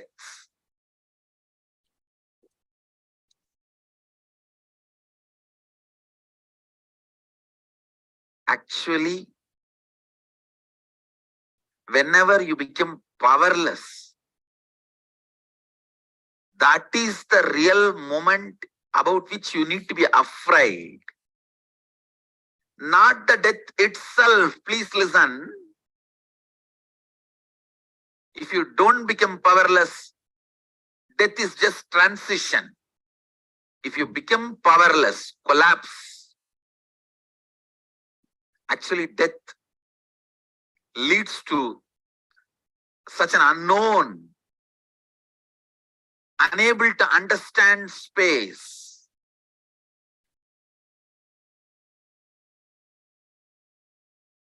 in your life, if at all you have to be afraid of something, only you have to be afraid of becoming powerless, nothing else. Nothing else need to be worried. You don't need to worry. You don't need to be afraid of anything else other than feeling powerless.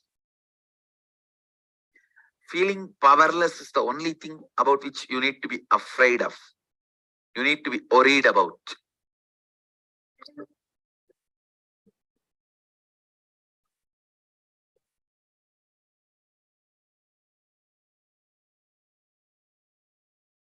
Based on these powerful cognitions, let us now enter into this exercise, completing with your fears of wealth. Write down all the fears related to your wealth. Do you think you will be able to have it? Not able to have it?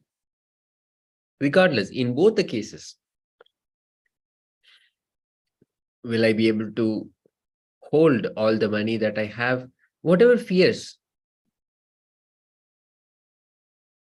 about having or not having, write down all of them.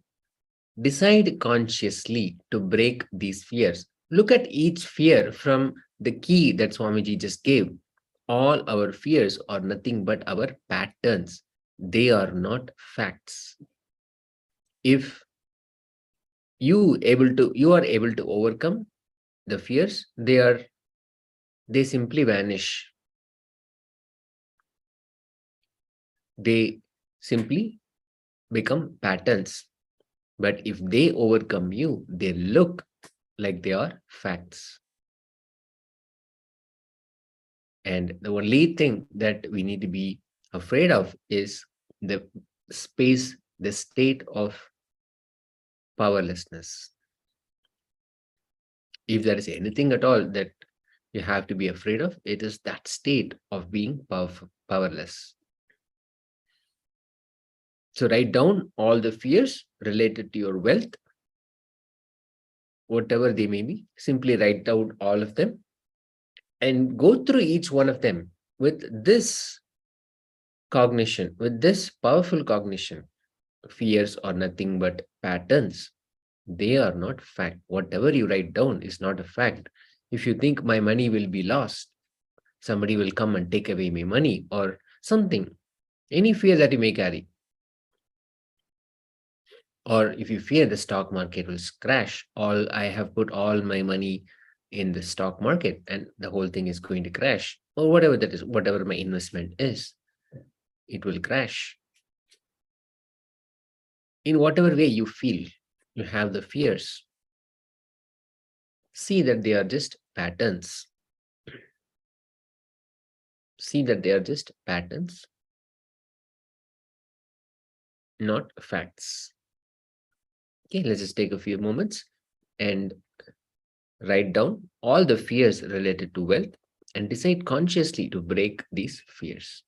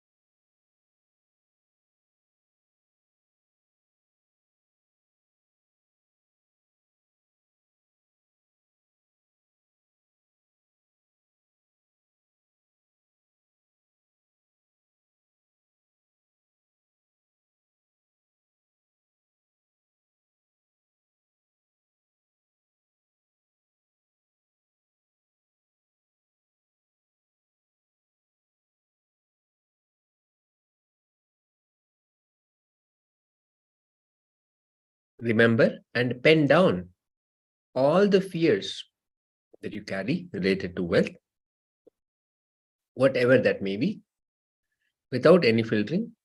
Write all of that down and look through all of them with the powerful cognition that fears are nothing but patterns. They are not fact. They don't exist out there. They only exist as patterns within you. So decide to consciously break these fears, drop those patterns.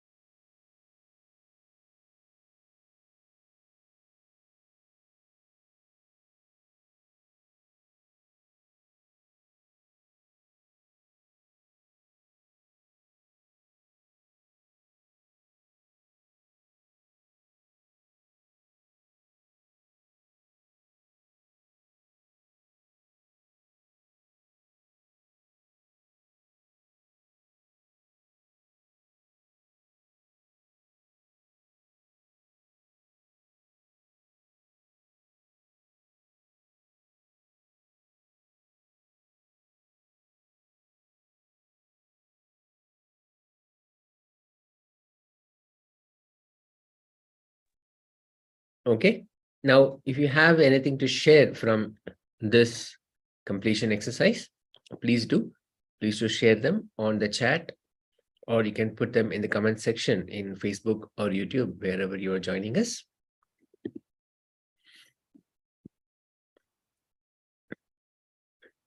In the Bhagavad Gita, Bhagavan Sri Krishna makes a wise statement, Gahano karmano katihi. The universe, by its very nature, works.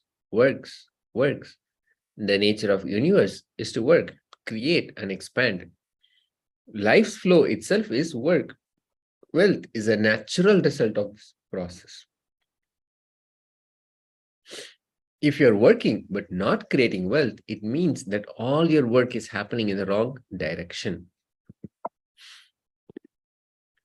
The Ishavasya Upanishad says, Ishavasyam idam sarvam yatkincha jagatyam jagat tena tyaktena bunjita ma krita kasya sudhanam karvaneva karmani jijivishechatam samaha evam tvayi nanyastosti na karma lipyate nare.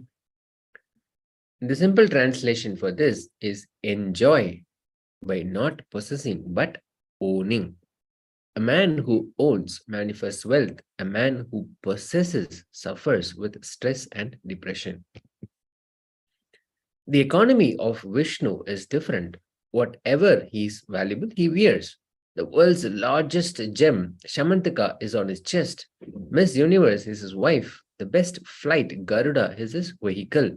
How all the valuable things, he just wears them. This is the economy of Mahavishnu. I don't own this property, but I own this property, but I don't possess this property. Possessing is exclusiveness. Owning is inclusiveness. Owning and letting everyone enjoy it, more and more of your capabilities, is how the Supreme Pontiff of Hinduism, Bhagavan Nithyananda Paramashivam, opens up the space of wealth, how he cognizes wealth in his own life. Now, let us listen to the Supreme Pontiff of Hinduism giving the cognition on how to attract wealth effortlessly.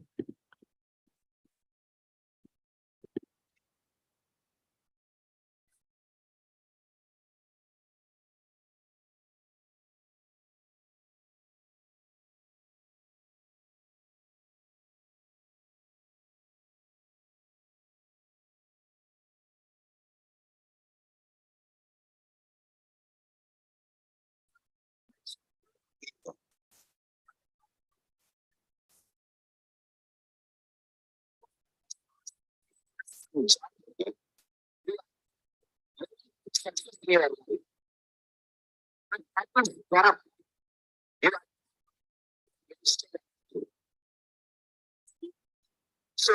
now all you are doing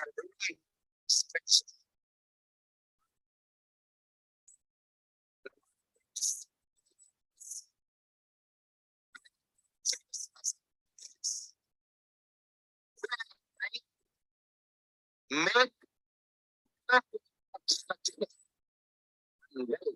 in your unconsciousness, in your subconsciousness, in the core of your being. I'm trying to put success matter. So you attack continuously in your life, consciously or unconsciously. You evolve in that direction. You need to completely heal everything. Because of money, I want to think as due to money. Sometimes it will happen because of money, and sometimes it will happen that it is due to money. For example, as I said, if you have a relative, he has some money, he will not give, the relationship will break. If you look deeply, superficially people, it's because of my relationship is broken. It's not because of money.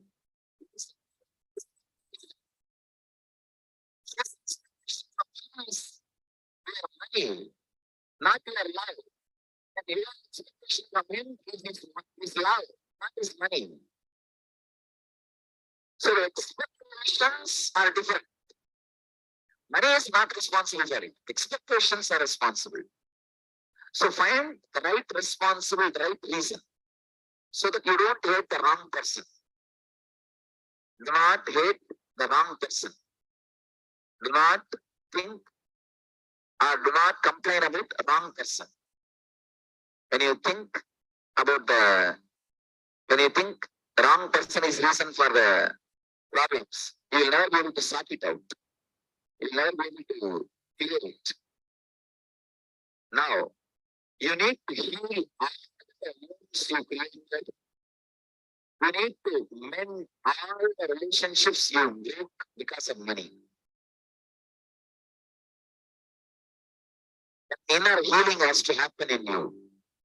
Only when we are blueprint will be attracting wealth. Understand? If your blueprint is not attracting wealth, you will not be able to rest and relax and live with it. We will have a constant life sentencing. Something is wrong in my life. If the blueprint is proper, we will attack wealth and we will live with it, we will save wealth. It's not just creation, celebration. Celebrate wealth. Celebrate success.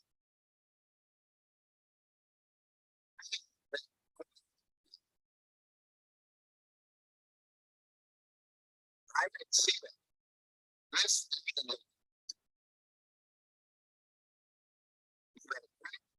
I achiever. All the right things are already happening around you.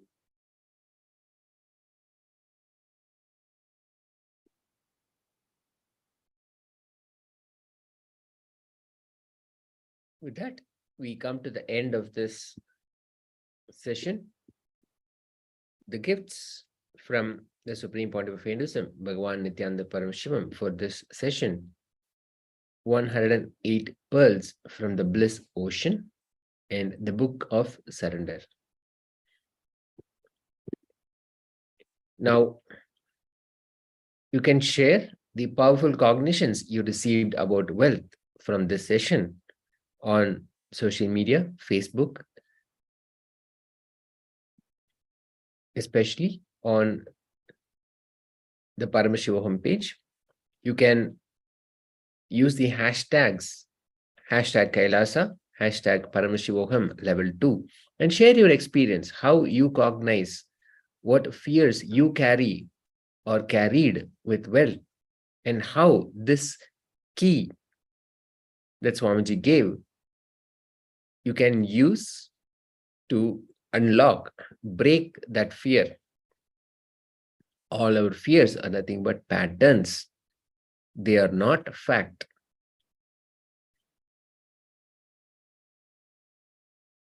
Okay.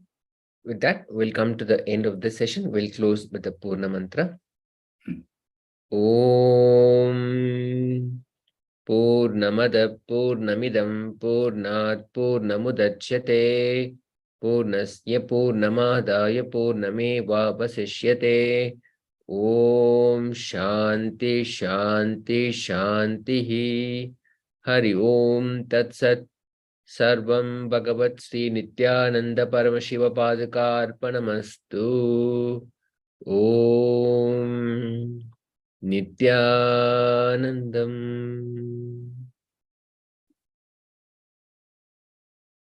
Thank you so much. We'll continue into the next session of power manifestation in just a moment.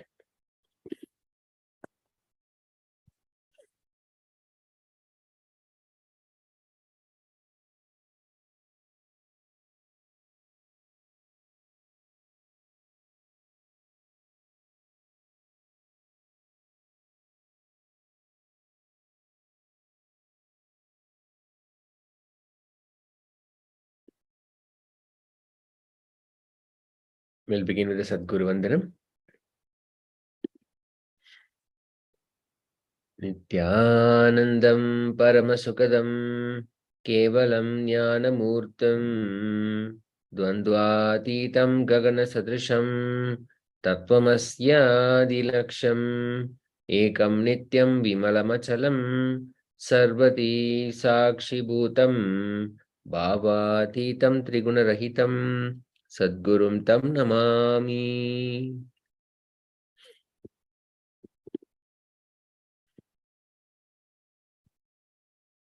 As always, please ensure that there is no photography or videography or any recording of any kind, and please follow all safety precautions and measures. Now, once again, as we enter into the power manifestation session, we'll need the basic items, the materials, your copy of the Living Enlightenment book, a paper and a pen, a clean cloth, a opaque cloth or an eye band, Krishna Shila, and a camera with timestamp, with which you can take a video with a timestamp, which records the time as well. And you can do it in this fashion. Ensure that the timestamp is showing towards the bottom. The power of Mahima. Now, in this session, we are going to increase the weight of the object. Sitting cross-legged on the floor or on the chair, with your head, neck, and spine in a straight line, visualize Paramashiva has come down as Bhagavan Nithyananda Paramashivam from KAILASA. Remember Paramashiva in your third eye. Sit with this powerful cognition and meditate on it. Paramashiva has come down as Bhagavan Nithyananda Paramashivam, and he is happening in my third eye region, in my third eye. Think intensely. You are Nithyananda Paramashiva. Anything else you think of as you is simply delusion. So drop it. Intensely chanting Mahavakya as a continuous,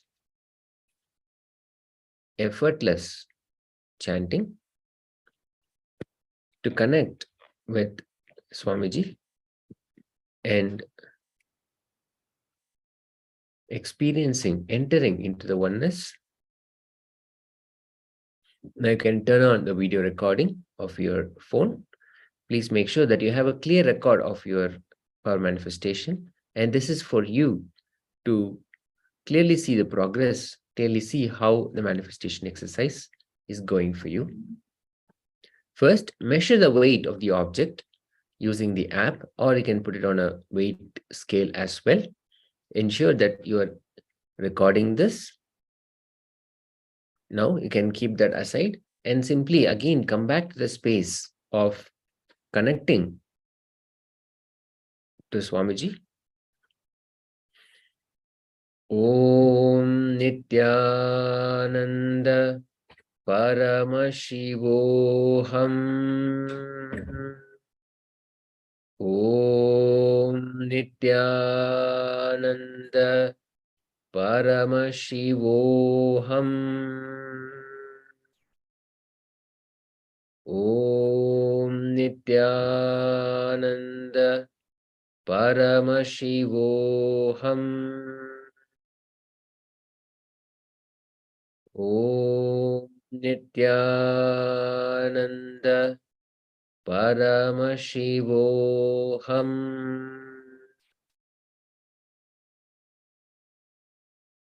Intensely connect and declare the change of weight. We are increasing the weight of the object. You can simply declare that this object will increase in weight by 20 grams or even 1 kg, whatever that you feel like. Do it in incremental weights so that you'll be able to measure using the scale that you have.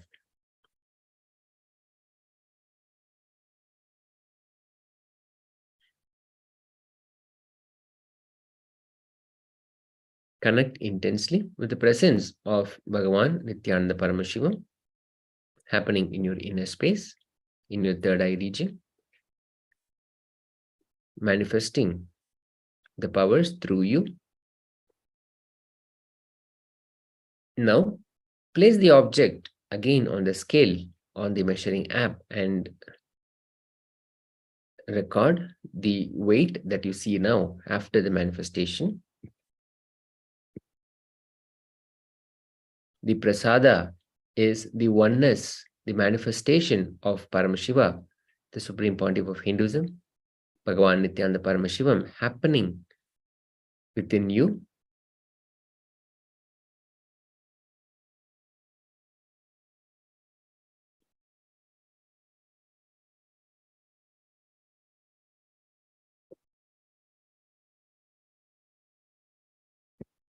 Now, please make sure you share your experience on the official Facebook page.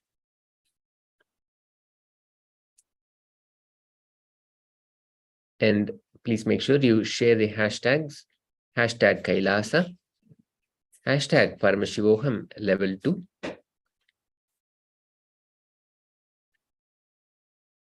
And also share your experience, how it was when you tried to manifest the power, what really happened, how it felt, how it went, when it worked, what it felt like, when it did not work, what it felt like. All of these experiences you can share so you can be further guided into the next steps.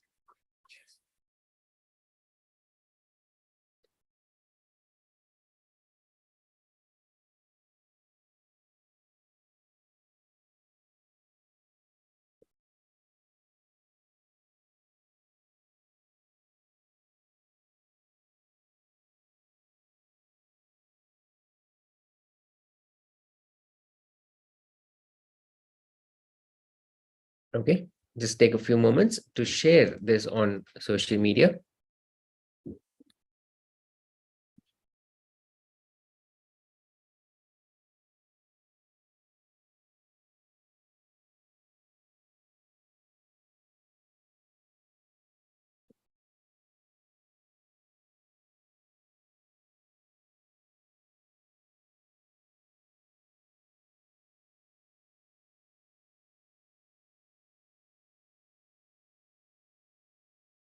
Thank you so much. We'll end this session with the Purna Mantra.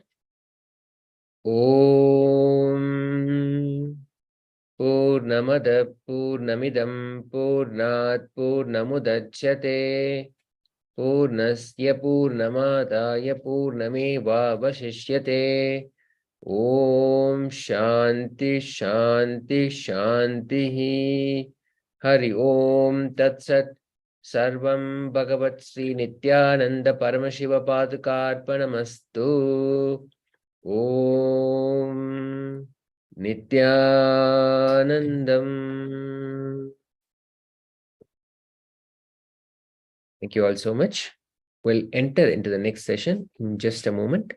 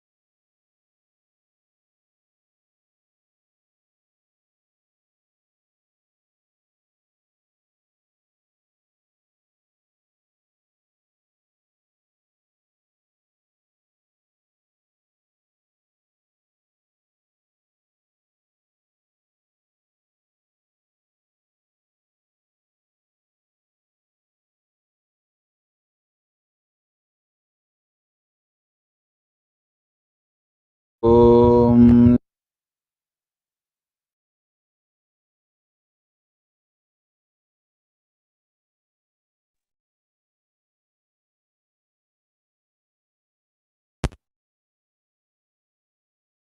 Yes, Nithyanandam.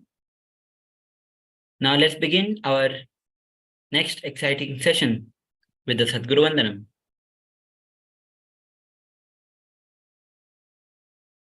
Nithyanandam Paramasukadam Kevalam Jnanamurtim Dvandvatitam Gagana Sadrusham Tattamasya Ekam Nityam Vimalamachalam Sarvadhi Sakshi Bhutam Bhavatitam Trigunarahitam Sadguruntam Namami.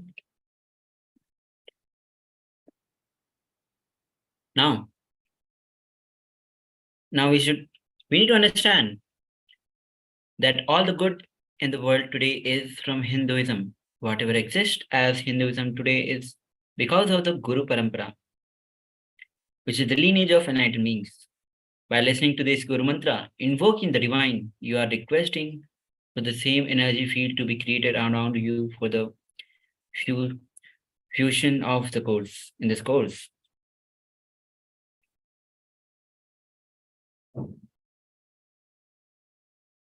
Teacher is a God in human form. He is really the ultimate consciousness. So we start every session by offering gratitude to our lineage of all gurus and enlightened masters. Now, before we begin, let's pay our gratitude to the only Hindu nation, KAILASA, by offering our gratitude to KAILASA, the only enlightened civilization. You are thanking KAILASA for reviving this long lost enlightenment science. You are now listening as we move forward. Let's quickly go through the security measures. The photo, video, and audio recording of any kind is strictly prohibited during any sessions.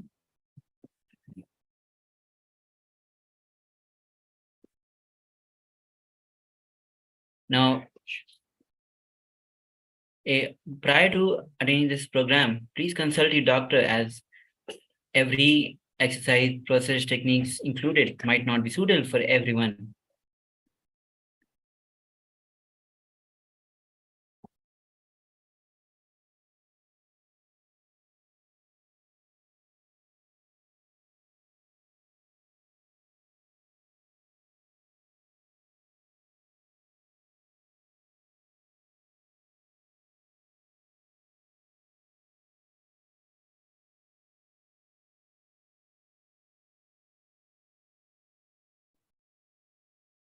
Now, as we start our session, the session about the physical body. Now here Bhagwan has clearly described in the book Door to Enlightenment in page 30. He says we have 7 layers of all the energy bodies. The first is physical, pranic body, mental body, etheric body, causal body, cosmic body, and the nirvanic body.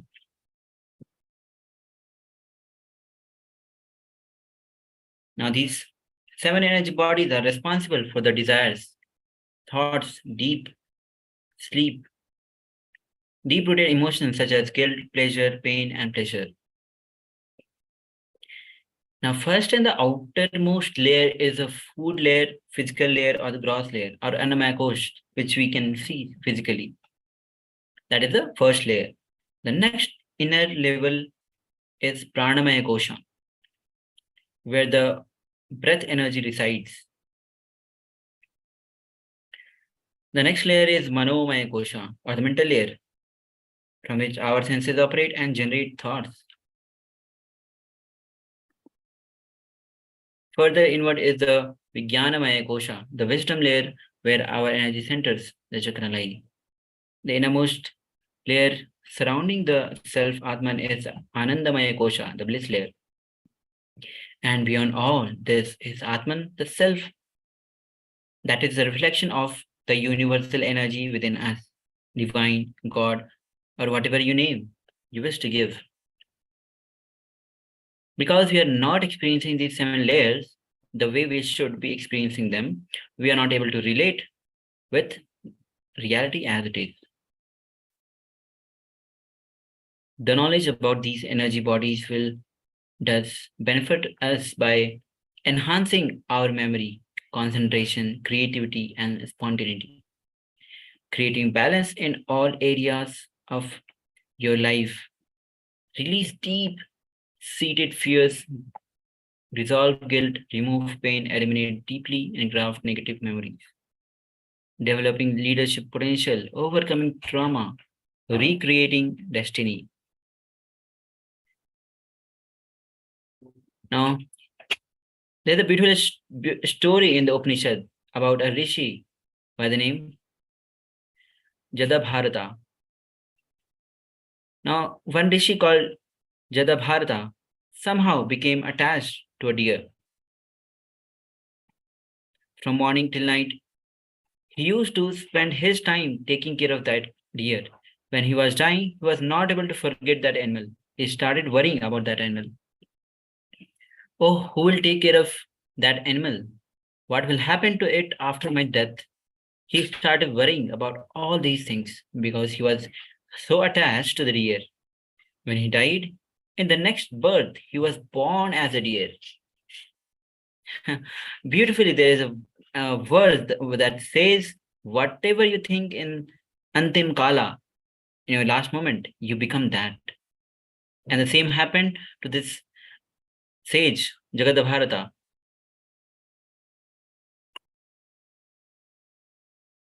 Now, let's understand how exactly are we living. Our samskaras are living through us. These samskaras, which are the engraved memories, are recorded in all the 7 layers. Only when we cleanse our samskara, our mental habits, we really begin to live. Now let's enter into Sastra Pramana. Now, Tratiya Upanishad, verse 2.1.8 says, Et mannamaya ma atmana mupas sangrakamriti etam pranamaya ma maya atmana mupsangakramiti etam manomaya atmanam mupasangrakrameti etam vijnanamaya atmanam sangakramati etam anandamaya atmano sangakramati tadapye shloke bhavati. Now the translation of this is, he who knows this, when he had gone away from this world, passed to this self which is of food, he passes to this self which is of prana. He passes to this self which is of mind. He passes to the self which is of knowledge. He passes to the self which is of bliss, whereof this is the scripture.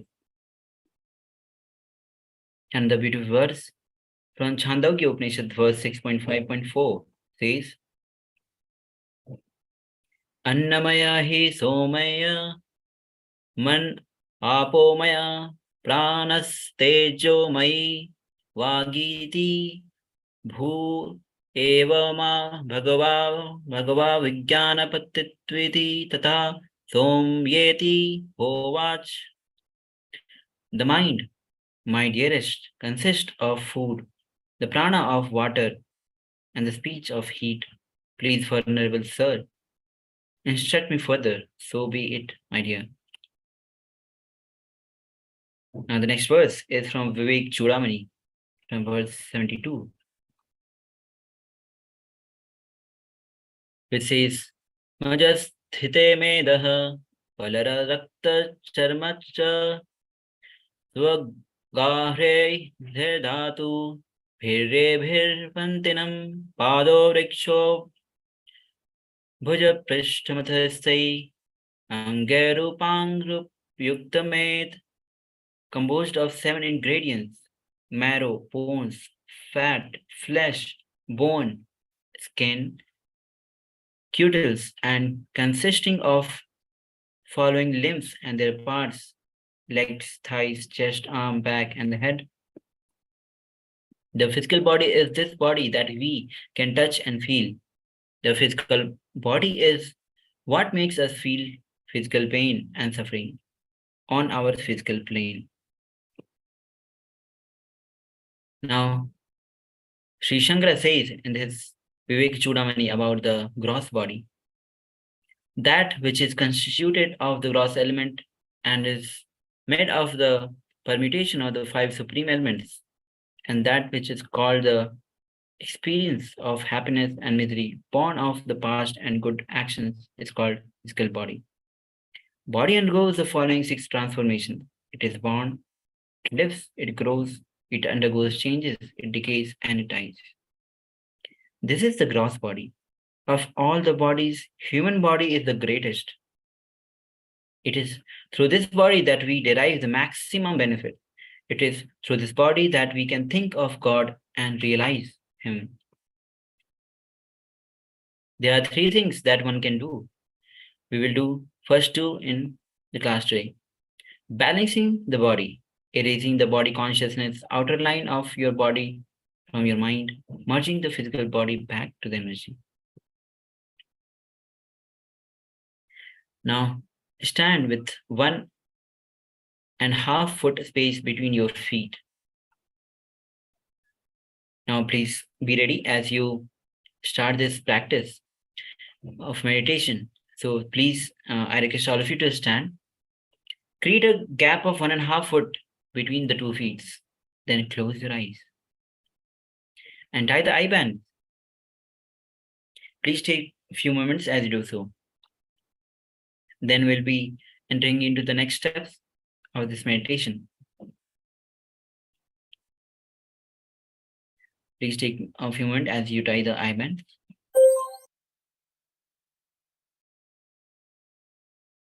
Now, I hope all of you are ready. Now, the first step is inhale deeply and exhale slowly and deeply. The first step is inhale slowly and deeply, then exhale slowly. The second step is concentrate on your feet. Forget all other body parts. Tense your feet. Visualize your body as a bean bag. Tense your feet as intensely as possible. Now relax the feet completely.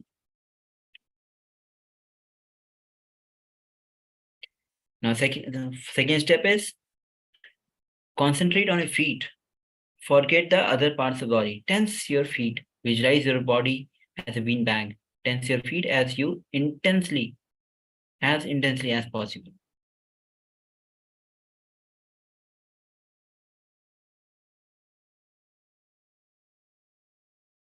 Please continue to do so for a few moments.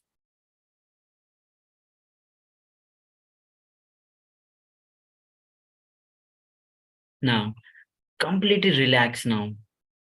Relax your feet completely. Be in the relaxed posture for a few minutes, 2 minutes. Don't tense any of the muscles now. Just be in the relaxed position.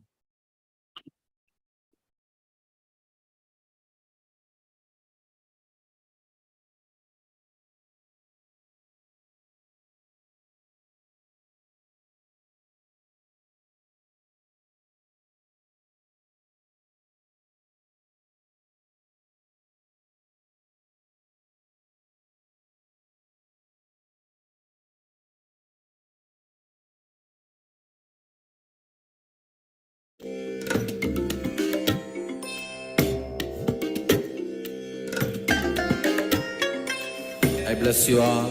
Let you all open all your three eyes. Manifest the powers of Mahasudashiva. Om Nithyananda Paramashivoham. Now, after you have completely relaxed your feet, now the next step is tense your calf muscles. Now the calf muscles, tense your calf muscles as intensely as possible. Please take few moments as you do so. Keep intense tension in the calf muscles. You're doing this while you're standing with 1.5 foot space between your feet. Now relax. Now you can release the tension from the calf muscles. Now, next step is knees. Tense your knees as much as possible to the point of pain. Yes. The moment you reach the point, you tense the knees so much that as much as possible, that pain, at the point where you reach a state of pain, and then relax.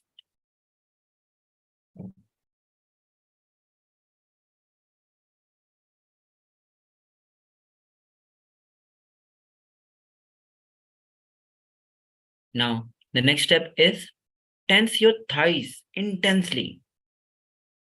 Do not allow even a single nerve to rest. The whole thigh, all the nerves in the thighs should be intense. Intensely keep your tension in your thighs.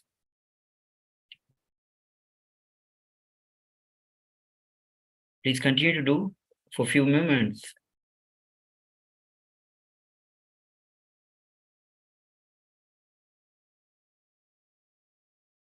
Inhale and relax. Now, tense your hip intensely.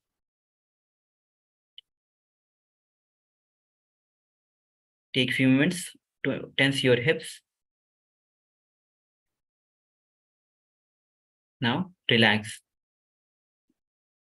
Now, the next step is tense your deeper region. Nithyananda Paramashivoham. Om Nithyananda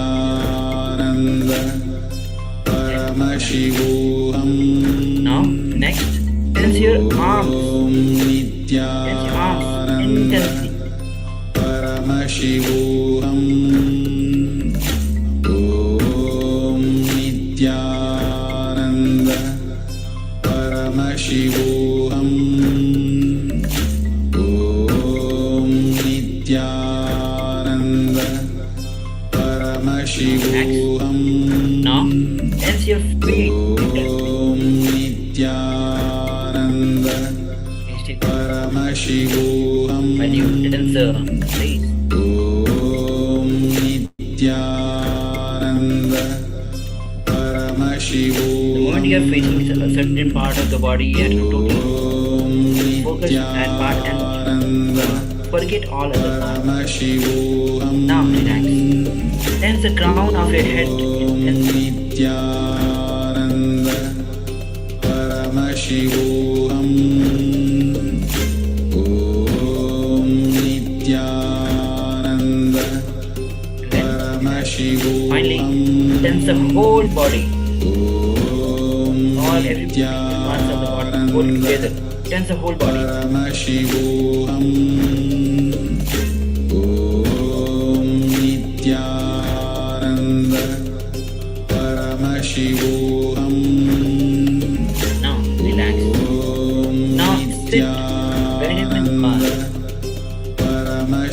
Sit wherever you are. Visualize and start inhaling and exhaling. Yes, got it right. Now visualize and start inhaling and exhaling through the head. Visualize that the whole head is full. Inhale and exhale every pores of the face, mouth, neck, shoulder, Paramashivoham.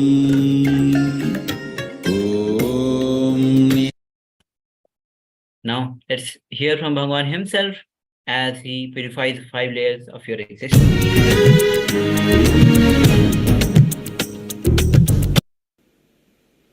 The body we are carrying, which is made of flesh, bones and blood, the physical body, Annamaya Kosha,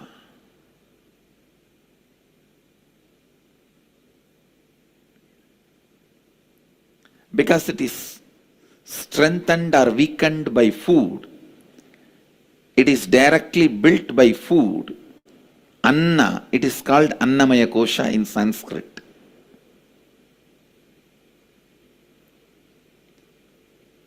The body can be an ultimate place for us to rest, or a great bondage. The goal is to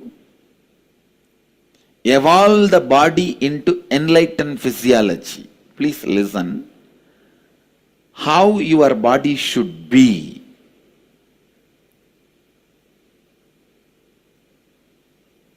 How your body should be. The goal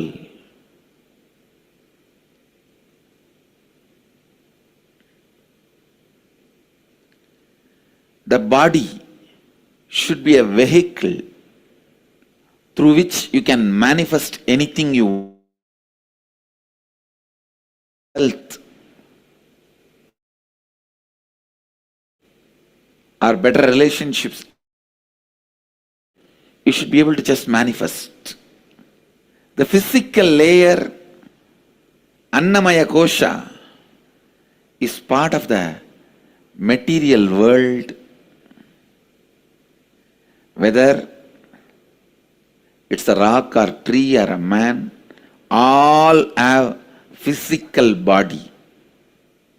In this physical body, you carry the patterns of fear. Please understand. The samskaras of fear. See, in each layer, you carry different patterns. Different patterns are recorded in different layers. In each layer, different patterns are recorded. In the physical layer, the patterns of fear is recorded. Please understand, these patterns by and by accumulate certain power, even though they cannot function independently without the power of your consciousness. Because of its long time existence, they themselves acquire certain powers. Like early morning cup of coffee. Once you build the habit of early morning cup of coffee, without that your life cannot move.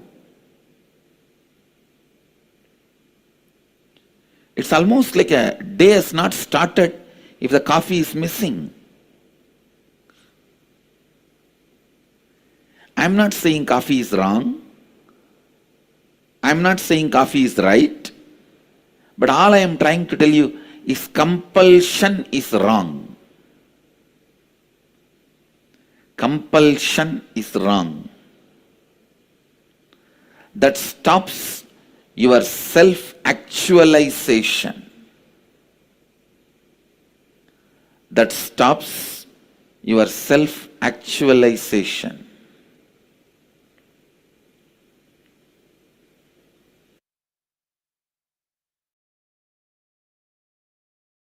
Yes, as Bhagavan was saying,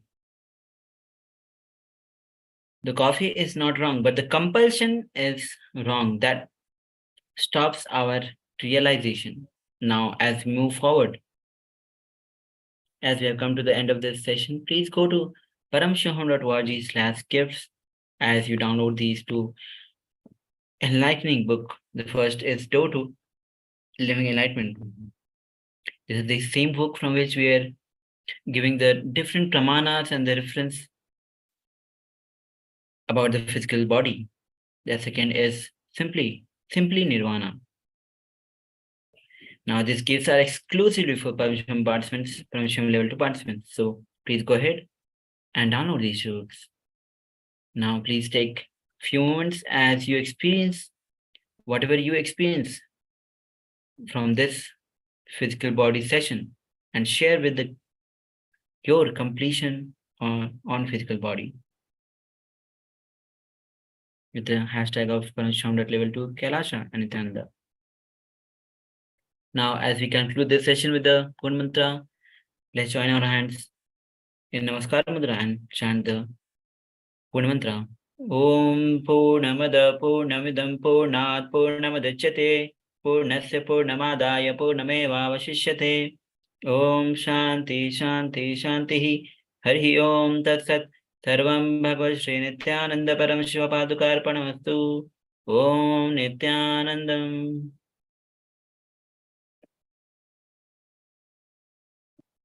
Now, let's end this session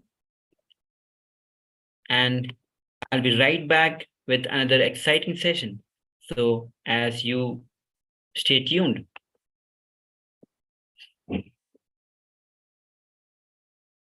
Please give me a few moments as I'm starting the new session of that will be the power of that will be a power manifestation session. So before we begin this power manifestation session, let's join our hands in Namaskar Mudra as we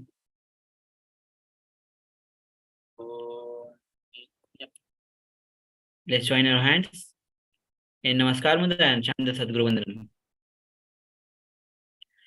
Nithyanandam Paramasukhadam Kevalam Jnanamurtim Dandvatitam Gagan Sadusham Tattvamasya Adilaksham Ekam Nityam Vimalamachalam Sarvadhi Saksha Bhutam Bhavatitam Trigunarahitam Sadgurum Tam Namami. Now, let's, as we move forward, let's quickly go through the security methods. Photo, video, audio recording of any kind is strictly prohibited during all the sessions. Be always on the mute.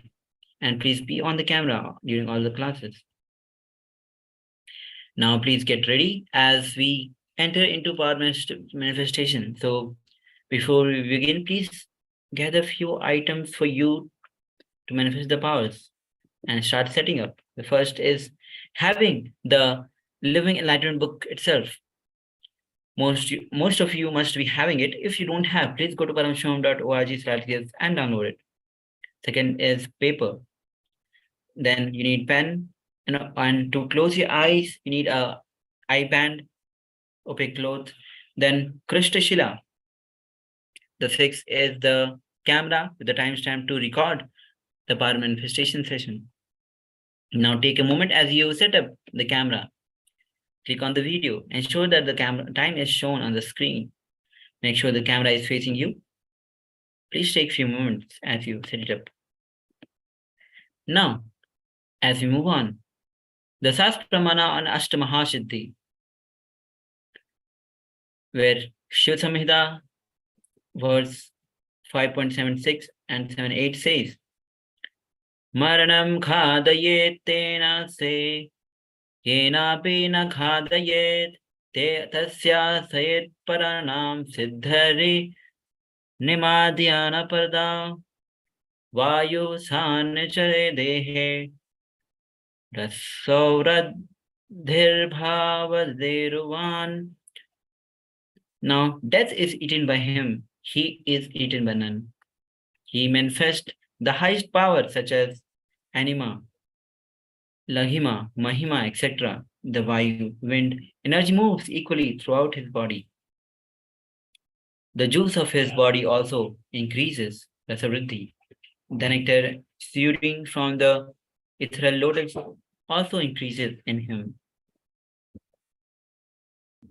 Now, as we enter into this extraordinary powers of Paramashiva, which is will manifesting the power of Mahima, power of decreasing and increasing the height. Now, first is decreasing the object of the weight. Now, let's go through the clear instructions or the guidelines to manifest this power. The first, that you sit in a cross-legged position on the floor, and if you're not able to sit on the floor, please sit on the chair with your head, neck, spine in a straight line. The second, with your eyes closed, visualize Paramashiva has come down as Bhagavan Nithyananda Paramashivam from KAILASA. Remember, Paramashiva in your third eye. Now sit with this powerful cognition and meditate on it. Think intensely, you are Nithyananda Paramashivam. Anything else you think as your identity is pure delusion. Drop it. You are Nithyananda Paramashivam. Now, be in the absolute unclutching to experience the state of Paramashiva, space of Paramashiva, and the powers of Paramashiva. Intensely vibrate with ajapa japa of Mahavakya Om Nithyananda Paramashivam. Deep feeling connection with Bhagwan is very essential to experience the being of Paramashiva. Now please take few moments as you sit with the head and spine in a straight line. Visualize yourself as Paramashiva. Sit with this powerful cognition that you are Nithyananda Paramashivam. Be in the absolute unclutching, complete completion and oneness to experience the state, space, and powers of Paramashiva. Chant the Mahavakya. Now, as we move from this instruction, now the next step is that we get a powerful cognition from the Living Enlightenment book. So please take a few moments as you open the Living Enlightenment book and receive the powerful cognition from this book.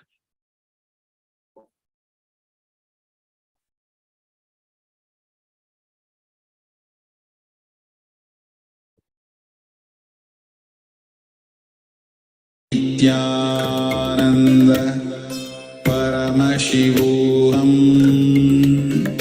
Om Nithyananda Paramashivoham. Om Nithyananda Paramashivoham. Om Nithyananda Paramashivoham. Om Nithyananda Paramashivoham. Om Nithyananda Paramashivoham. Om Nithyananda Paramashivoham. Now, the next step is manifesting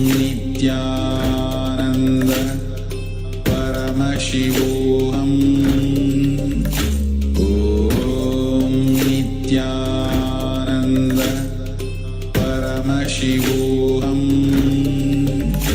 Om Nithyananda Paramashivoham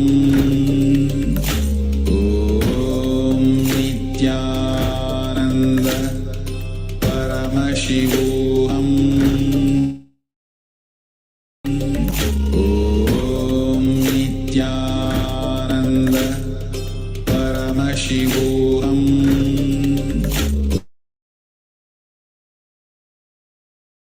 Om Nithyananda Paramashivoham Om Nithyananda Paramashivoham Om Nithyananda Paramashivoham Om Nithyananda Paramashivoham Om Nithyananda Paramashivoham Om I hope all of you have manifested this power. Now bend down and change in the weight, which Om Nithyananda Paramashivoham after you have made the declaration of the change of the weight, now it will be. Om Please verify the weight Paramashivoham before the declaration and the weight after the declaration. Now, as you have successfully completed this,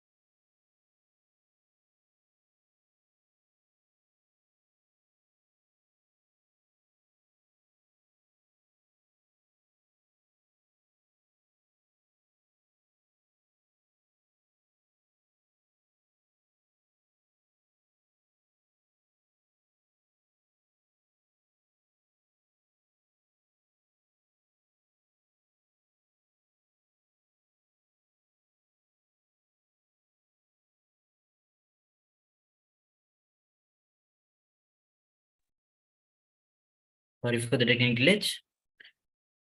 I hope all of you have shared your experience on the Facebook with the hashtag of KAILASA and Paramashivoham Level 2. Now, as we have come to the conclusion of this beautiful power manifestation session, let's join our hands in Namaskar Mudra and let's end the session with the Pur Mantra.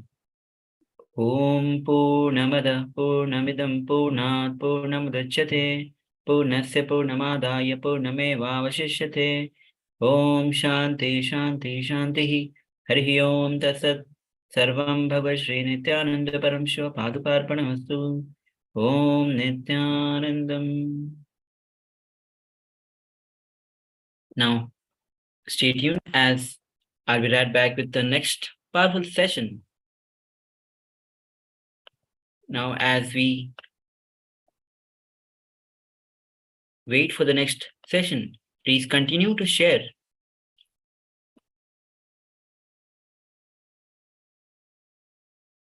your experience of power manifestation, because as the more and more you share, the more and more you enrich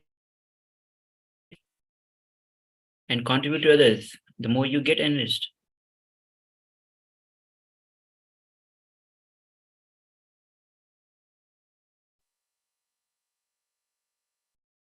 So please use this time to enrich and contribute to others' life. Now, as we enter into our next session, let's join our hands in Namaskar Mudra and start with the Sadguru Vandanam. Nithyanandam Param Sukhadam Kevalam Jnanamurtam Dvandvatitam Gagana Sadrusham Tattvamasya Ekam Nityam Vimalamachalam Sarvadhi Sakshibhutam Bhavatitam Trigunarahitam Sadgurum Tam Namami. Now, as we move forward, let's understand and let's pay our gratitude to the only Hindu nation, KAILASA, which is the only enlightened civilization. And thanks for KAILASA for reviving the long lost enlightenment science. Now, as we could quickly go through the security methods, photo, video recording of any kind is strictly prohibited. Please always be on the mute. And turn on your camera throughout the classes. Now in our previous session, we went through the physical layer. Now in this session, we'll be going through the mental layer, the second layer of the body. Now, the mental layer, which is actually the guilt layer. When we enter into our mental layer, mental body, all our guilt raises, all the guilt that we had about the way we felt we should have lived our life but never lived, all the mistakes that we committed, all of our regrets, etc. All our guilt is nothing but trying to review past decisions with updated intelligence. All the guilt that we collected over our lives raises as we pass through the mental layer. Now, thoughts have an effect. Now, experiments by Dr. Mashiru Emoto. The experiment confirmed that water has the ability to capture and retain emotions. In body is 80% water. So if water outside can be affected, how about the water and the blood within the body? So it's definitely getting affected. And it causes a huge effect in our body. Now the mental layer, at mental level, we are all connected. Yes, the truth is we are connected not only at the mental level, but also at deeper conscious level, including the 7 energy bodies. Our collective thoughts are responsible for every single incident happening in the universe. This is a powerful revelation. that our collective thoughts are responsible for every single incident happening in the universe. We aren't aware that we are part of the collective consciousness. We do not have individual identity, no separate ego. Now let's understand, guilt is the greatest sin. Go beyond right and wrong. What is right for one person may be wrong for another person. For example, fish is allowed as a food for Bengali Brahmins. Wine is allowed for the Christians. Up to 4 wives are allowed in Muslims. A small story. A great sage was doing penance in the deep forest. Suddenly, one day, he had the unexpected guest. There was a knock on the door. There was a man standing at the doorway. He requested the rishi, "Can I stay here tonight? Tomorrow morning, I will leave this place." Rishi said, "You are welcome. Please come and stay." The very next morning, the rishi casually inquired, "Who are you? Where are you from?" The man said, "Please don't be frightened. I'm a thief. Last night I robbed the palace and escaped. I came to your hut straight away. I'm happy that you took care of me by giving the food and the shelter. I'm leaving. Please bless me." So saying, the man left. The rishi felt very disturbed. What a big sin I have committed by giving the shelter and the food to the thief. He started whipping, not knowing how to atone for the sin. He wanted to wash away his sins. He started praying, "Oh God, please forgive me. I don't know what I should do to remove this sin. I gave shelter and food to a thief for one full night. Please forgive me." He was weeping and wailing. Suddenly, he heard a voice from the heaven. The voice was also weeping. He was surprised. He asked, "Who is it weeping?" From above, he heard a voice, "I am God, I am weeping." Surprised, the rishi asked, "Why are you weeping?" God replied, "You gave shelter to the thief for one day. You think it's a big sin. I am giving food and shelter every single day. Where will I go and wash my sins? That's why I'm weeping." Now, anger, a way to come out of guilt. The moment you express your anger, your guilt is released. This happens because anger and guilt are two sides of the same coin. Moment you become angry with the person, you created guilt in you. You come out of that guilt. 3 kinds of guilt that take root. Guilt created by the immediate family. Second, guilt created by the social laws. And guilt created by ourselves. There are 3 major kinds of guilt that kill our intelligence. Now let's hear from Bhagavan himself as he explores about the mental body.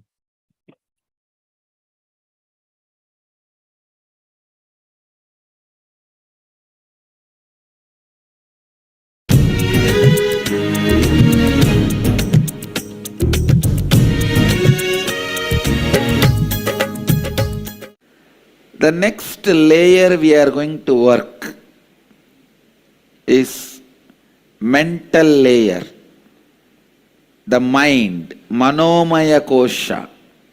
Please understand,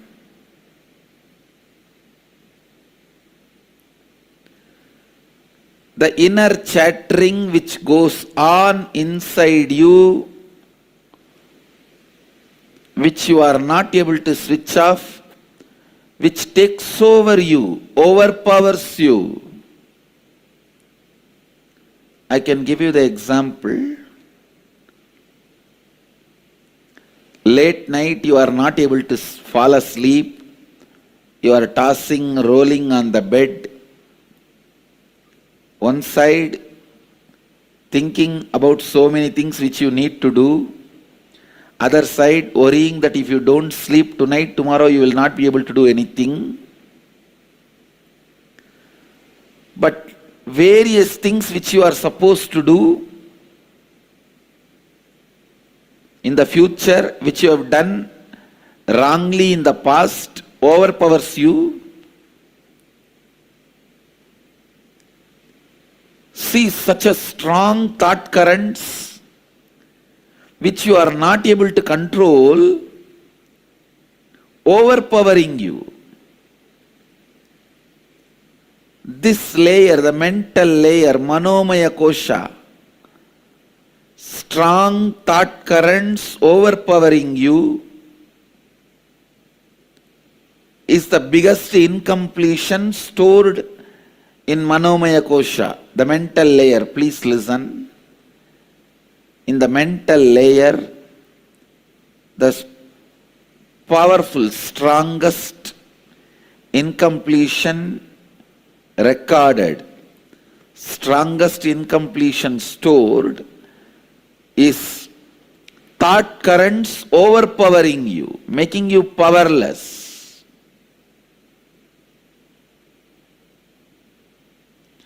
In this layer, we store all the pain patterns.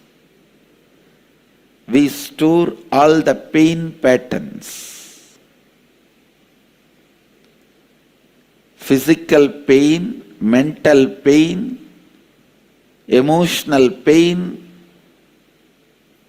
spiritual pain. All the pains are reduced to mental pain and recorded in your being. Please understand, physical pain also, when it is recorded in your mind, it becomes only mental pain. It is the mental pain about physical pain, that's all.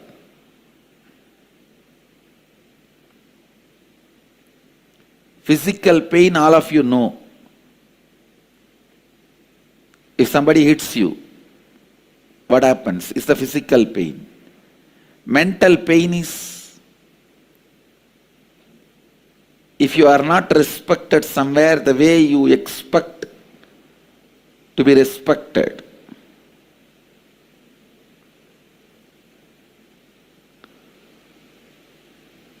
Emotional pain is somebody whom you really love or trust cheats you. And spiritual pain, conscious pain is pain of not achieving what you want to achieve in your life.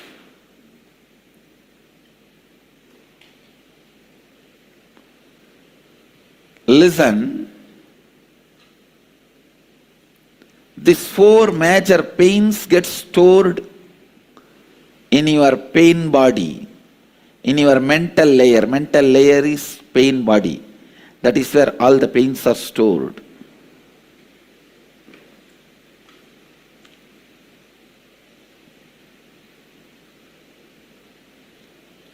I'll lead you into a very powerful process to get you out of this mess you created for yourself. Each thought current overpowering you and torturing you, even though you don't want them. Now I tell you, sit, recall each and every incident, relive them in your inner space. Write them down. I commit with you, today with this Samskara Dahana Kriya, I'll complete all your pain patterns because they are not worthy of carrying. You have a stupid U-Haul service. Constantly your pain being transferred wherever you go. This U-Haul service does its job even if you don't call them. That's the problem.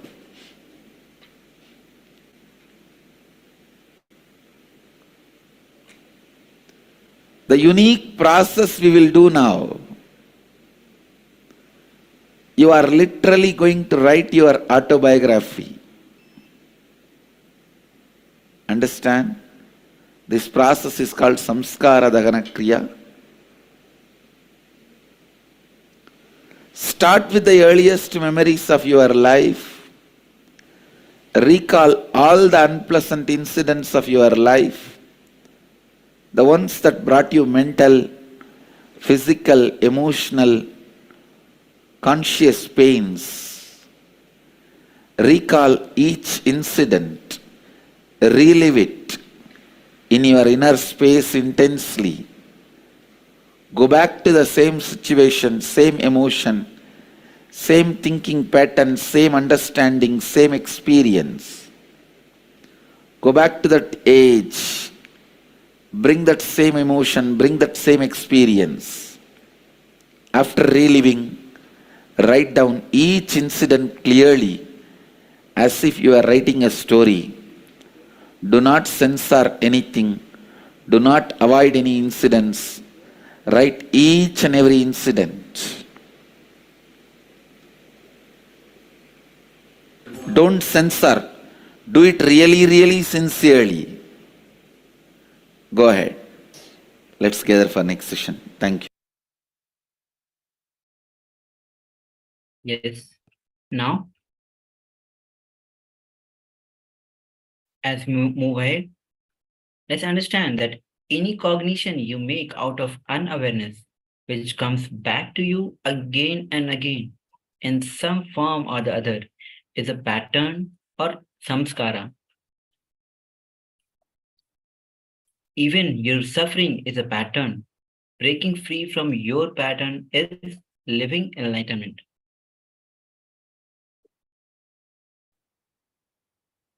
Now, let's enter into some samskar dahana kriya. Now, as Bhagavan himself reveals the sacred secret,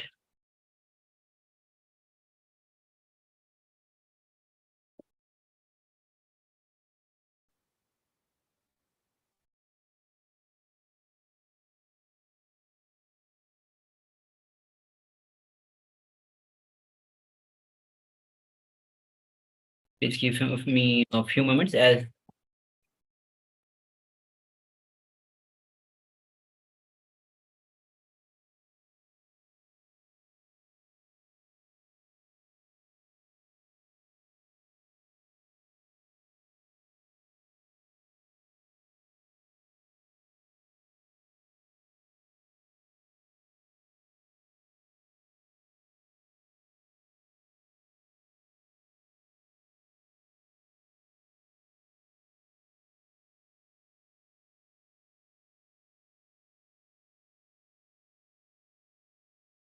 now, as we move forward, let's understand that samskar dahan kriya means burning all your pain patterns, which is the root of all suffering in your life. Samskar dahan kriya is a powerful technique, powerful completion technique to burn all the emotions, emotional, mental, physical pattern you have experienced and stored in your body, bringing peace to yourself and to the world.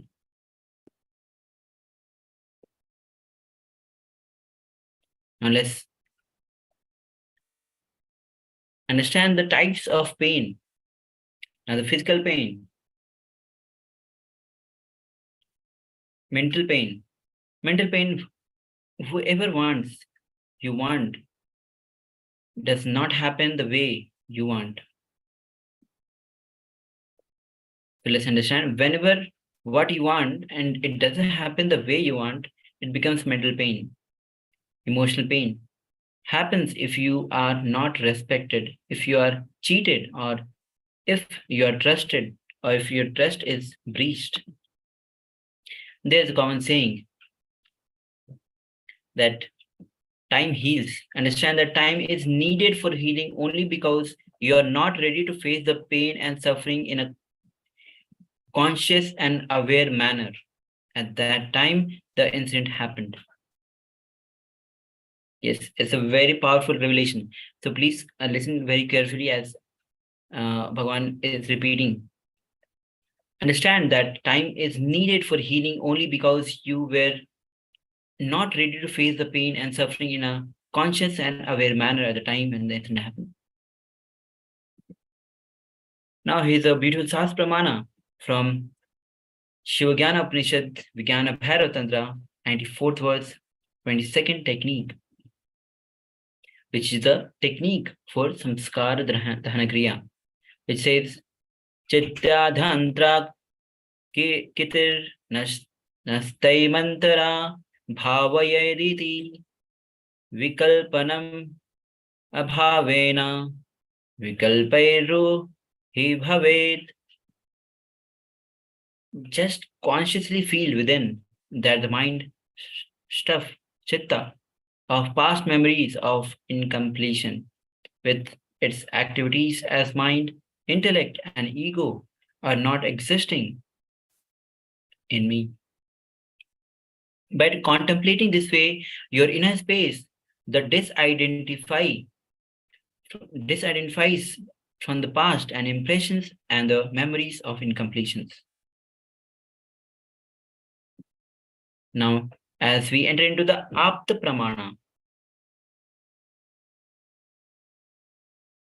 Te Prathi Paraswaha Heyash Shukhamaha, reducing the engram into thoughts.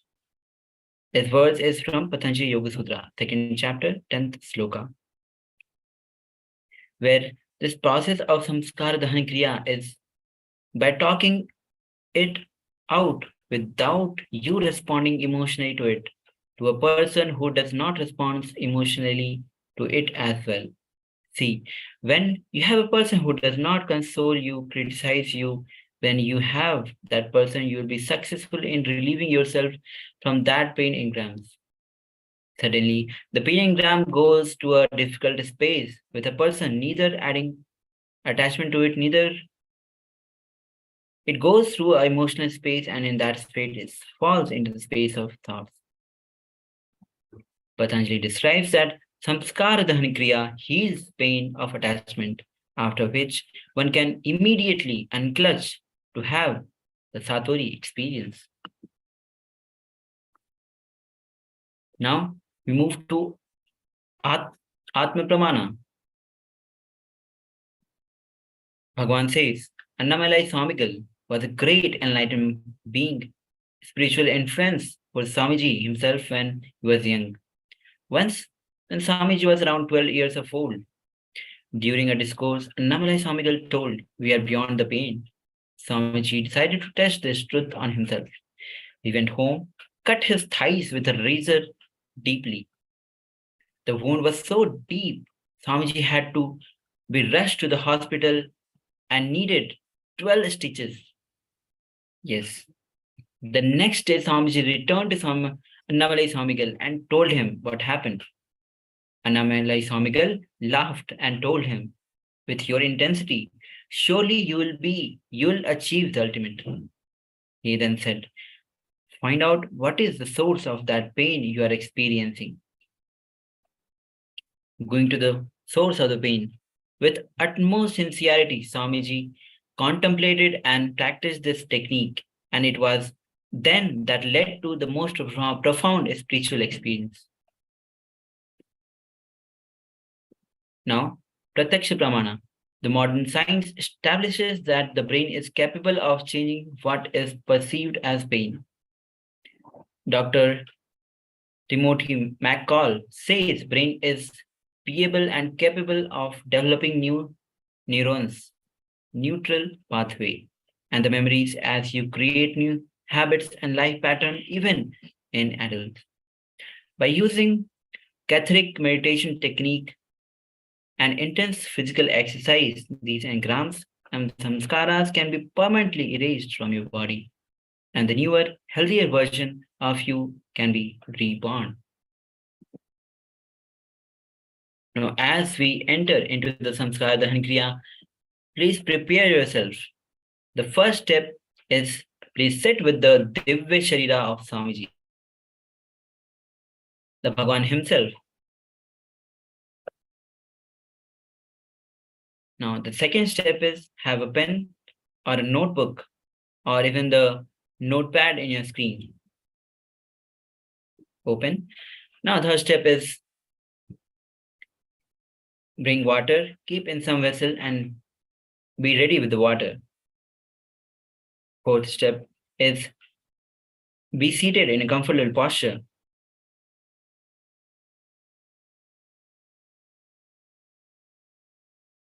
Now, please sit straight as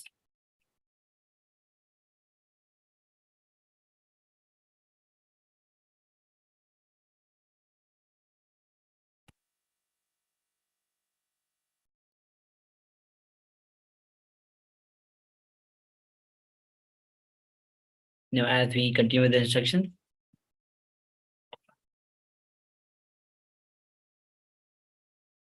Now, please be seated in a comfortable seated position.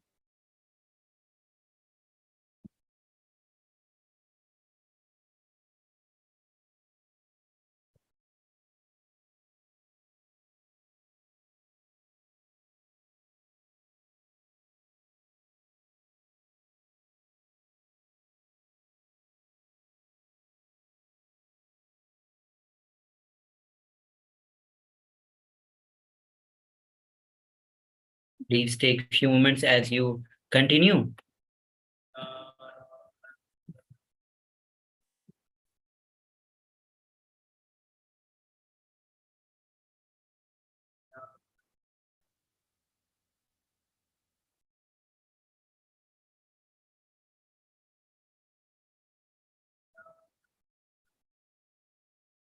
Paramashivoham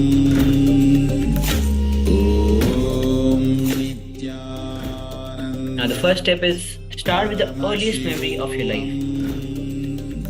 Recall all the unpleasant moments of your life.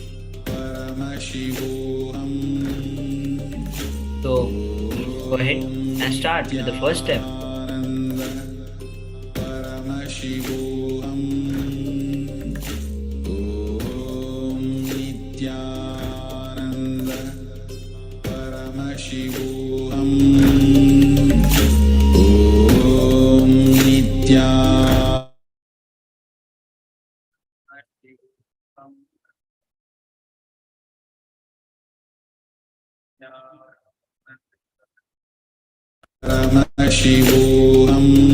As you recall each step, Nithyananda Paramashivoham same emotion, same Nithyananda understanding, same experience, Paramashivoham about and same identity. Go back to that age. Bring Nithyananda the same emotion. Paramashivoham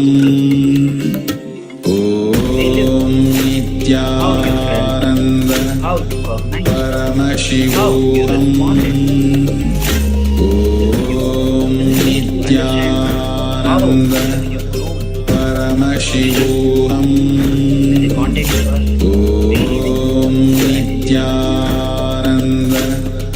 Paramashivoham Now I'll be repeating the second step. Now, as you're recalling each incident, Paramashivoham Nithyananda go back to the same Paramashivoham emotion, same understanding, same experience, that you were Paramashivoham same power, same identity. Go back to that same age Paramashivoham when it happened. Bring the same emotion, Nithyananda Paramashivoham how you felt, how you did. Nithyananda This will make you understand Paramashivoham how you know. Nithyananda Paramashivoham Nithyananda Now, please take 5 minutes as you Paramashivoham go this process. Nithyananda Paramashivoham Nithyananda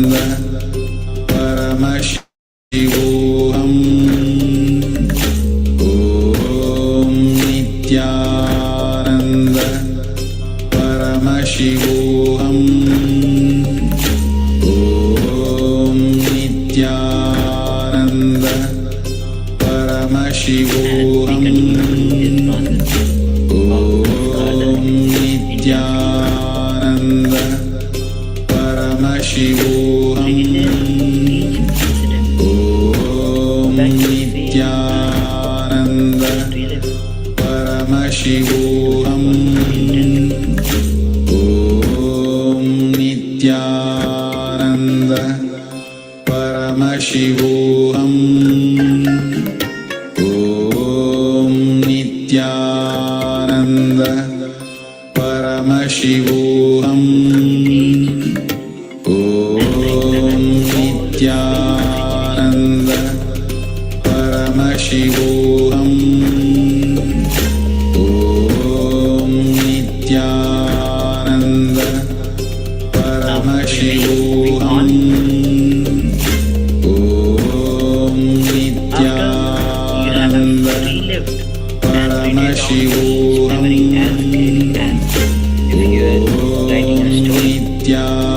Nithyananda Paramashivoham Om Nithyananda Paramashivoham Cancel anything, do not avoid any Om Nithyananda Paramashivoham very important that you are transparent to yourself, like each and every incident, not miss any. Om Nithyananda Paramashivoham Any incident, write it down without as you are writing down yourself. You need to be shy about that. So just please note down every single incident. Om Nithyananda Paramashivoham Now, the next step is Nithyananda written down all Paramashivoham the incidents. Share it with Namji in the form of R40 5 Nithyananda times and relive Paramashivoham all the incidents. Om Nithyananda Paramashivoham Om Nithyananda Paramashivoham Om Nithyananda Paramashivoham Om Nithyananda Paramashivoham 10 minutes for this process as you narrate all the Nithyananda incidents to Paramashivoham as if you're talking to Nithyananda and literally Paramashivoham relive all the incidents Om Nithyananda Paramashivoham Go ahead and read all the incidents. Read all the Om incidents. Nithyananda Paramashivoham Om Nithyananda Paramashivoham Om Nithyananda Paramashivoham Om Nithyananda Paramashivoham Om Nithyananda Paramashivoham Om Nithyananda Paramashivoham Om Nithyananda Paramashivoham Om Nithyananda Paramashivoham Om Nithyananda Paramashivoham Om Nithyananda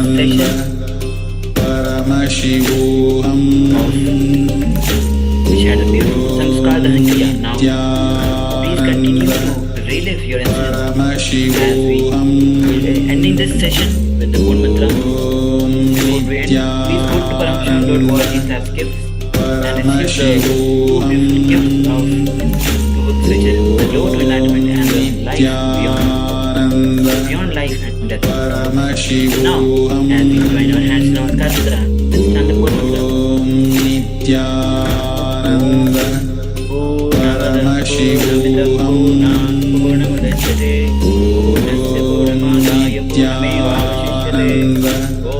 Paramashivoham Harihi Om Tat Sat Sarvam Shri Nithyananda Nithyananda Om Nithyananda Paramashivoham Om Now stay tuned as we right back and continue to the process of card Kriya, reliving each single incident, narrating every single Paramashivoham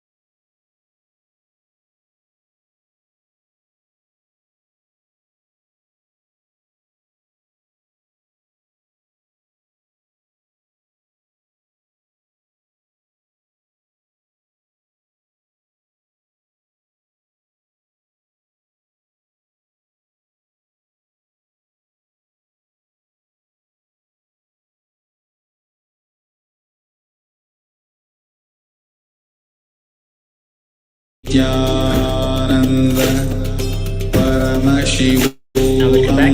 Now as we continue our session, next session, join our hands in Namaskar mantra. Paramashivoham Nithyanandam Paramasukadam Kevalam Jnanamurtam Vadvaditam Gaganasudrisham Tattvamadhyadilaksham Ekam Nityam Vimalvachanam Sarvati Sakshibhujam Bhavaditam Trigunarahitam Sadgurum Tam Namah. Paramashivoham Om Nithyananda Now as we Paramashivoham photography, videography and record audio recording of any kind is Nithyananda Paramashivoham and camera must be on. Om Now before we begin, just quickly set up that we need for Paramashivoham our presentation. Now please open your Nithyananda Living Enlightened book. Please go to Paramashivoham Paramashivoham.org/gifts and download. Om Please have a paper or Nithyananda notebook or even the notepad. Paramashivoham And then the next item is the eyeband or even opaque cloth. Close your eyes Paramashivoham to manifest the power of third eye. Om Item is crystal shield Nithyananda or the granite lamp. Paramashivoham Please have a camera with the timestamp. Om Nithyananda Improvements as you set up the Paramashivoham video recording in your Om Nithyananda Paramashivoham start with our manifestation. For our manifestation, let's go through the Sastra Pramana on Ashtamahashakti. Om Nithyananda This is from Gita. Paramashivoham Varanam khadayet dina Nithyananda kena pena khadayet Paramashivoham tasya seya syata Nithyananda siddhirana Paramashivoham na prada vayu Nithyananda Paramashivoham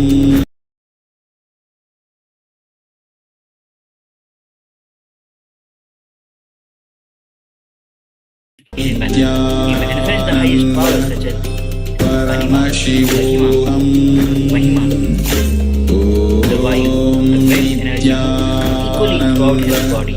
The juice of his body also are increased, which is Rasavriti. The nectar spewing from the Nithyananda Paramashivoham also increases in him. Nithyananda And manifesting the power of Mahima, Paramashivoham power of decreasing and increasing. Nithyananda Now here will be Nithyananda manifesting the power of decreasing the Paramashivoham weight of the object.